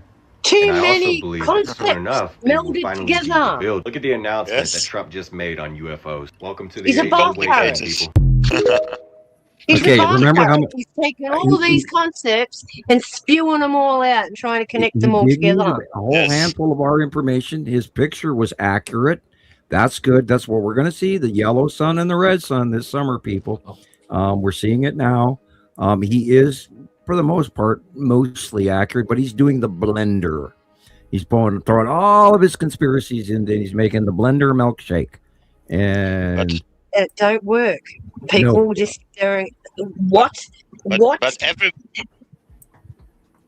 I want to tell everybody doing this out there. So everybody has this own theory and mix this and this and this together. Yeah. So sometimes there is truth outside, but mostly they say no, this and this and this and this, and then it's go crazy.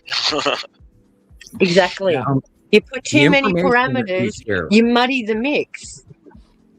All of the information that we share, when we talk about Nibiru and Saru and Satum and Nepesity and Matim, all of this we built from reality. We didn't grab a bunch of crap off the internet and run and sling it at you guys. This has been time gathered, time proven, time after time after time.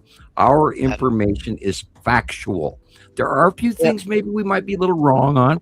There might be a couple of the things that we're calling asteroids that might actually be moons, because most gas giants have multiple moons. Now, there's a possibility the Tan asteroid is actually a moon. There's a possibility. But the other thing is they're obscured, so we can't make them out all the time either, Sam. Right. That's the hardest part. We can see their trails and their rainbows and stuff, but they're 9 times out of 10 obscured from our view. So right, we can't tell whether they're asteroids or moons. We have the occasional, like way back when Jesus was still living in New Mexico, and Natu's moon was directly over the top of us, and it was unbelievably huge. It was like a big old Zeppelin hanging right over that you could reach out and touch. It was that damn close. And during those periods of time, we did actually see the craters. And that's how we know it's a moon. Now we believe that Matim has a moon because we have seen examples of that. We're still not completely convinced, but when we have a limitation, we try to mention that publicly, and we work it out amongst ourselves, amongst all the sister sites. And if somebody has an important comment or thought, then we actually try to incorporate that in the reality. But we don't gather crap off the internet. We can gather our information from direct sightings from credible people that we know. And then we come on here and discuss it to collectively try and work out what we're looking at as well. So we're not guessing. And people can look it up or can prove this with their own eyes. this theory, so they can maybe see the second sun this year. So they have it in practice. It's not just a theory. They can go look it outside, and the other stuff is just theory, non-practical, and that's the difference, in my opinion. Right. And when the second sun does become visible and they do start showing it on the TV, how are people going to react then? I don't know. Well, they're already talking about environmental issues where they're, look at I that. think That's they'll the do side of Gary. nothing. Honestly, I think they're going to have to nudge people to literally stay out of the sun. It's going to get, it'll be so hot that they're going to have to admit to the world that climate change is doing this or whatever. And then they're going to start asking people to work at night. There are sci-fi movies out there where that is the case, where people have to actually exist at night and they don't dare go out during the day. And if you look at Cappadocia, Turkey, it used to be underground cities. The underground cities. That's why that there's 30 miles of tunnels, because you don't go dig 30 miles of tunnels for willy-nilly or just to hide from the Romans. Not only that, they're so sophisticated. 20,000 people? Yeah. Yeah. Probably more. 18 levels. They were dug around the beginning of the last cycle. And of course, remember people, the last time Santorini blew up, it was 1650 BC. Right when the planets were coming, and that wiped out a whole area of the Greek islands. I mean, the Greek islands look like that because of Santorini. They literally Atlantis disappear. Wow. Atlantis disappeared this time too, I think. So well, Atlantis, I still believe the theory Atlantis is in the eye of the Sahara, and because the river patterns on the west coast of the Sahara in Africa is where I believe Atlantis is, because the geological area there in the eye of the Sahara, you can look that up. The geological ground, it looks like what Homer described as Atlantis. But scientists have come back and dismissed that now, saying that it was like a sink. So when the Mediterranean got flooded, that was the last place for the water to pool, and all of those show like a sedimentary dehydration process. It's been proven it's not Atlantis. Atlantis is a landmass that was supposed to be sunk between Africa and Australia. So right in the middle of that area is where it was supposed at to the be. mouth.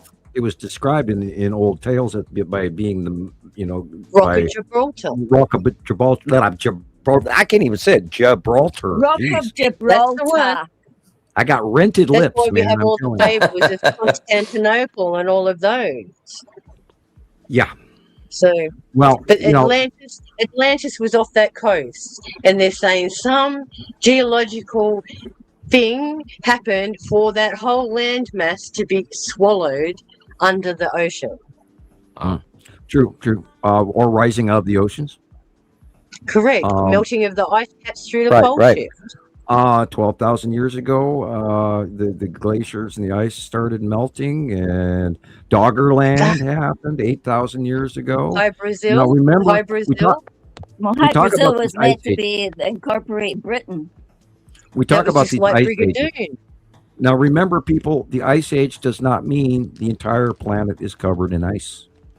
The last ice age did not cover the whole planet. The whole middle equator was just fine, and all sorts of civilizations were living through that 12,000 or 14,000 or 16,000, however long it lasted.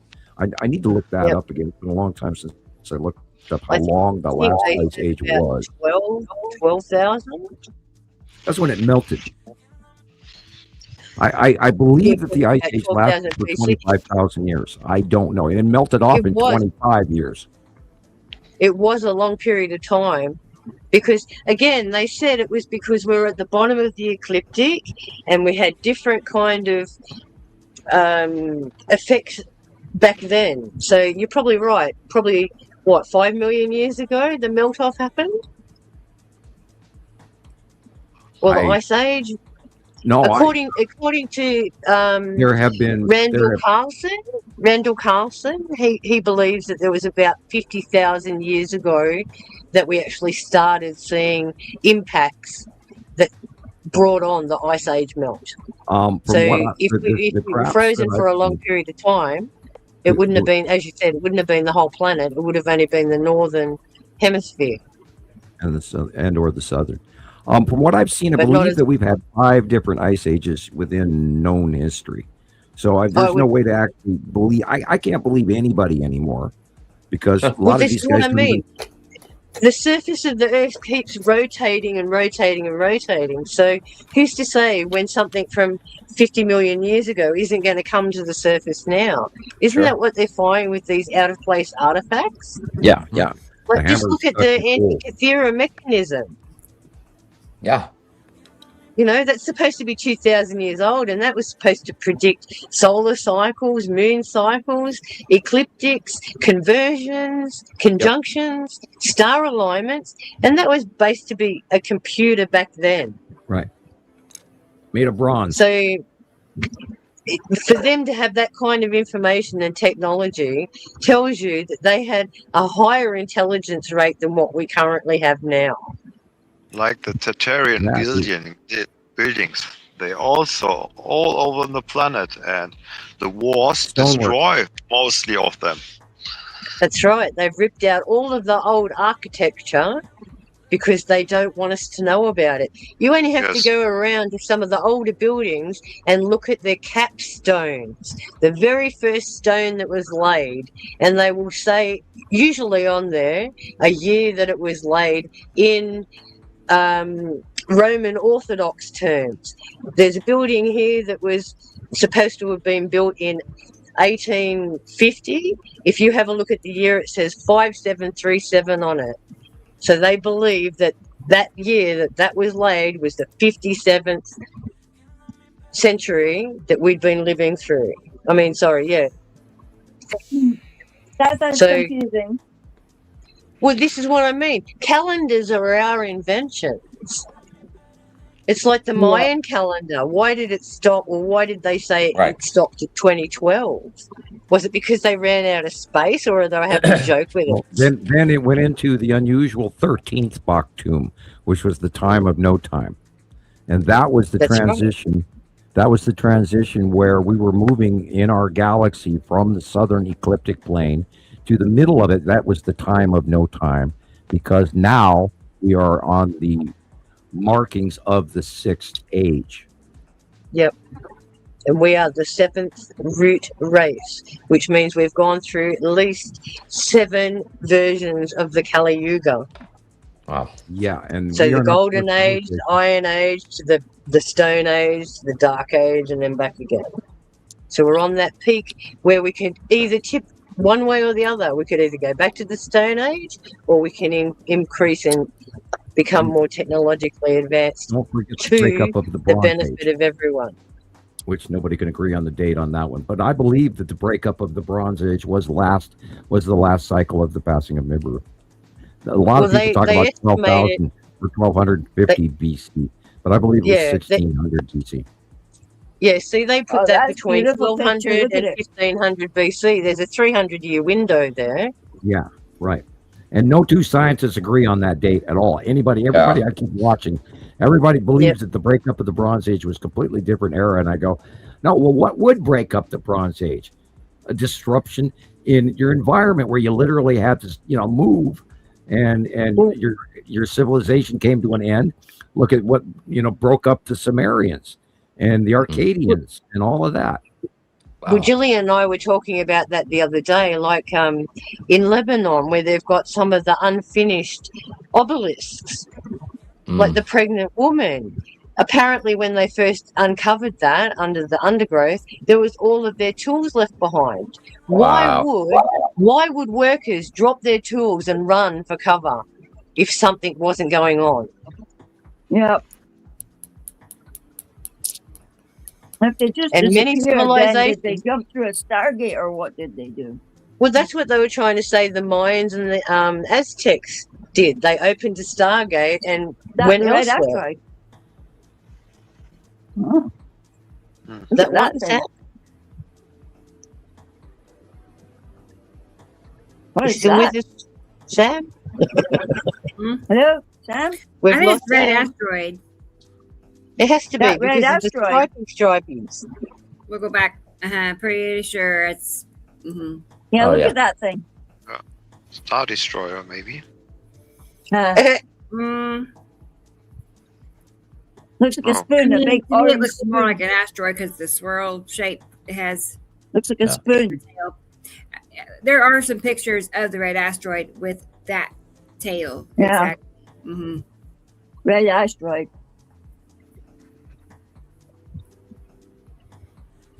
Oh, I've seen that this week. Look at that. Yeah, Well, it's something becoming like that. really frequent, hasn't it, Gillian? You had that in your picture last night, Gillian. Yep. When you Backlit custom photos are happening like every day now. But the thing, there's a thing sat on the horizon like that, and right next to it is a deep, big blue. Yeah, the big and blue the thing. focal was in between. The focal was in between. Beautiful. It's just wild.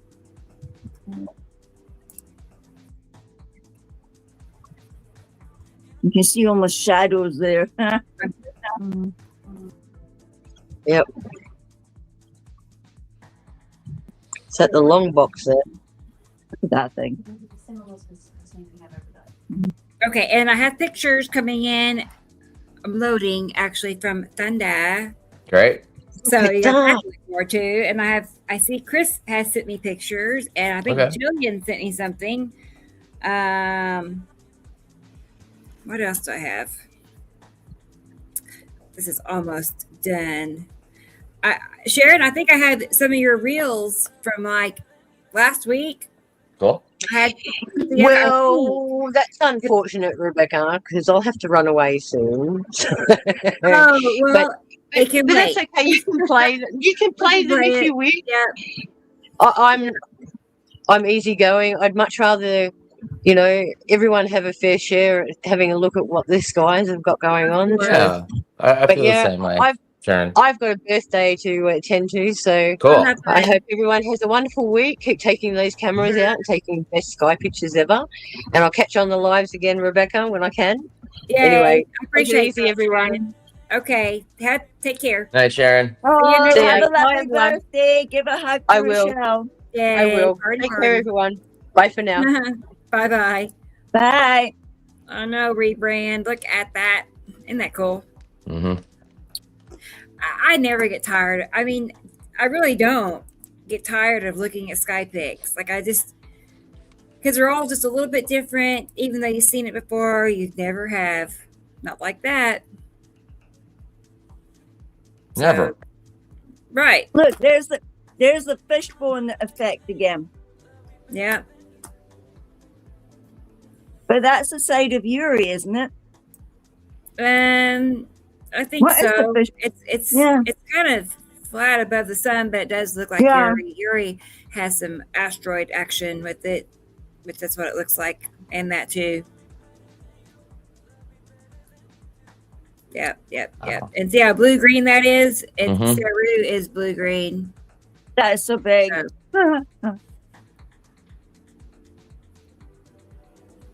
Yeah, Saru. Wow.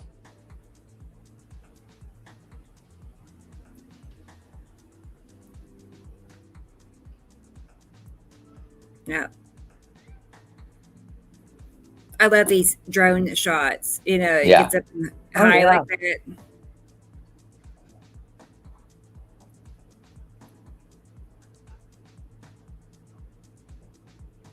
Usually, sorry, I should be they're the munching. ones- I didn't catch all that. I was just chewing something. Uh-huh. Yeah. Oh, look at that. Full moon, right? So cheeky, just sitting there. Oh, there it is again. Novicity. Yeah. It won't be long before we're going to see that a lot. Those, because the weather is going to start acting It'll up. change again, yeah. Yeah, and then we'll see that a lot. Mm-hmm. Wow, I love that one too. Oh wow, that's crazy. Imagine seeing that in a time lapse. Yeah. Oh, I wish. I know. I wish. Uh-huh. I love that. Uh-huh. Weird. Illumination. Probably red asteroid. I mean, it could be Atu. I would imagine. One Maybe of that's Northern Lights, and then of course there's that. Yeah, well, right, that. And I know they said it's SpaceX. There's just no way. I don't believe that at all. Not even. Gee, that looks like dolphins jumping out of the water. That looks like dolphins. Yeah, isn't that funny? Asteroids. That's wild. Planet. Yeah, Dragon. it's not dolphins, it's asteroids. You have to look and see what. Sorry. Looks like You have to dolphins. learn what SpaceX rocket trails look like. They're nothing. Yeah. They spiral and loop, and they're awkward because they change directions, and you can see it in the trail of what a SpaceX launch looks like compared. Right. Okay, so I'm getting Thundas sent over. Is Thunder here? Thunder? Oh, yeah, she is. Cool. Great. I was looking at the eye of the Sahara. It's beautiful, isn't it? Yeah, it's pretty wild, isn't it? Yeah. Yeah, it's just incredible. I think it deserves archaeological discovery. Oh, it's amazing.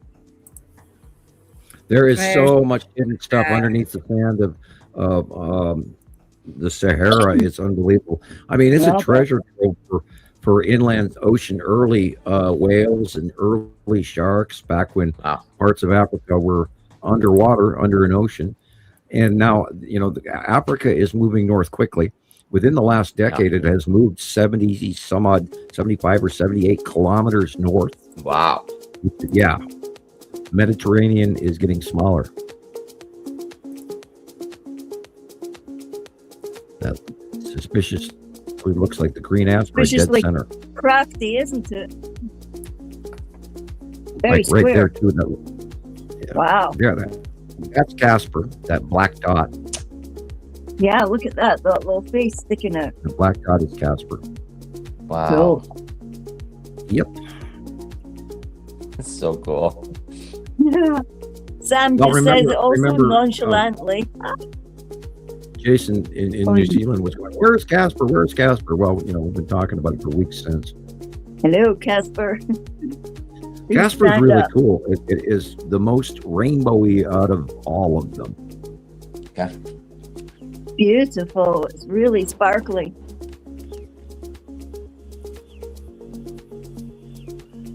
Wish those trees weren't there. Drives me nuts too. It's like get obstructions out of the way, but grab your tissue and reach for your camera lens, or your camera screen, or your cell phone screen, or what laptop screen, or in my case my HP screen. I want to move them out of the way. Light blue, yellow. Remember to look at the horizon. Don't look at the light, look at the dark. Once you learn to do that, you'll see these planets. They'll jump out at you. It's resetting the mind's eye.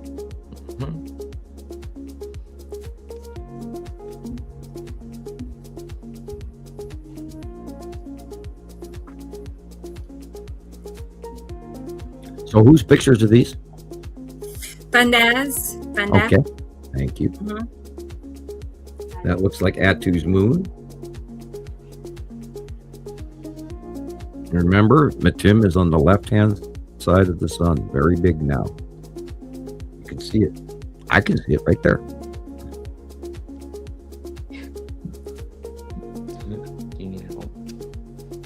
Cool. What's that? Blue. Well, most of this is, our clouds and some generic because they got stormed, and so it's hard to call.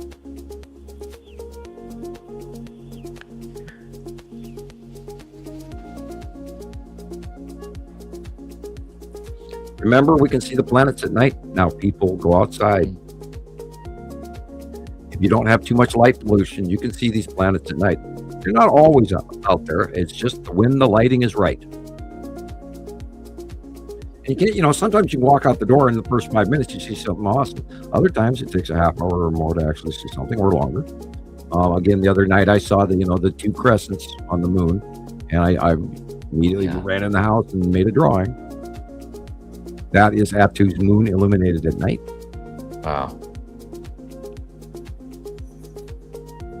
Because if you look at the horizon, it's pitch black.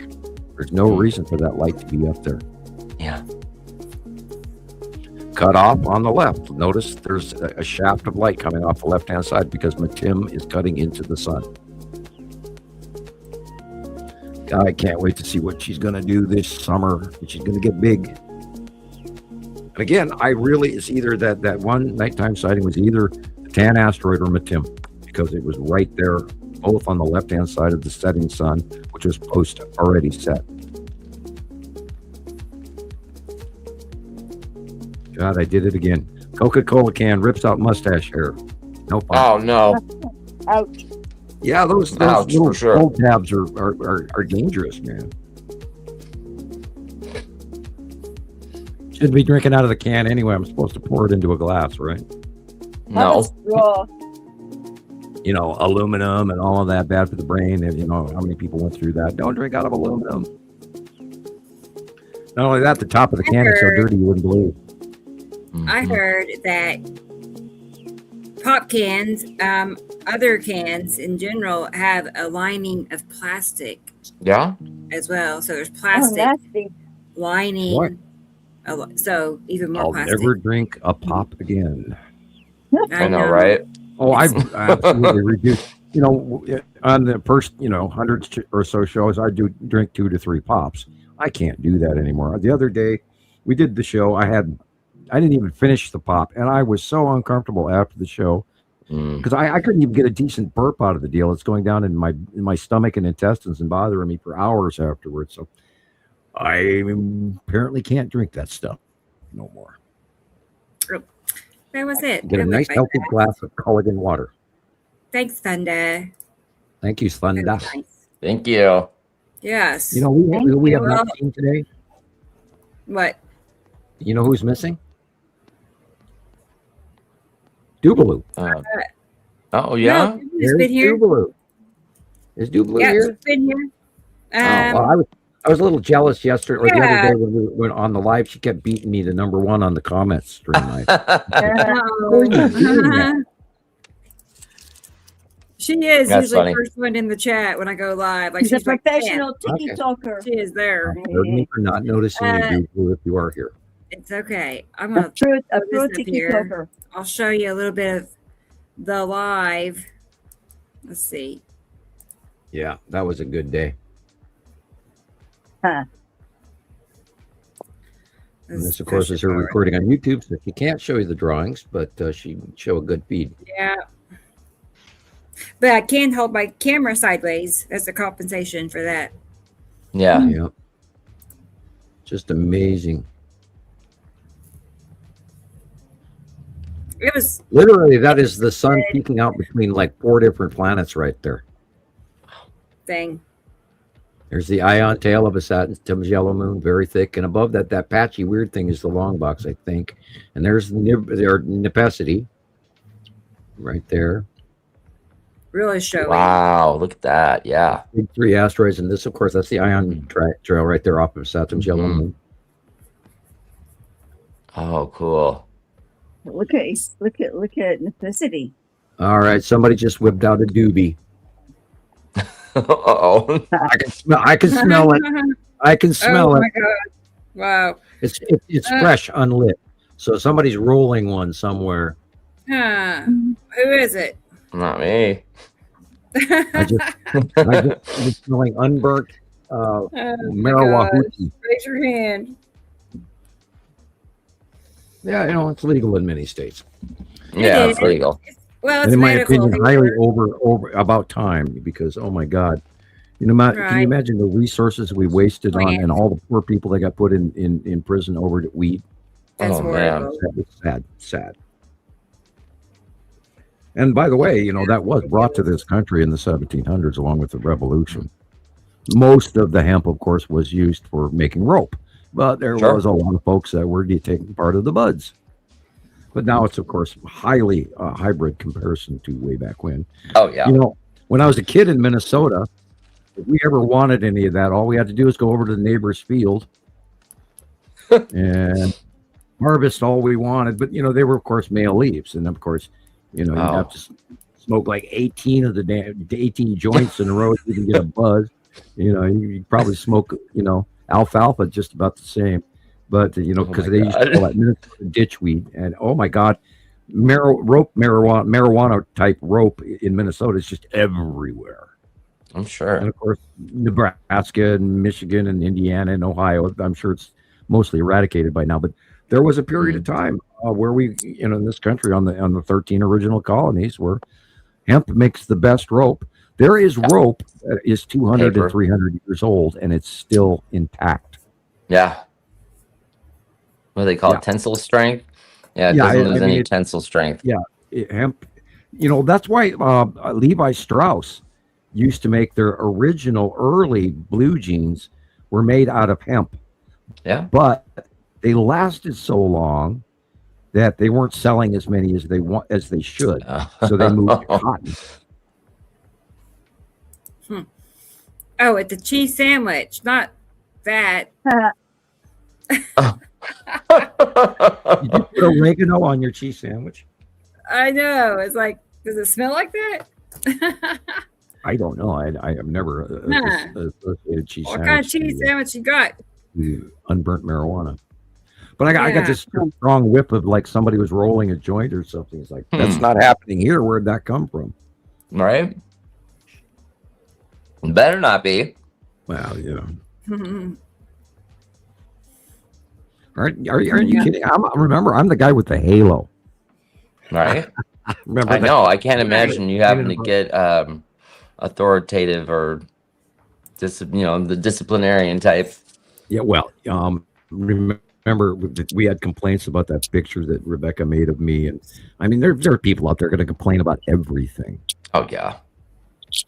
So I'm still chuckling look at that! Look at that trail there down the side. How dare you? That one on the right is a sea trail, but that is, I think that's Nibiru related. Where's the light? Okay, yes, directly back. Yeah, that's Nibiru related. And that's what, of course, your hand is pointing out right there. Look how it's making like a shadow on the sky. Yeah, that's one I always chuckle about that. The shadow on the planet from the sea trail. And we've talked in the past. We've been wondering if maybe some of those star destroyers were up there skimming from one planet to the next, leaving their own sea trails. Because that's awful close up to those planets up there. But it leaves a shadow on something that it should not be able to leave a shadow. That's definitely a sea trail. And again, when you were doing this, I was looking at the shadowing going on. It is on something going straight up. Look at that shadow, people. I just thought it was odd because I remember talking about that streak and how it just abruptly stopped. It didn't continue. It just stopped right where you see it. It's not continuing. Right. They spray over populated areas only. And otherwise it would cost them too much money to spray everything. I remember in 2010, 2012 that they were just going ape shit on the spraying. I counted like 10 planes that night, I thought you got to 11. Okay, 11. I'll give him 11. Fine. Yeah, but you know what I mean. 11 streaks or planes. I mean, look at the sky. It's just like obviously something else is going on. Well, there are people out there that are going to doubt everything we're telling them, and they're going to chalk us up as nut jobs. And remember our favorite YouTuber, Dan, the science guy, and those people are absolutely batshit crazy. It's one of the most elaborate, insane things I've ever heard of. Meanwhile, back at the farm, all right, we're sitting here watching the planets. Well, he can't even imagine them. Am I frozen? No, you're moving. Oh, Carol Ann is checking on me. She thinks I'm frozen.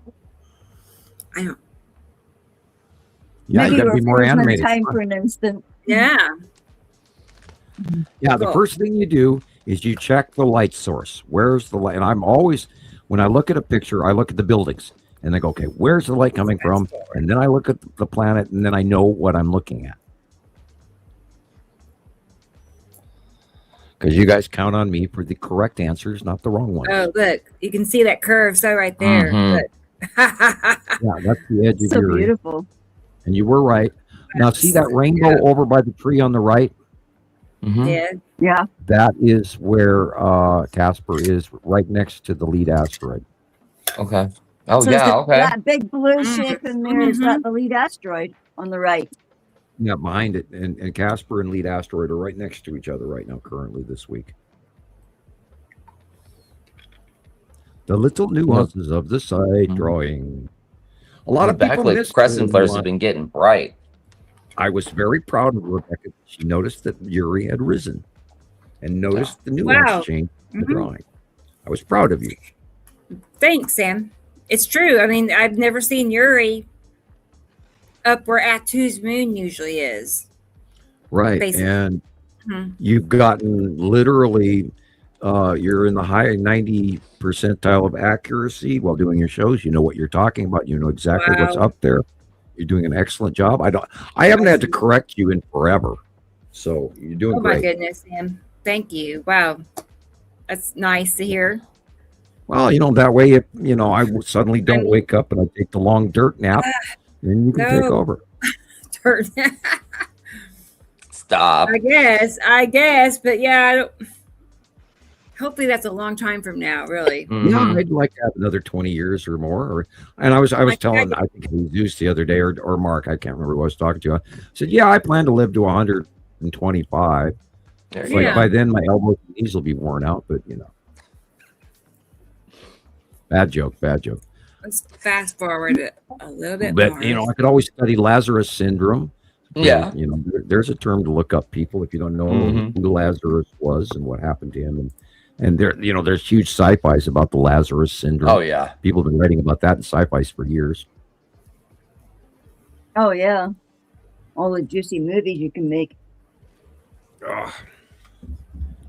Yeah, I'll just, you know, I'll call my alien buddies and tell them bring down a med bed or take me up to a med bed and, you know, give me a recycle job. There we go. I need to live another 100 years, please. Hey, Kara, I'd like that. I would very much like that. And if you think I'm an authoritarian when I'm sitting at the table at the restaurant with my friends, now, could you imagine me 100 years from now? Oh, man. I would be unbearable. Oh, yeah. Total know-it-all. Yeah, I had friends, you know, in the 80s and 90s, and I sort of hinted at the binary solar system. And oh my God, would they fight me on that? My little brother, I hinted at it one Thanksgiving to my little brother because he was talking about space, and I said, "Well, in my knowledge of the solar system, we have 2 stars." And he, "Well, what do you know?" And he laughed at me, and I went, "Okay, you don't want to know, and therefore I'm not going to tell you." Right. Because I could not break the non-disclosure agreement. I definitely could not do it because I knew what the threats were. They were so huge that I didn't dare. I totally didn't dare. Come to find out that the people that they used against me because pulled my heartstrings, turned out those guys weren't worth it.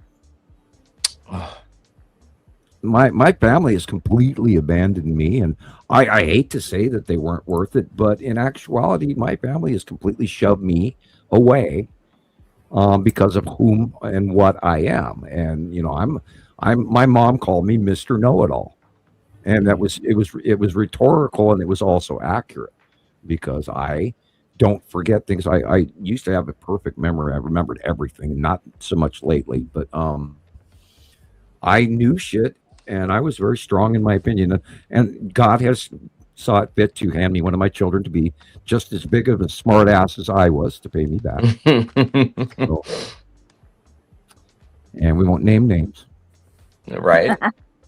All right, just in case they're behind the corner listening to me again. The other day, I was talking about one of my daughters. Again, I won't center which one. I was saying something that was a little personal, and she's standing around the corner, and she comes into the doorway and goes, "Thanks, Dad." And I was caught, sharing, because they don't want me to share any information about them at all. That's why you guys have not seen a picture of them, because they absolutely refuse to let me take a photograph of them now, because they don't want Come on, girls. Well, I can't blame them. Especially my of younger course you daughter. can't. She is a very seriously private person.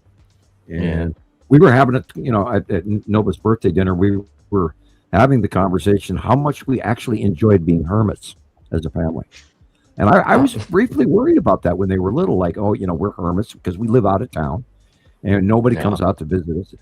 Driving to Lolo from Missoula, it's only 8 to 10 miles, but you'd think it was the moon. People will not come out. And maybe that's a good thing. I stay 2 miles away and they still don't come. Yeah. Yeah, Not that you want them to. You're right. At the time. That is the Tan asteroid and the edge of Uri. Wow. Big. And the question is, how strong is Matim in that right there in that shot? Is Matim farther forward than I realize, and is that Matim? Because it is large enough to be Matim. That right here. Yeah. That right there. Yeah, that's large enough to be Matim right there. I could see that during the show.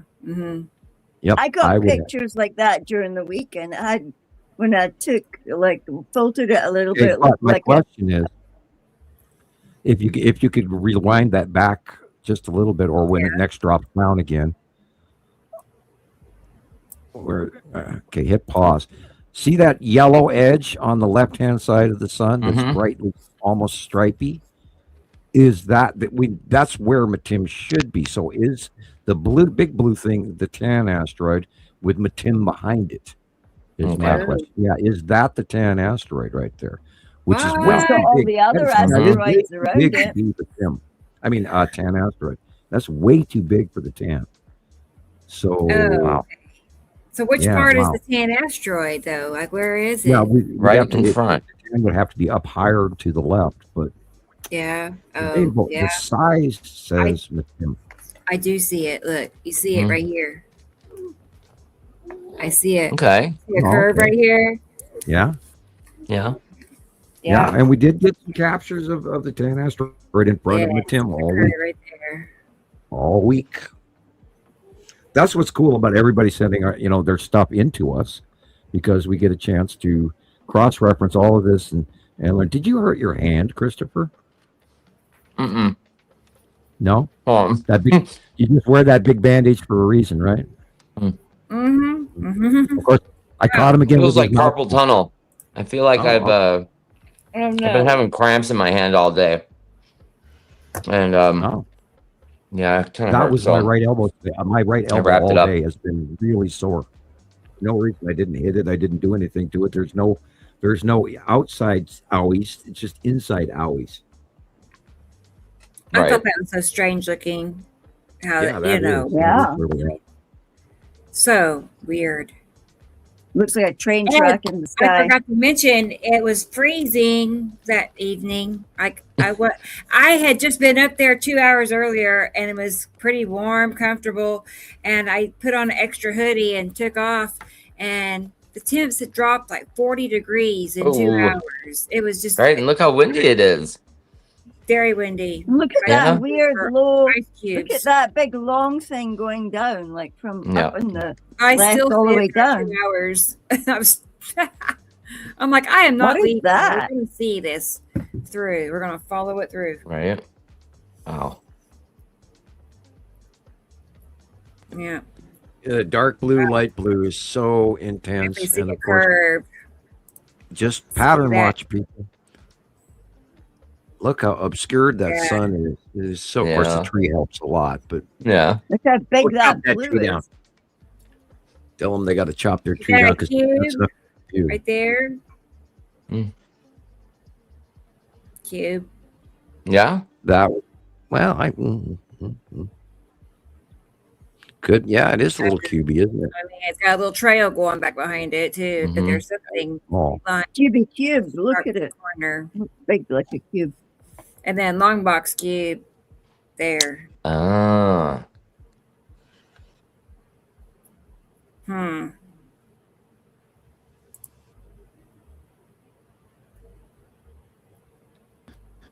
I am going to step away for a minute. I will be right back. Okay, Sam. All righty. Cool. All right. Tara's going to be on here shortly. Great. I saw. So we'll get to catch up with her. Always just before I fall asleep. Oh, man, Daryl. I know I got your reels loaded. So it's like. But your TikTok was just so good. I mean, look at that. Right. But there's like Napicity. Yeah. I'll go ahead and play I'm going to pause this. I'm fascinated by that line that's going all the way down in yours. That one? Oh, you can't see this one? Yeah. Right. Yeah. Yeah. I don't know for sure. It could be a sea trail, though, is what I was going to say, because there was one that was working its way across at that direction and stuff. I kind of remember. Anyway, there wasn't that many. Considering what you're seeing, like 10, 11 is you might as well say 0, basically. It doesn't matter. It's not going to phase this. So that's when you know this is something other than that. Yeah.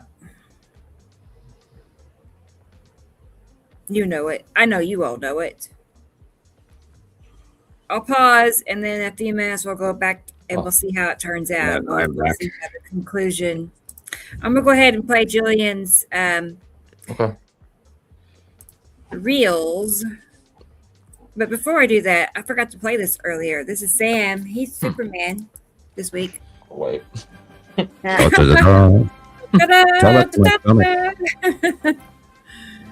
Oh gosh. Yeah, I like that armor. I like the SH belt buckle very much. I liked it too. I stepped away from the microphone because I started sweating and thinking I might have to throw up. Oh no! Yeah, I'm sorry you didn't my feel ears well are with the ringing. nausea. I'm dizzy, and I got hot, and so I when I said I'm stepping away, I was like running to the bathroom, but I didn't, and I'm still really queasy, weirdly. Oh, Sam! I remember there's this puking thing going around. Oh, that's the worst, man. Well, I sneaks up on you like that from nowhere. Well, we went out to dinner for Nova's birthday, and I've had a sore throat ever since. Out that. No, don't get me. And usually, I do the Listerine before I leave the house and when I come home. And the other day, I did not do it when I came home. Oh. And I force the kids to always wash their hands the moment they get home. Wash your hands, wash your hands. They hate me for it, but I force them to do it. Yeah. They rarely ever get sick. It's me the one, of course, I'm the one that goes to the store all the time. Oh, man. Yeah, look, there's the little ball. Yeah, it does look like the moon.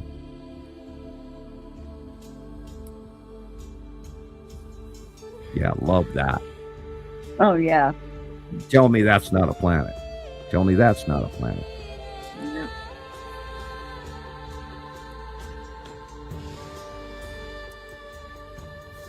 The sun is nuts.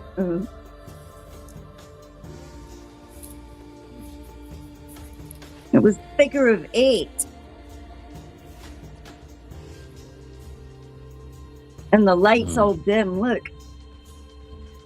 Yeah, I'm amazed that people haven't real. Maybe there's a lot of people that notice that there's something wrong with the light, but then they immediately go, "Oh, it's just a storm." It's so different, though. The light, the dimness, it's so much dimmer this year. Look at that in 2018. Well, there's, you've got Matim, you've got Uri on the left, you got Saru over the top, and you've got a Saturn yellow moon on the right of the sun. And it's just the sun is just poking out in between all of that. And then you got the lead asteroid, and you got, Matim, Mary Moon, and the asteroids. And they're all just right there in our out view. Yeah, look at that. I was talking to myself saying it was unbelievable, the dimness. Yeah, look, see, that's the hourglass. The top illumination is the bottom of planet Saru. The bottom illumination is the sun that's going into setting mode.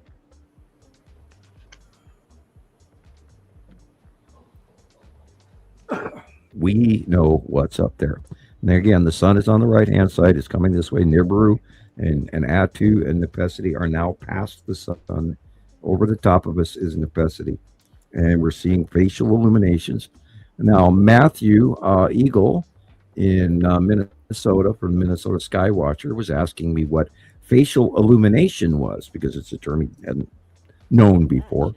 And that is facially, when the planets are beyond Earth, we are now seeing their faces illuminated. That's what facial illumination is.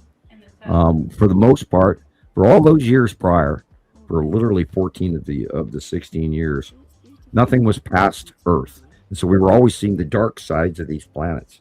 And I think that's the greatest reason why most of Earth has not seen the second solar system.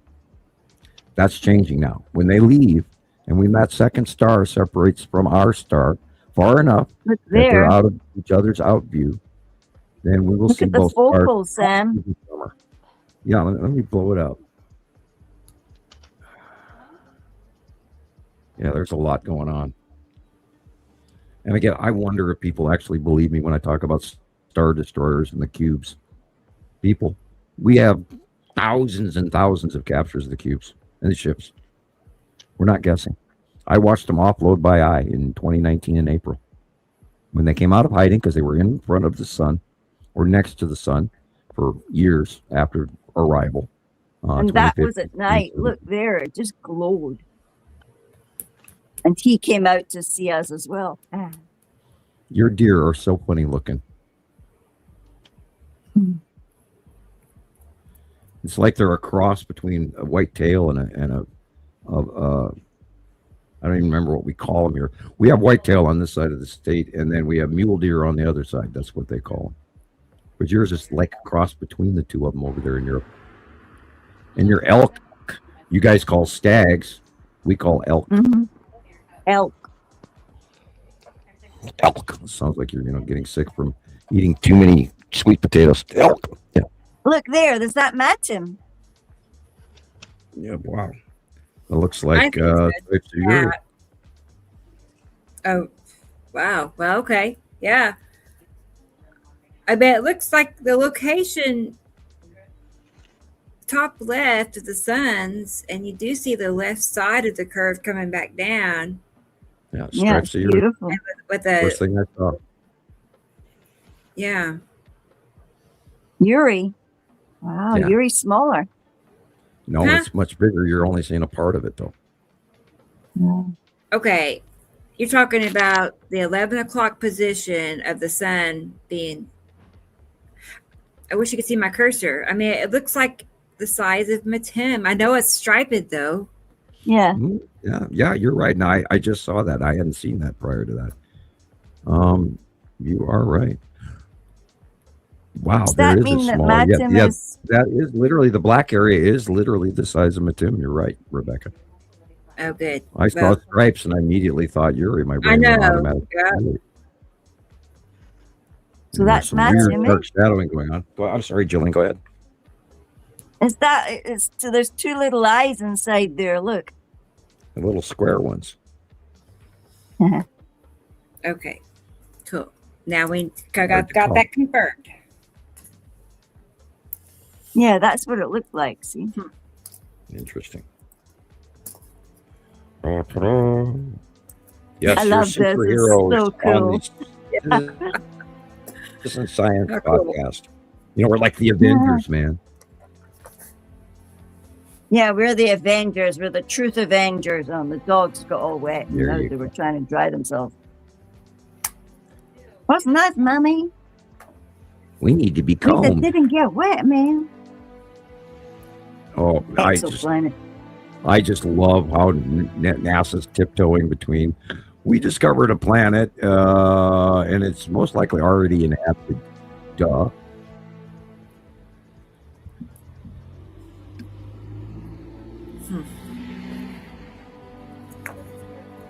Oh, the geese, look. That used to be normal Montana. I have not seen that many geese in many years now. Everything's changed. They're not even flying their normal flight paths. Of course, it's probably us that moved, not the flight path.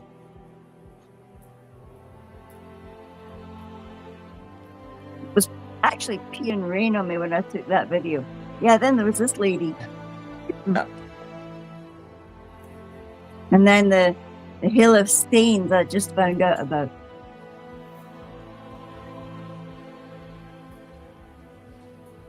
Look at those things. That looks like a medieval or a that's what I was Neolithic graveyard. They said it was from the Bronze Age, Sam. I just found it today. Right. Standing It's stone. in a fan pattern, they say. In the Neolithic age and the Bronze Age, they were still doing Christ burials. And of course, it depends on what part of the country you're talking about. That was Caithness up here in the Highlands. Belfast.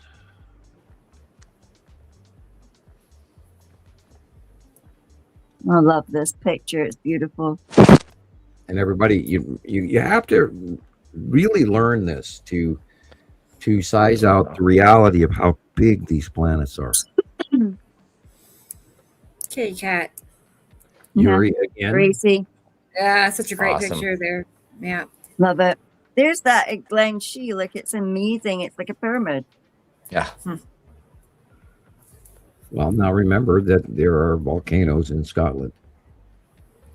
Yeah, try not to remember that. Glacially rolled stone. A lot of round rocks were also used in mining operations to break up ore so that they could boil the minerals and the silver and the gold out of them, or copper, depending on what you're mining. Somebody just found gold here again. Nice. Oh yeah, there's gold everywhere. A lot of it was not worthwhile to get out of the ground, but now that the price of gold is so high, that it's absolutely worth it. I know where a gold mine is in Missoula that I'm sure has moved past local memory, because I mined it as a child. I was my dad was in a gold mine, and they brought me down in the tunnel, and they didn't let me go very deep in, but it was spooky. Yeah, I was scared of mines. I didn't want to be. My dad went in them too. Yeah, Rebecca, this is so prominent right now. Well, no disinformation. There is so much disinformation, and I hope that this Leah lady that we keep talking about, I'm not going to mention her last name because I don't think it's her real name anyway. But she is so much producing this Zeta Talk crap. And if you guys listen to Zeta Talk, turn us off right now and go back and watch them, because you're not even the same world that we're in. So if you believe in Zeta Talk, who is this guy? What was this? Go away. That's Ion Tail.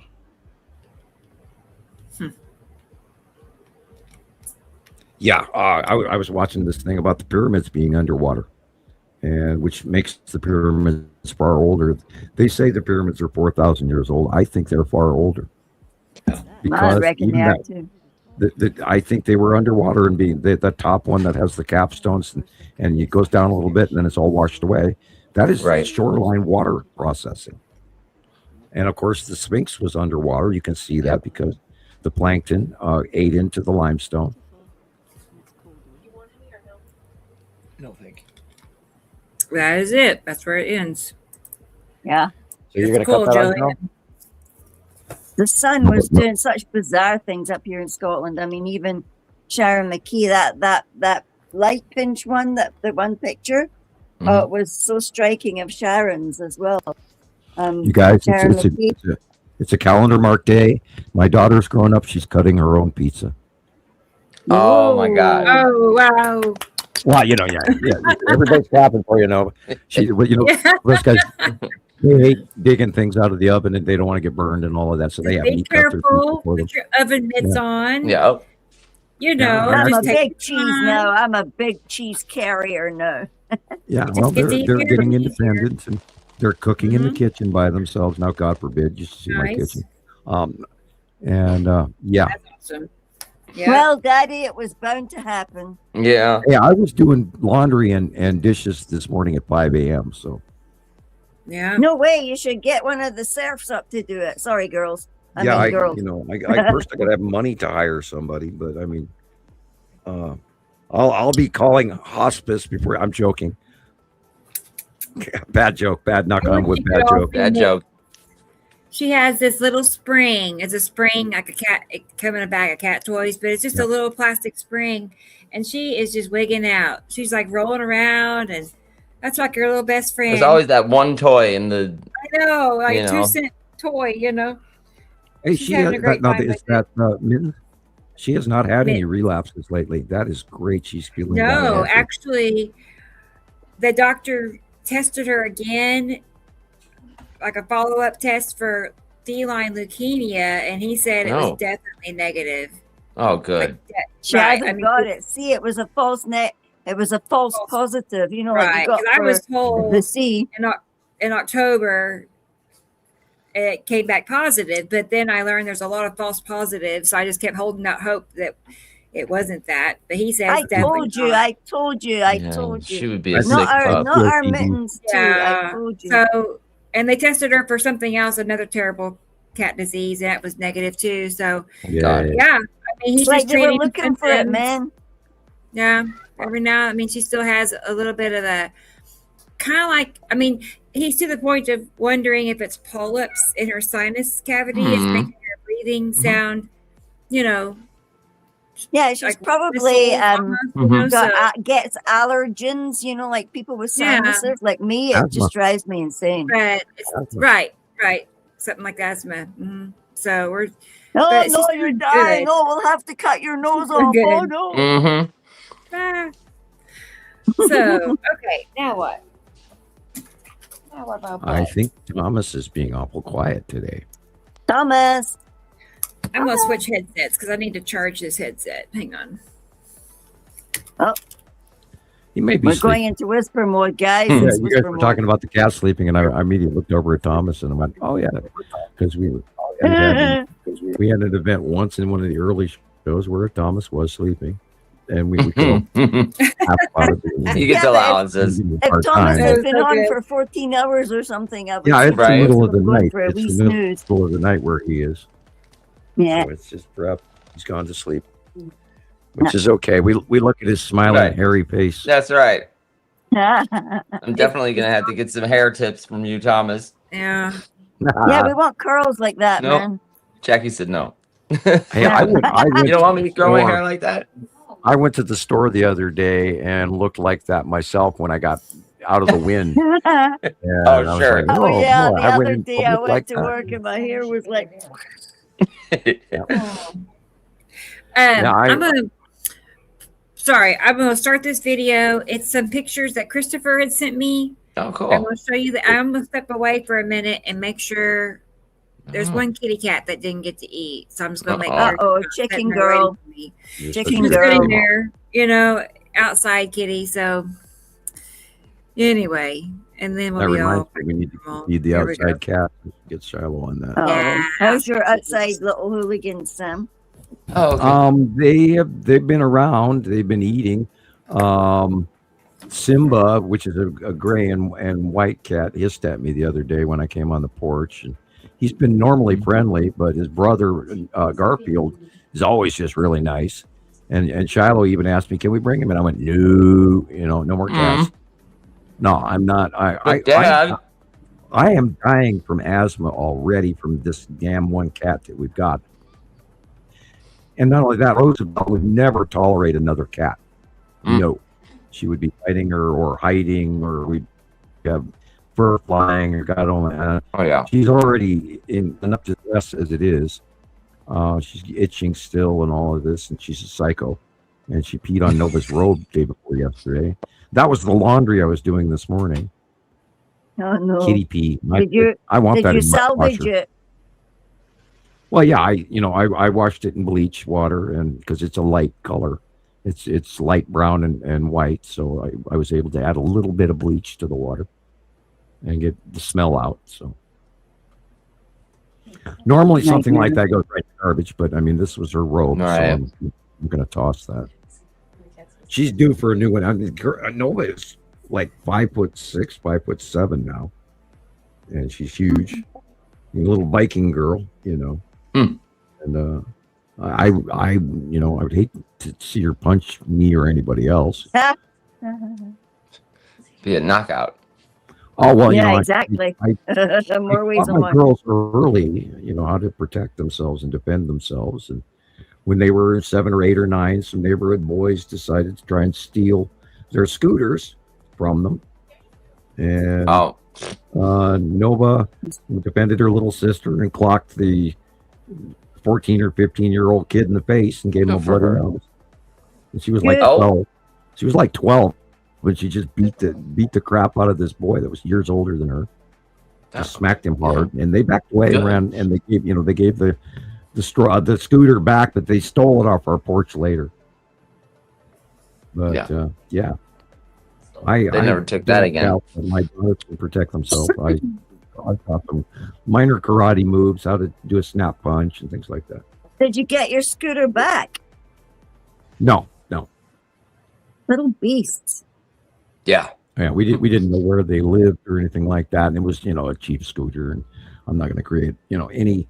I've learned in my neighborhood that if it goes on outside my front door, I don't pay attention to it anymore because I don't get involved in my neighborhood because I've had enough crazy neighbors. We have this immediately next door neighbor lady, and she was into firefighting, but she was as crazy as they come.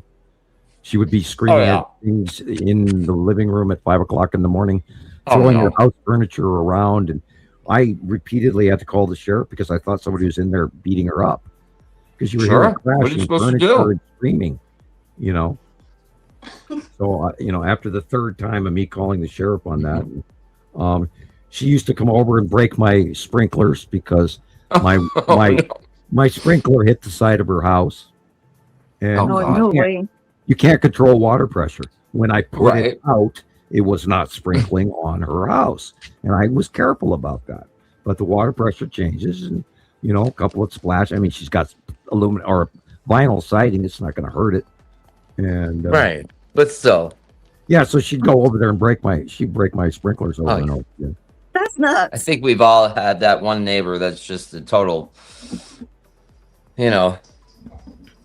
And when she moved out, she left her cat Ellie, and Ellie's still there. And the people that live there now are outside feeding her. You can't get near Ellie, otherwise she'd be a inside cat. But she still lives here. So we have 3 homeless cats that live in right immediate area. Kind of a sad thing, and it's good for them. We did not have a harsh winter this year, and we didn't. We could still go cold. I don't know. I doubt it. I think we're heading towards spring on this side of this, the West Coast. But we'll see. So we're heading for the warm time, though, are we? We don't know what the groundhog has going for us right now. They could have some sort of conspiracy going or something. Everything's a conspiracy, Sam. You know that. Yeah, the groundhog is in league with ET now. I'm telling you. The groundhog is green, man. Yep. I have a very sore throat. Oh man. No, Sam. Yeah, that's the worst. Back to the Ricolas, Yeah, I actually have a pretty sore throat. I immediately the next morning after it's been 2 days since Nova's birthday, but I'll take anything. A runny nose, a headache, but getting a sore throat has to be the worst when you're sick. Oh God. And I kind of need to talk right now, so do our show. But when you swallow that, oh God. I've had the screen blown up the whole time. I had no idea the clock until just now. We just passed the 5-hour mark. Oh, really? Wow. Salt water. Thank you, Carol Ann. Okay. Yeah, salt water will definitely help. Yeah, that does work, and that's don't swallow it. Drinking the Coca-Cola and that sort of thing and I'm just doing that more. But I have my let's see. This is berry medley Ricola. It's like berries. I like the generic honey and lemon Ricola the best. Yeah. One of them at the store. Out here in Truck Stop Town. Suburb of Missoula. On the corner of Highway 12 and 93. The dog just jumped on me. You think he wants to go out? I think he wants to go. Theo, you're stinky. You need a bath. Hi, Tara. Sorry, I'm totally okay. I'm coming on for a quick hello if you're feeling. I just I got hot and I got dizzy and spinny, and so I walked away from the mic for a minute. And I had that when I first started this afternoon. I got really hot and out of the blue, and I'm tired. But I got up. Yeah, I've been feeling like that too, Sam. Where I get hot suddenly and cold. It's like it's not fun. Well, no happy medium. The C virus is probably mutated, and we probably all had it 5 times.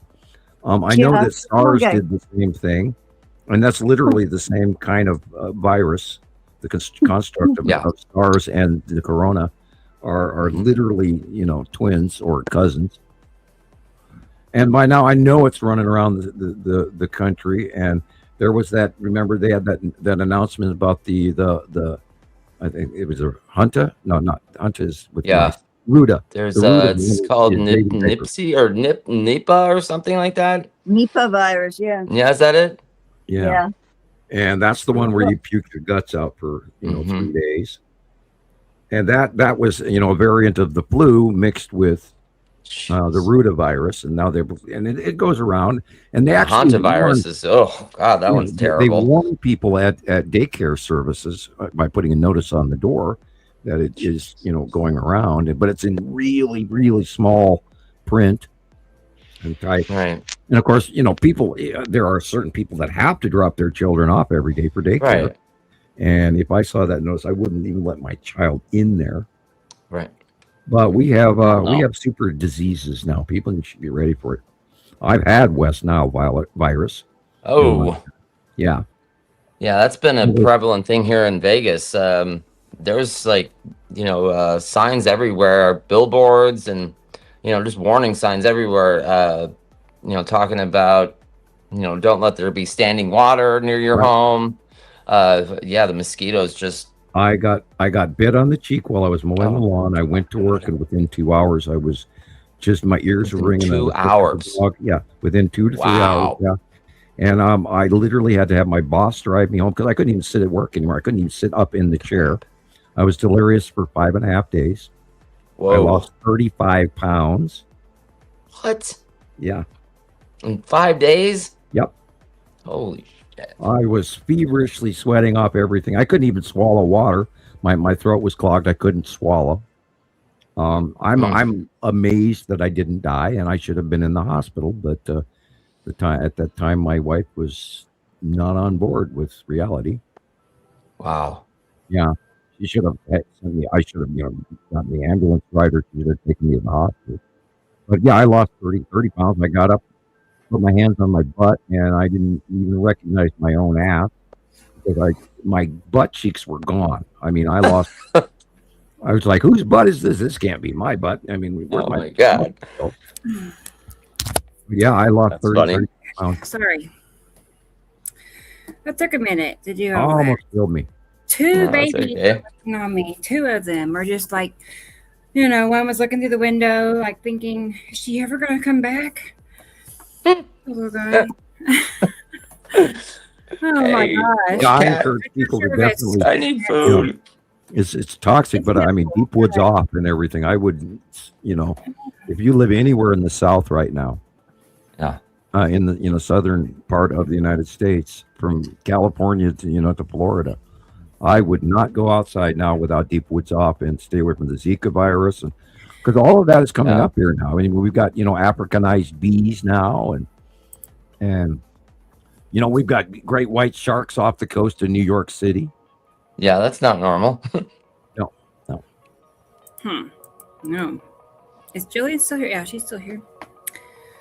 All right, cool. Tara said she's going to be ready soon. Yeah, well, I heard You say you were tired, Sam, and not feeling well. Yeah, I'm better. I mean, I momentarily got dizzy and overheated, and I ran to the bathroom just in case I was going to puke because I felt like I was gonna, and that's why I said I was stepping away. But if you don't have anything more, we can wind it up. I'm okay with that. If you'd rather do that. Oh, I'm fine with. I'm okay to do more if you want to go for another hour, or I can do that, no problem. Oh well. It's up to you if you want to keep going, or we can call it later. We are at 5 hours. I know. I mean, I'm tired too. Just Sarah says, not yet. LOL. Really busy week. I know I had a really busy week this week. I'm just like, God, I've been on the run like every day. I had, stuff. So, but anyway, I don't. It's your call. It's your call. You do what you want to do.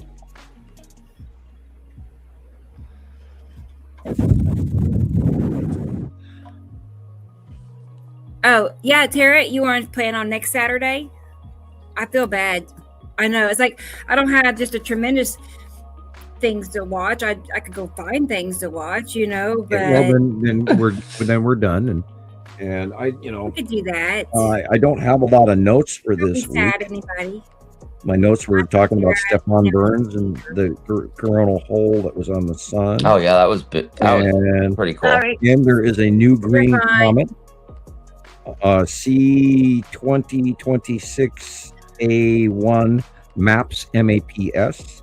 There's even another new comet. Yeah. What's that? There's a green comet, and then there's a new comet. I don't know what the designation number on that one. I haven't written it down yet, but going through my notes.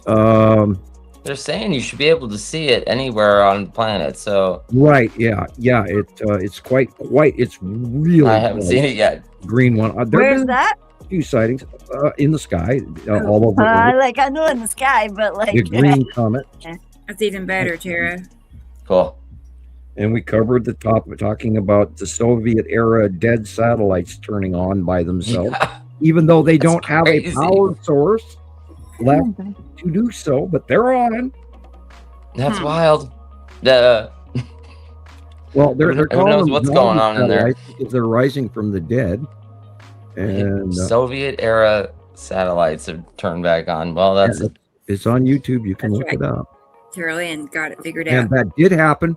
That did happen with Voyager 2 and Voyager 1. The old systems turned on. I mean, they're at the edge of space. I mean, it takes 2 hours just to get the signal out there.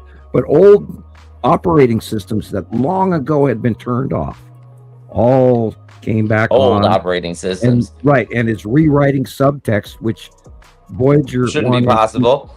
Can't do because they have, Commodore 64 level computing skill. 64 bits. It's computer. These are antiquated systems, like the old Capcom. How would they come back online again? I don't know, Gillian. I don't know. Oh well, not only that, let alone rewrite the software. Yeah, and Voyager 2 is reporting that there's a very large, massive, invisible object next to them out there in space. Okay. There's something out there, but they don't. They know it's there, but they don't know what it is.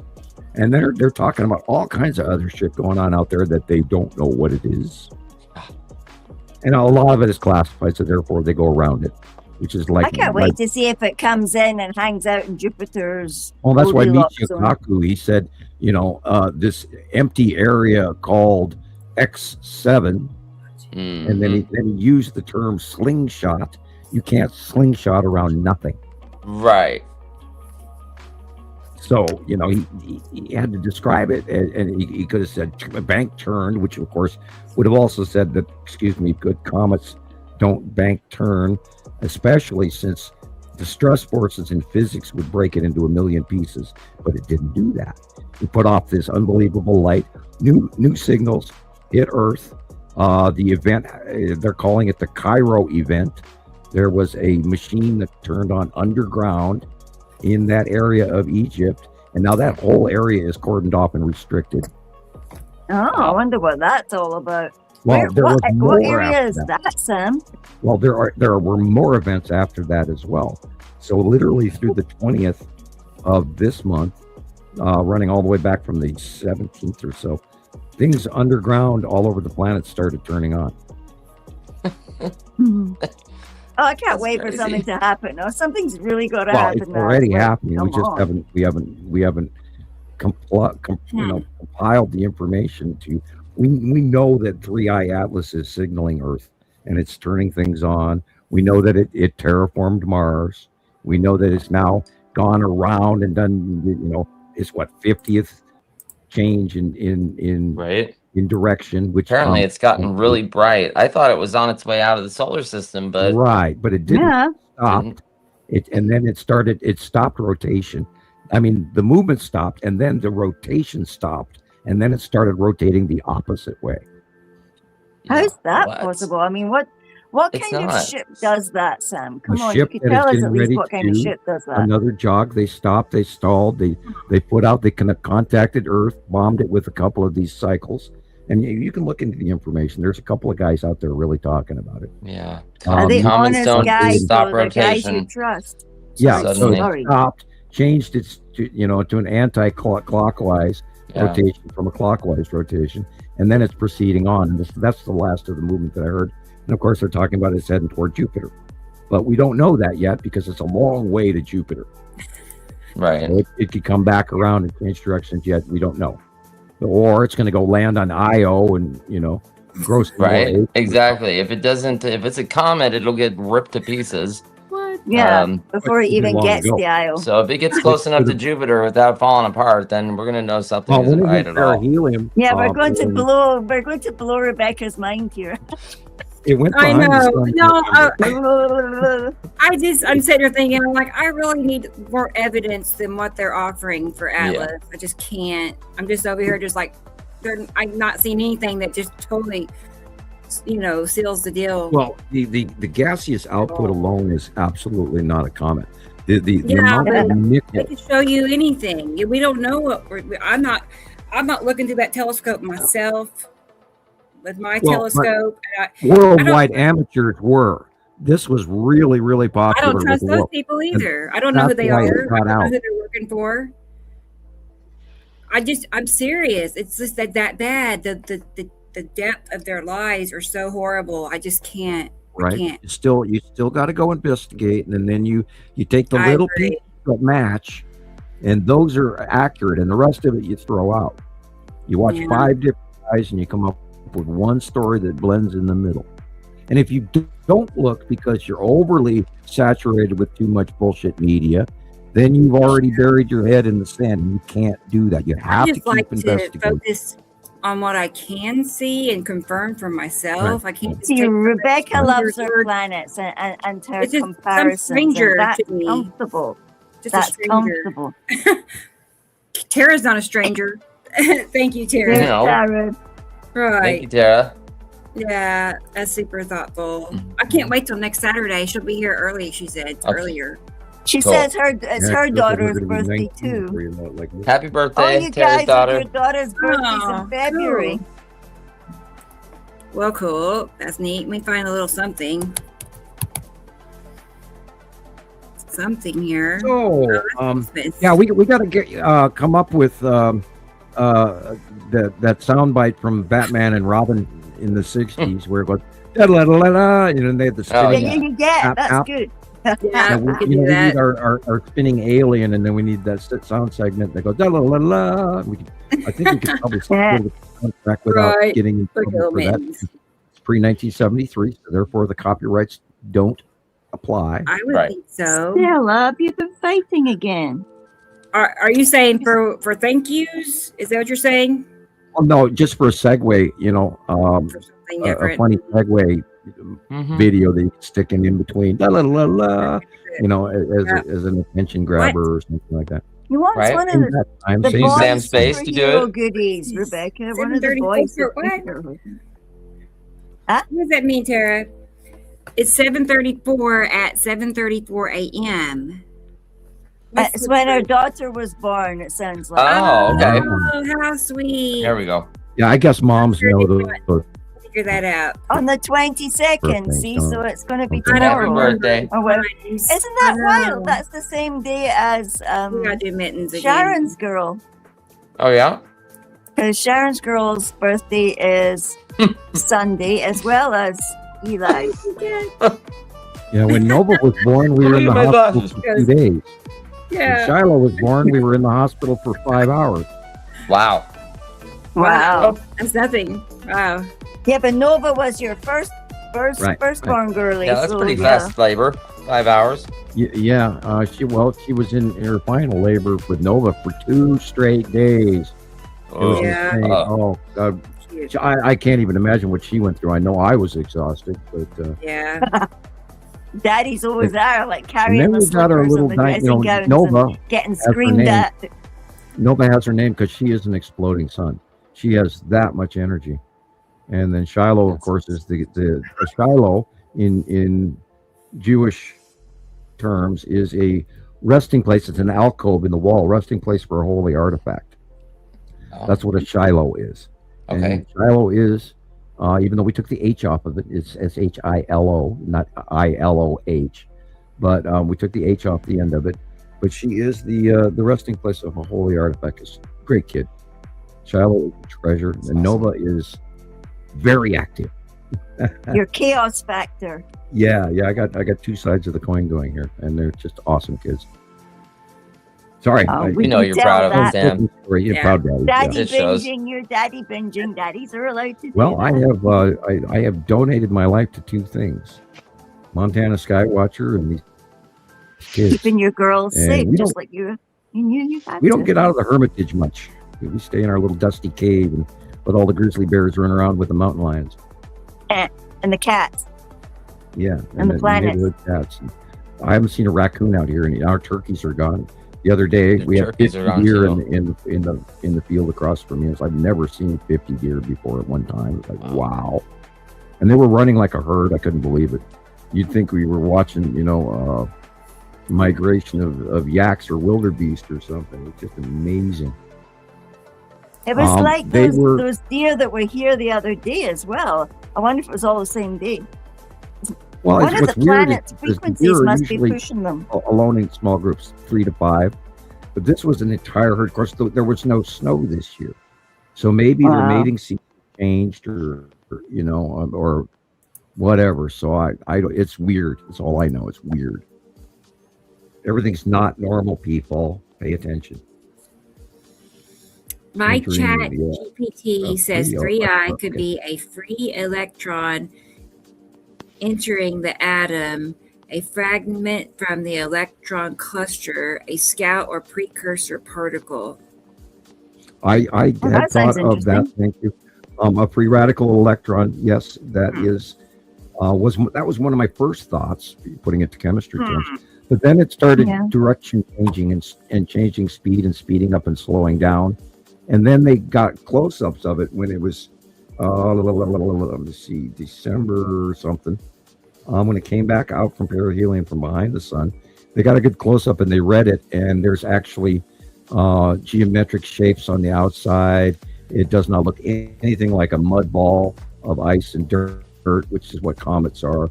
And then they also noticed that temperature change inside the interior was different from the exterior, which, by the way, they also talked about how it warmed up here recently. And in deep space, that can't happen unless it's a machine. This is a 3i Atlas is a machine, and most likely with either it's a supercomputer or there are actual occupants. Wow. Yeah, without a doubt. Yeah, that's everything cool. I've seen is absolutely a machine or a ship with people inside. By people, I mean space beings. But if it was one Because of it these came from outside of- panspermiac like ships, wouldn't they be in deep spaces or something? Well, depending, some species live for thousands of years. Sure. So, they don't need to do the space sleep unless they wanted to, cryo sleep. How long it would take us to get to Jupiter would be how long it would take to even get to Mars. And then Mars there's is like almost a year or so, isn't it? Yeah. Yeah. I don't. Isn't it? I thought it was maybe 2 years or something. Like Yeah, more maybe than it's a year. 2 years. Mm. Get back from Earth, to get back from Mars to Earth would take more fuel than they can carry. So if you go to Mars, you ain't coming back. Right. Unless we get new ships, which they're working on. They're working on a star drive, just like in Star Trek right now. Right. There's quite a few people that are doing different engines. A lot of business in the engine department on space engines. But it'd be easier if they just got one of it them depends on how Stargates aligned out the of planet is. Atlantis, you know. I think we're going to get extraterrestrial tech this time around. I really do. I believe we're being upgraded for a good reason. Let's just hope that they don't keep it to themselves in their deep, DUMBs. And bastards. Sorry. I've been down that long elevator, and wow. And back then it might have been a good idea, but I think that they should man up and protect everybody. But who knows what's coming? We don't even know what's coming. But it's coming. It's here. We are completely in climate change, period, without a doubt. It's not on the way, it's here. And we're going to see that this summer. When you're talking about, I don't know what's coming, are you meaning weather-wise or alien-wise? Both. I don't know how drastic it's going to get. I don't know if they're going to be visibly awakening Earth. Because no matter what, there's going to be some people that won't believe it. Even if they do, land in the middle of Fenway Park or something like that, and like the day the Earth stood still. But even then, there's going to be people that want to shoot them or won't believe that they're real, which Mayflower syndrome. And we lost Christopher. Whoops. It depends on who the source of the information that's sharing it is, really. Well, I hope our world leaders are prepared to actually interact with them in a sane manner rather than in a hostile, aggressive manner. It's not a good Let's thing. hope they've grown up a bit more. Yeah. Well, if the current administration in the United States were to have contact with them, I don't think we would fare very well. I think they'd laugh at him for one thing. But you can laugh at him and leave us alone. I didn't know Anissa was here. Anissa. Hey. Cool. Howdy. Yes, Anissa. Yes, the Stargate. So we ticked off another half hour, and I'm gonna vote for that we be done, and wrap it up, Sam. hope everybody comes back again next week, and of course keep reporting everything you're seeing. Take pictures, go outside, watch, look for yourself, learn for yourself. Excuse me, dry throat. The big thing is once you it's for yourself, you learn. Yes. Got a sneeze going here too. So anyway. I think you better that's the get big yourself finale. sorted, Sam. But you do. Well, thank you, Sam. Yeah, thank you everybody for being here today, and thank you for listening. It's been great. I appreciate you guys so much. It's not me doing this; it's all of us that are doing this. Right. That's the fun part. For real. Yeah, absolutely, it's fun. I love it. I love what it's grown And into. it is a little bit addictive. I mean, my God, I've been doing it for 16 years, and I it felt like Then when you realize it's real, it's My awesome. new mission. Carol Ann said I had a sky disease. What I've is got that, a new Gillian? mission. Yeah. Oh, okay. What is it? It's Well, blurry. you can't really see it. It's like it's A poster? no, it's for the window. Okay. oh, the see-through, the light. You can For see through it, but it'll diagnosing. block the light. I thought it was a roll of Christmas Yeah. wrap or something like that. Yeah, I know. The last time I Christmas wrapped, Sam knew exactly what was in I it. All right. Okay. You did. Yeah. Yes, DJ, rebel. I made it the whole show. Can you She's believe a it? rebel. You did it. Hurrah! Yay. I don't work tomorrow, so there's always method in my madness. Yeah. Right. Yeah. Okay. Yeah. Okay, you guys. Go All again right, next Sam. week. let's go ahead. Hopefully Thomas will wake up in an hour and see that we're off.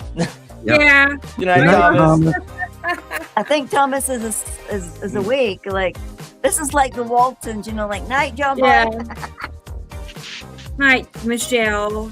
All Good. right. I'm glad you're still Good night, everybody. Good night. Good night. We'll see you guys in the groups, and we'll talk to y'all next weekend. Yes, be good out there. Go look for the planets and let us know what you see. DJ. Send in your Indeed, suggestions. DJ. Like, subscribe, and be sure to hit the notification button. That way, Rebecca can get her little do all tap on that the wall. stuff for us. And Where did Chris Mom, disappeared again? Popped off. all right. And Anissa. Okay, Sam. Well, I'll probably be talking to you sometime during the week. Okay. If I go live and all that stuff, you know. And yes, Take care of Julian, I yourself, slept. Sam. Go and Now get I'm something awake. like Yeah, we were yelling at you. Wake up, and so we're signing off that's now. funny. Bye. Bye, Sam. Good night. Bye-bye. Okay, bye-bye. Night, night, Thomas. Night, Sam. Oh, that's so funny. There they all go. Jeez, that was fast. Wow. They all vanished. I know. Yes. Chris popped out of here. It's frustrating that I wish you all could see. I took pictures to send to StreamYard. The area that I get to see of your comments is not even the width of two comments, like two people's. It's terrible. I'm like, how can I really man a show? Shame, it's you not know? like that at all. Yeah, I said I need to see a whole stream of comments, not just barely, not even two. And then there's words. I took pictures. I'm gonna send it. I really am gonna try to get them to make some corrections. I don't know. I'm like, it's just not. When you pay for a good. service, you want to be able to be comfortable doing and this it. one is way more expensive than another one, but it's easy. It's user friendly. The other one's pretty complicated. But hey, maybe I could learn, and we could just switch. I don't know. It's a big deal.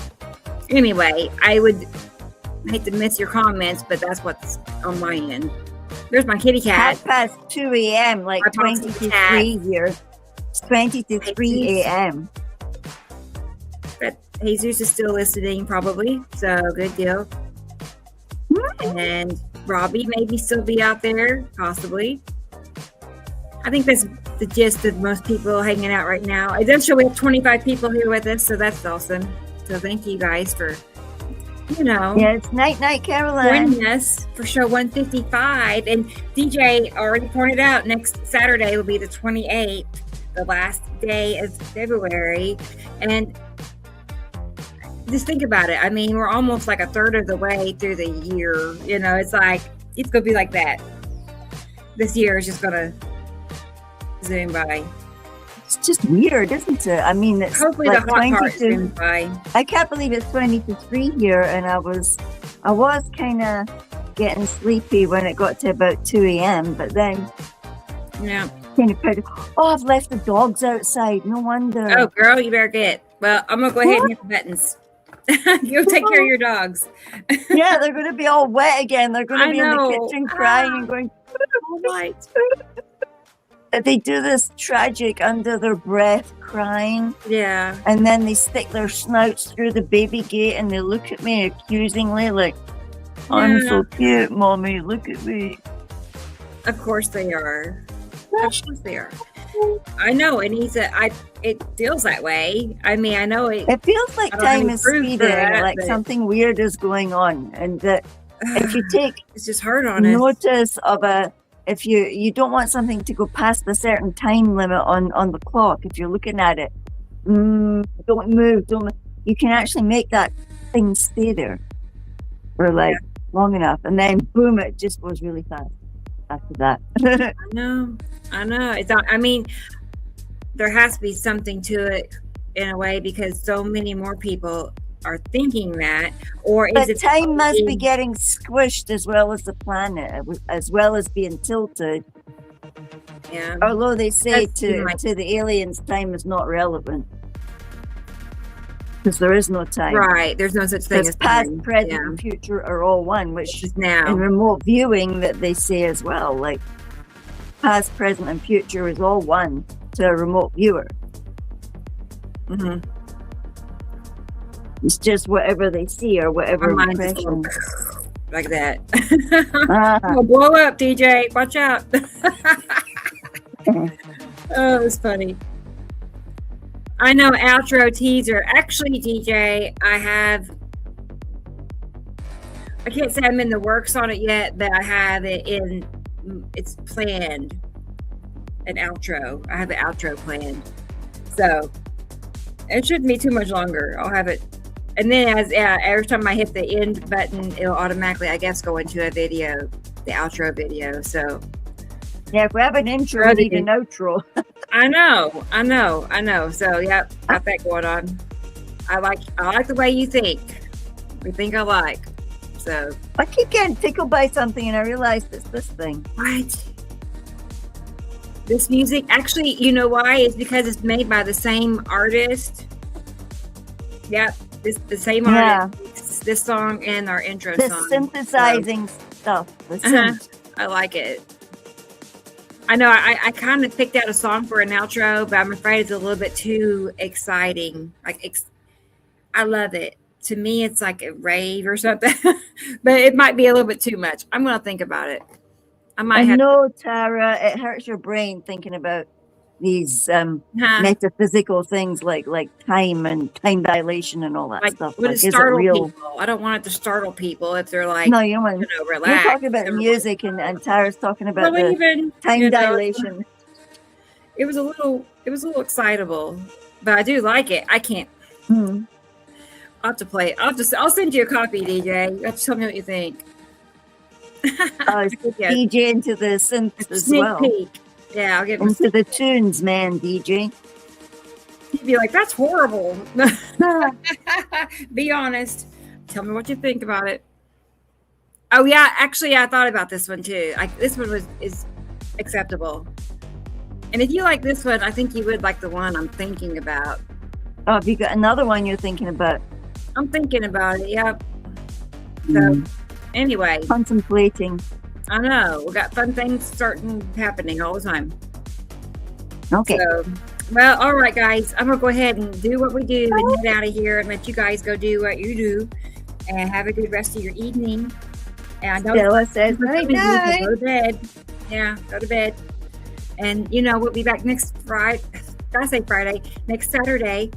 But during the week, there's a good chance you might see me again.